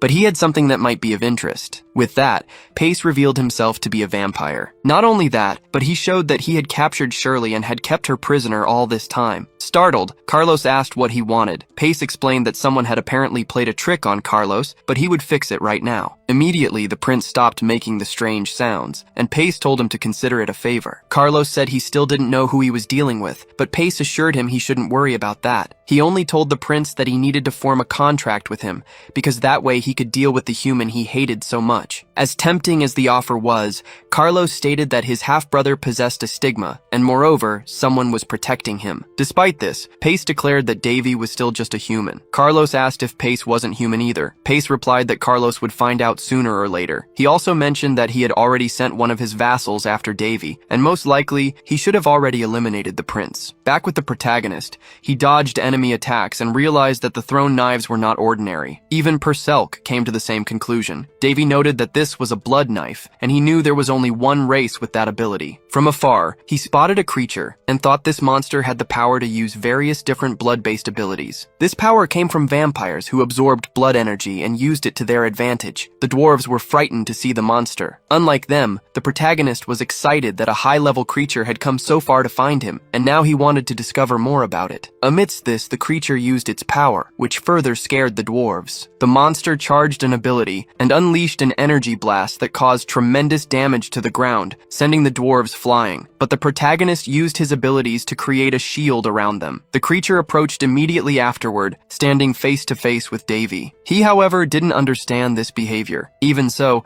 he was extremely curious and realized he would have to fight to discover more about the enemy. After being attacked, the dwarves are sidelined. Meanwhile, the protagonist faces off against the enemy. Not only that, but the monster stares back at him. Right away, Davy comments that his opponent seems pretty animated. And sarcastically, he asks if it thinks it's a real predator or something. Immediately, the protagonist notices an aura of blood. He knows that even among vampires, only high-level ones can use this ability. So, this enemy is, at the very least, at an expert level. Perselk tells Davy to be careful, as they've realized this enemy is much stronger than normal magical beasts. However, the protagonist isn't worried about it, saying that even if that's the case, the monster is still just an animal that moves by instinct. The beast roars as it sees the protagonist approach, but Davy hits it, sending the enemy flying into the air. The monster itself didn't even try to react. At this, the protagonist thinks the opportunity is perfect. With the enemy still airborne, he prepares to use magic and pulls the crimson sword from a magic portal. Davy says you have to saddle a horse to test its speed, meaning you can only know if a weapon is good by testing it in combat. With that, the protagonist performs several consecutive strikes, and the enemy is left completely unable to react. A flashback shows that during the peak of the Murim's central plains, the high-ranking officials of that sect were corrupt. They restricted martial artists and caused people to starve. The protagonist stood before the man who unified the Murim under a single sword. However, the only thing he could think of him was that he seemed to be just any ordinary drunk. Regardless, the man left behind 88 sword forms. This swordsman joined forces with the sword god Harris and evolved them to suit his combat style. Back in the present, the protagonist says that a man always needs tools. He sees the enemy react to the damage it suffered and concludes that the sword is truly incredible. Perselk, however, warns that the monster isn't dead yet. Davy realizes that the monster's abilities are similar to those of a lich. The creature is hiding its immortality core nearby. It can regenerate infinitely, as long as the core isn't broken. The monster will also be destroyed if its main body is shattered into so many pieces that it can no longer revive, or if it's exposed to a large amount of sacred power. But that's not something easy to do. Davy asks if Perselk knows anything about how a magical beast could gain immortality at the level of a high-tier vampire. They say that the fact the monster managed to use blood energy isn't natural. With that, Davy realizes he won't get answers easily. The creature survived, and since it has the ability to revive, the core must have been given by a vampire lord. But the protagonist wonders why such a vampire lord would choose a demonic beast. Since finding out the truth will be quite difficult, the protagonist decides to just finish off the opponent quickly. He uses the Azure Sword to try and destroy the monster's core. But Perselk says that won't work, because apparently the creature can even break the system's balance. Davy doesn't understand why. After all, you can even kill a deity with these swords. Plus, they've aged for a long time and become very strong, so there shouldn't be an enemy so powerful that it can't be defeated by them. Anyway, he wants to think about that later, because right now he has to solve the problem. Seeing movement, the protagonist knows the enemy is on the move, but he launches a preemptive attack and tells his opponent to hide better next time. Amidst this, a vampire manifests. It immediately lunges towards the protagonist, surprising him. However, it doesn't take long for the enemy to regret that decision, as he immediately realizes he's no match for the protagonist. Davy chases after the enemy, making him flee in fear of being caught. However, the protagonist has no intention of letting him escape. He then uses the Crimson Sword and throws rocks at the enemy. This blocks the vampire's escape path, leaving him nowhere to go. Davy, meanwhile, is toying a bit with his prey. He even thinks that if others saw him in this situation, they'd probably mistake him for the villain. The enemy doesn't understand what the protagonist is saying, and only thinks about getting out of there as fast as possible. However, when he tries to flee, Davy stops him. The vampire is immediately surprised by Davy's speed. Not only that, but besides stopping the enemy from fleeing, the protagonist says he can't just leave after what he's done. He then attacks the vampire, who narrowly avoids a direct hit. However, he still gets a cut and realizes that he's truly not facing just any opponent. The vampire thinks he belongs to the high nobility of his kind, and not only that, but he believes his race is superior to humans. He's facing a human who wasn't scared by the magical beast, and on top of that, after defeating it, is playing cat and mouse as if it's nothing. With this, the vampire realizes that Pace misjudged the prince, and now that he's become easy prey, his master isn't there to help him. The vampire can only think that he's not facing a normal human. Plus, he can't even counterattack his opponent. Sometime later, the protagonist subdues the vampire and tells him to behave and not try to resist. The vampire calls the protagonist an inferior human and asks, "What do you think you're doing?" Davy says he needs to know a few things, but the vampire claims his species doesn't give confidential information to humans. The protagonist, in turn, claims he never intended to make the vampire talk, as he has a perfect magic for that and can see through others' minds. He knows about the resilience of vampires. However, he believes there's nothing he can't uncover. At this, the protagonist uses his interrogation flame magic to get all the information he needs, and in the process, the vampire feels the flames burning his body. Immediately after, he begs the protagonist to put out the fire. Perselk says that even though he's an enemy, she finds this excessive, but Davy claims the vampire won't die. His friend says she isn't worried about the vampire, but Davy says he usually doesn't show mercy to someone who tries to take his life. Perselk knows this well, yet she still feels uncomfortable, so Davy says she's too kind-hearted. Next, he says he doesn't need to uncover much about the vampire, so he wants to get it over with quickly. Crying in despair, the vampire can barely speak and still shows resilience in this situation. The protagonist asks if he wants to experience a little more of the flames. Knowing he doesn't, the vampire introduces himself as Pedkid and says he's a viscount. Davy says he knows very well that he was the target, not the dwarves, then asks if this attack was because of what he did to the vampire maid. Pedkid says yes. Davy comments that the vampire is very cooperative for someone who, just seconds ago, was saying their mouth was a tomb. Next, he asks what he really wants to know, questioning why Pedkid Pedkid and the magical beast have immortality? The vampire hesitated to answer this question. With this, the protagonist thinks he might need to provoke him a little more. Annoyed, Pedkid makes an unexpected decision and claims he'd rather die than answer that. Immediately, Davy perceives the danger. He knows the vampire was cursed not to reveal what he knows. Pedkid starts to swell up and is about to explode. It doesn't take long for him to become a walking bomb and go flying, taking his information with him. After the explosion, the protagonist explains that the vampire didn't act willingly, but rather due to a curse, adding that he hadn't expected to uncover much anyway. Purcell apologizes, feeling guilty about the situation, but Davy assures her it's not her fault. He explains that when a curse is broken, the person who cast it can sense it. So, essentially, the defeated vampire's master now knows their subordinate has died. Not only that, but Davy also realizes that the curse he placed on Carlos has been lifted. The curse he used was deliberately difficult to remove, but someone apparently managed it, leading Davy to believe that all these events must be interconnected. Therefore, he expects the person behind it all to be powerful. Back in the dwarf village, they are rebuilding some of the destroyed parts. Purcell notes that the beast passed through here before going after Davy, which is why the area was devastated. The protagonist realizes the dwarves have become much busier because of this, mobilizing their forces to repair the damage. So he goes to meet the dwarf elder. Golgotha, in turn, apologizes for what happened. Davy asks if the elder was injured during the attack. Golgotha replies that he wasn't, but dozens of buildings were destroyed, and a few people suffered minor injuries. However, the protagonist notices something different. He senses the elder wants to tell him something, but is hesitant. At that, Golgotha invites them inside to talk. Inside the chambers, Davy mentions seeing several sentinels around the city and asks if anything happened. The elder says it's nothing major, just a child who disappeared from the orphanage. The sentinels are looking for them, but haven't found them yet. Furthermore, Golgotha fears that this place is no longer safe for the prince. Davy, however, says he also has something to reveal. He hands an item to the brothers, explaining that the notebook contains all the necessary information to restore the sacred item, as it will take a long time for them to finish it. He also mentions he'll be leaving soon, which is why he prepared the notes. The elder says there's no way they can pay for this, but Davy replies he wants nothing in return. In fact, he's the one who owes them a favor. Thanks to the dwarves, he got what he wanted. His sword's finished. Furthermore, he reveals that the magical beast was after him, not the dwarves. So once he leaves the village, their problems will resolve. He apologizes for causing so much commotion. Davy muses that the dwarves could have reacted differently. If they had been hostile, they might have used this chance to place all the blame on him. But instead, the dwarves stood by the protagonist, which is why he decided to reveal that he possesses a stigma. The only thing that worries him is the possibility of vampires attacking the village after he leaves, but there's not much he can do for now. In return,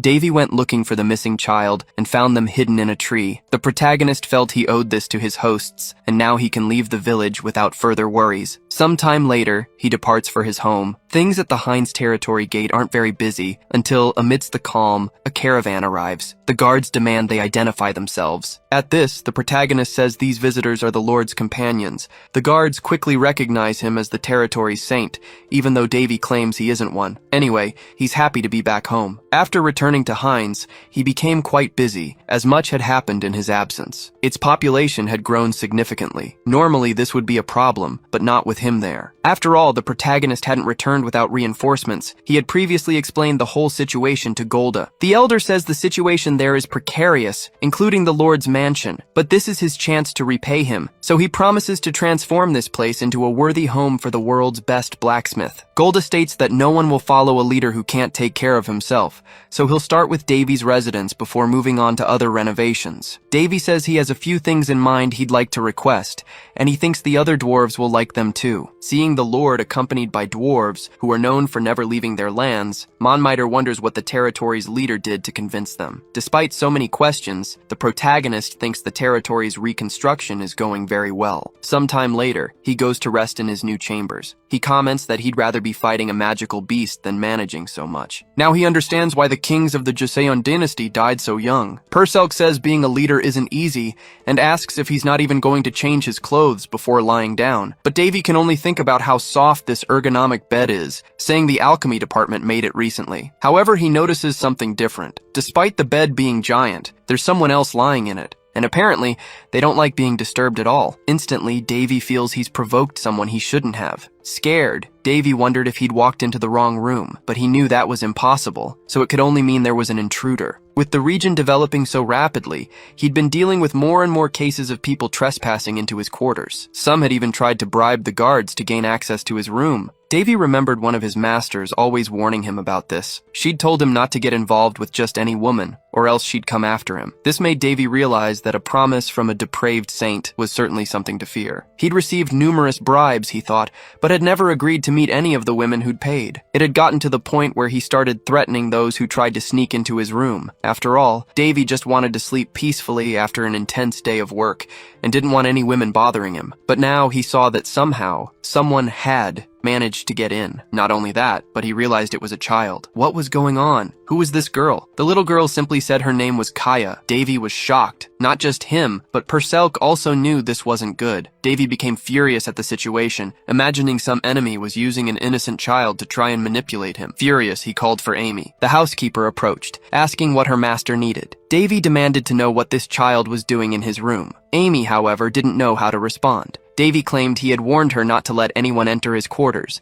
even when he was away. However, Amy asked if the prince hadn't brought this child back from his trip. He said no, so if Amy didn't know who this child was, someone else must have secretly placed the girl there. He didn't like it one bit, calling it a bad joke. Amy apologized, saying she should have guarded his quarters better, and promptly took the girl away. She promised to find whoever was responsible for her right away. However, Kaya looked at Davy and called him Daddy. Both of them were left speechless. The shock was so great that Amy let go of the girl, and Kaya immediately ran towards Davy, hugging him tightly. Despite being called Daddy, Davy had no idea what was happening. But his problems were only just beginning, because then he was startled again as another girl appeared in his room. This one, however, seemed more frightened. A while later, Kaya was running around the quarters, and Amy tried to keep an eye on her. Upon checking the girl's status, Davy realized that this was actually the human form of the Crimson Sword, and the other girl was the Azure Sword. He just couldn't understand why both had taken on human, childlike forms. Perselk remarked that Davy's sense of morality must be wounded, given the terrible names he'd chosen for them. Davy, however, retorted that it was too late for that now. Davy definitely hadn't expected this, but he discovered the swords had become self-aware and called him father because he had created them. He insisted, though, that this had happened against his will. Meanwhile, Amy offered Kaya a biscuit. Seeing this, Davy wondered if swords even needed to eat. As if one wasn't enough, the other girl approached Davy. She hadn't made up a nickname for herself, so Davy continued to call her Azure. The girl in turn called him Daddy. Davy felt his heart couldn't handle so much cuteness. A while later, he gathered the two of them. He asked if they could return to their original form. Azure and Crimson understood the command. They manifested their power together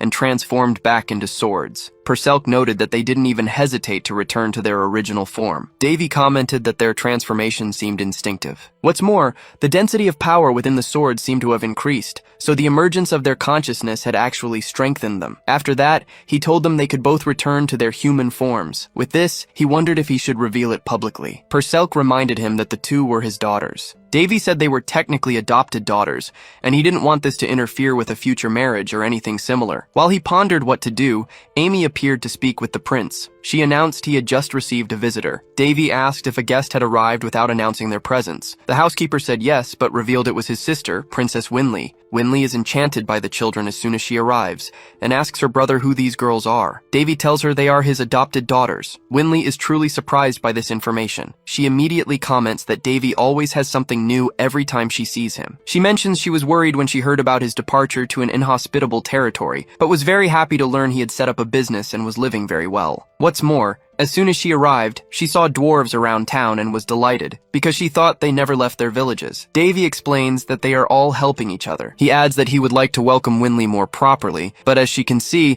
things are quite hectic around here. She says it's no problem and is simply happy to see her brother content. Besides, she knows he's a busy guy. Davy thinks his sister is right. After all, he is having fun. He then invites Winley inside, while still attending to his family. Amy leads the other people who traveled with Winley. The protagonist notices something strange about this, but for now, he'll let the housekeeper deal with the others. Inside the house, Davy asks Winley how she found time to visit him, being so busy with her own territory. She explains that the number of nighttime attacks has decreased, so Varys has become a very peaceful territory recently. Unlike his territory, Varys is quite uninteresting. Actually, Winley says the reason for her visit is something else. She asks if her brother knows how to use the power of a stigma. She knows that despite her brother being a busy guy, he's the only one she can count on now. That's why she wants to know if he can help. The protagonist sees his sister crying and realizes she's in trouble. He quickly volunteers to help in whatever way necessary. A little while later, Winley falls asleep. Davy knows there's a considerable distance between the Varys and Hines territories, so she must be exhausted. After all, she traveled for several days without proper rest, just to speak with him. Winley had mentioned that a friend of hers was on the verge of death, with doctors and priests having given up trying to cure her. The protagonist knows that Patna is Winley's friend and personal bodyguard. She was hit by a poisoned arrow while defending the princess. His sister had fallen into a trap and was pursued by bandits, so if Patna hadn't been with her, Winley might have been hit by the arrow.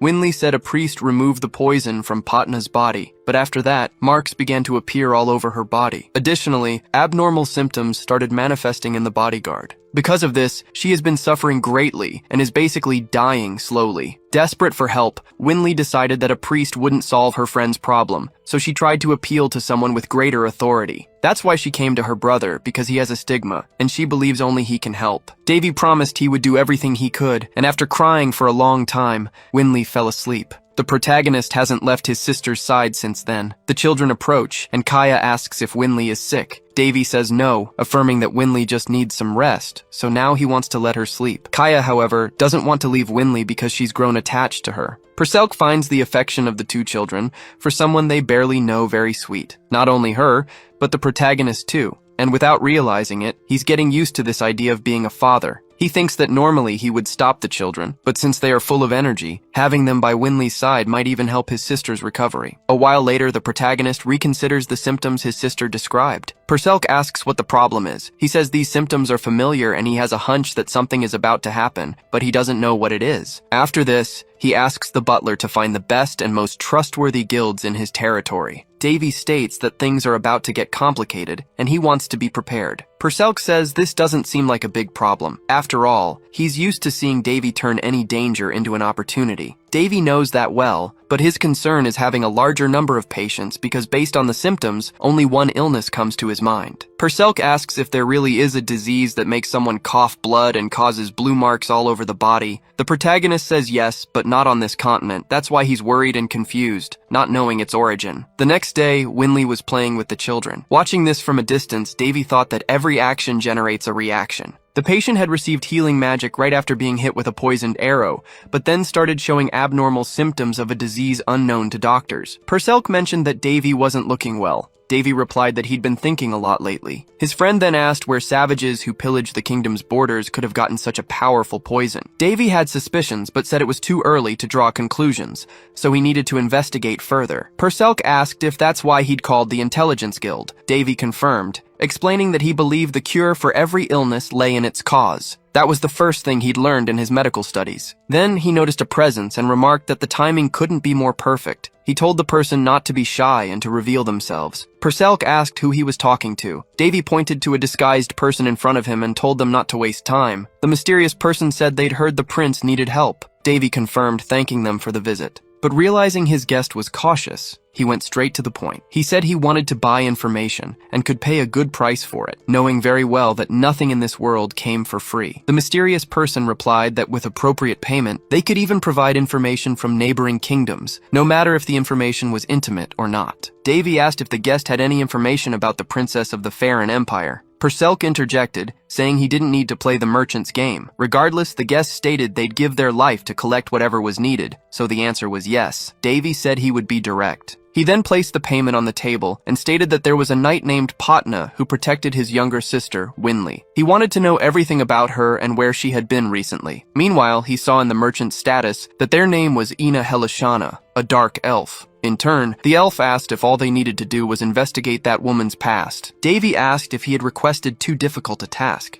Ina said they wouldn't accept the money. Davy asked, why not? Ina replied that they would be paid after completing the service. Davy then asked what would happen if he decided not to pay. The elf, knowing Davy was quite sarcastic, also knew he didn't usually break agreements, which was why she knew he'd pay. Davy realized that even though she was discreet, Ina wanted to form a connection, and he found that good. He then asked if her guild had proposed such an arrangement. She said she'd made the decision on her own. In that case, Davy agreed to the arrangement. Immediately, Ina vanished from the spot with a smoke bomb. Davy, however, remarked that they could have just left like a normal person. He then realized that Ina Helishana had tried to hide the fact that she was a woman. Not only that, but her nickname was Echo, someone famous across the continent for always completing her tasks. Perselk asked what he knew about the name Helishana, as it was Ina's surname, and it had caught his attention. Davy said it probably wasn't anything significant and told her to forget about it. 2 days later, as Davy prepared to leave, his sister insisted on coming along. He explained that Winley's friend was in a serious condition, so he needed his sister to stay there while the matter was resolved. He also told Winley not to be stubborn. After all, the journey was long and bringing more people would only delay them. Besides, there was no time to lose, so he needed her to stay and rest, as such horse travels were very tiring. Davy thought his intuition told him something bad would happen if Winley came along. Perselk, however, commented that it had nothing to do with intuition. Despite all this, his sister insisted on going with him, until, amidst their discussion, someone appeared. It was one of Winley's companions who asked what was happening. Winley said her brother didn't want to let her travel with him. Perselk, in turn, said that this was the very problem Davy had mentioned. Ulysses introduces himself as a rank 5 mage. He mentions he's associated with the Red Tower, even though that affiliation seems a bit unusual for someone of his status. Davy introduces himself in return, stating he's heard about Ulysses.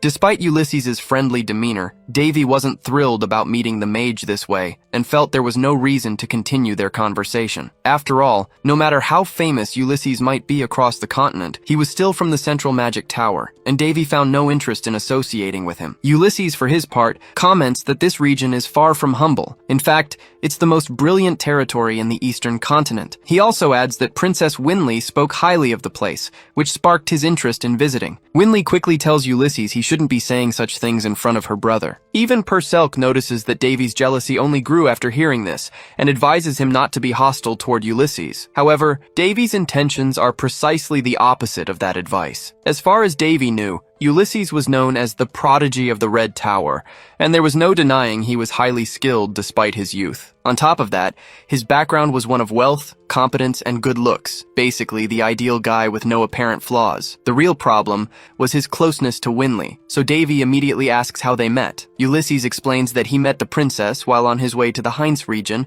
and accompanied her all the way here. Davy thanks him for his kindness, but internally, he felt like killing the guy. The mage then clarifies that Winley actually helped him. When he was fleeing from mountain bandits, the princess used her magic to defend him. Because of that, he feels he owes her a favor. He then states that he's very skilled with spatial magic and can create a small mana portal that transports items anywhere he wishes. Winley is quite surprised by this, unlike her brother. She explains that such portals are smaller, unlike those that need to be installed, and only a truly skilled mage would possess such an artifact. Ulysses, however, says it's just a coincidence he's carrying the item, explaining he had to safeguard it to ensure it wasn't damaged. Winley finds it incredible that he can use 2 different types of magic, little knowing that her brother does the same thing. Regardless, Perselk points out that this could be beneficial for Davy, as teleporting things over long distances is difficult for him. Even though he didn't like the idea, Davy agreed. Reluctantly, he accepted the mage's help. Sometime later, the teleportation magic was used. The 3 of them appeared at their final destination, the kingdom of Varus. But upon arrival, the place seemed rather unsettling. Perselk noted a smell of burnt protein in the air. Davy realized the smell was very similar to burnt bodies. Winley wondered if there had been another invasion, but couldn't understand why, as it hadn't been long since they'd driven out all the bandits. Amidst this, someone recognized Princess Winley. The man introduced himself as Count Lington from the Corporation for Disease Treatment,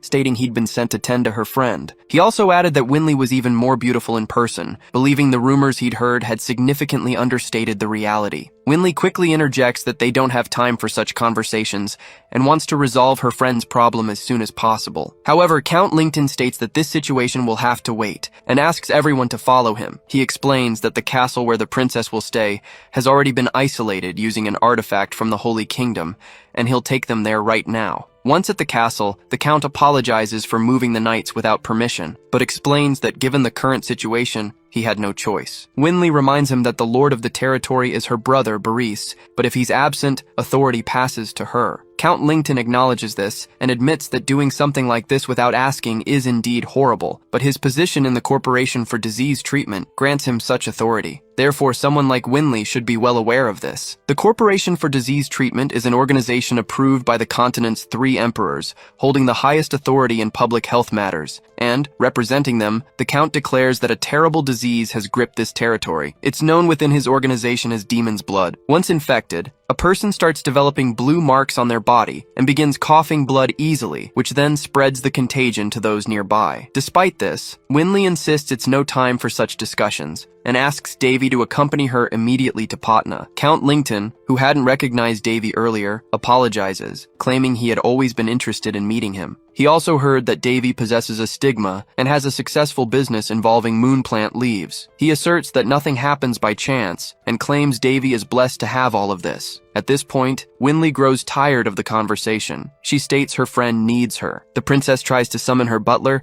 but Count Lington informs her that all staff on the premises are in quarantine. Since the disease is highly contagious, he couldn't risk it spreading, so everyone who had contact with the patient is under surveillance. Contrary to what the princess might think, Count Lington asserts that he has the Queen's direct authorization to carry out his duties in this territory. He further claims that in times like these, his authority supersedes that of the local lord, as this isn't the first time such a situation has occurred. Not only that, but he states this disease is incurable. Not even divine power will solve the problem. However, that's precisely why he and his team are here. He asks the princess to leave the rest to him, because he'll soon return with good news. A treatment room was set up on site. The protagonist went to check the situation and noticed many sick people. He realized this quarantine was more about preventing the worst than actually curing patients, though it was still a plausible way to handle things. Purcell said he'd never seen anything so horrific in his life, and the smell of the place was unbearable. Meanwhile, the protagonist looked for his sister's friend. It didn't take long to find patient number 1, and she was in a terrible state. Upon seeing her, Davy said it was all caused by a flower. As far as he remembered,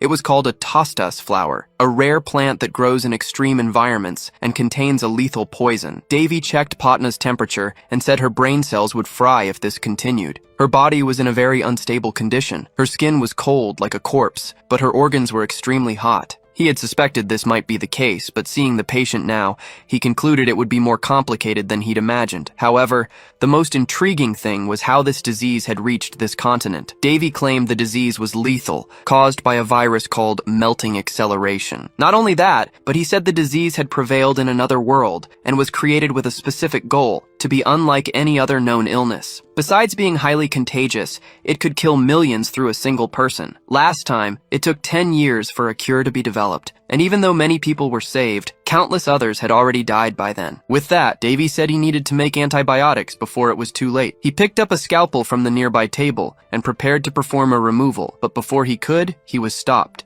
A baron named Gorneo, an official from the disease organization, said it was a restricted area and asked what the protagonist was doing. He introduced himself as Prince Davy and said his presence should have already been reported. The baron said he was aware of the prince's arrival, but claimed this place was off limits even for royalty, so he asked Davy to leave. He added that Davy must already know a pandemic was spreading across the territory, and they had discovered the disease spread through the air. He then asked the prince to cover his face before he inhaled the contagious disease. He said he was aware the prince had a stigma, but affirmed it wouldn't protect him because a high priest had recently visited the kingdom and even he got infected. Suddenly, the baron saw someone screaming in pain and asked when that patient's condition had worsened. Gorneo told them to calm the patient down and then give him painkillers. One of the nurses prepared a syringe, but the protagonist claimed that if he gave that to the patient, it would kill him. He then asked to check the vial, and upon grabbing it, he said that was the problem. Davy tore open the patient's shirt, realizing the man's blood was clogging his lungs due to the virus. Therefore, he would have a cardiac arrest if this problem wasn't dealt with. With that, the protagonist prepared a scalpel and made a precise incision on the patient, relieving his pain.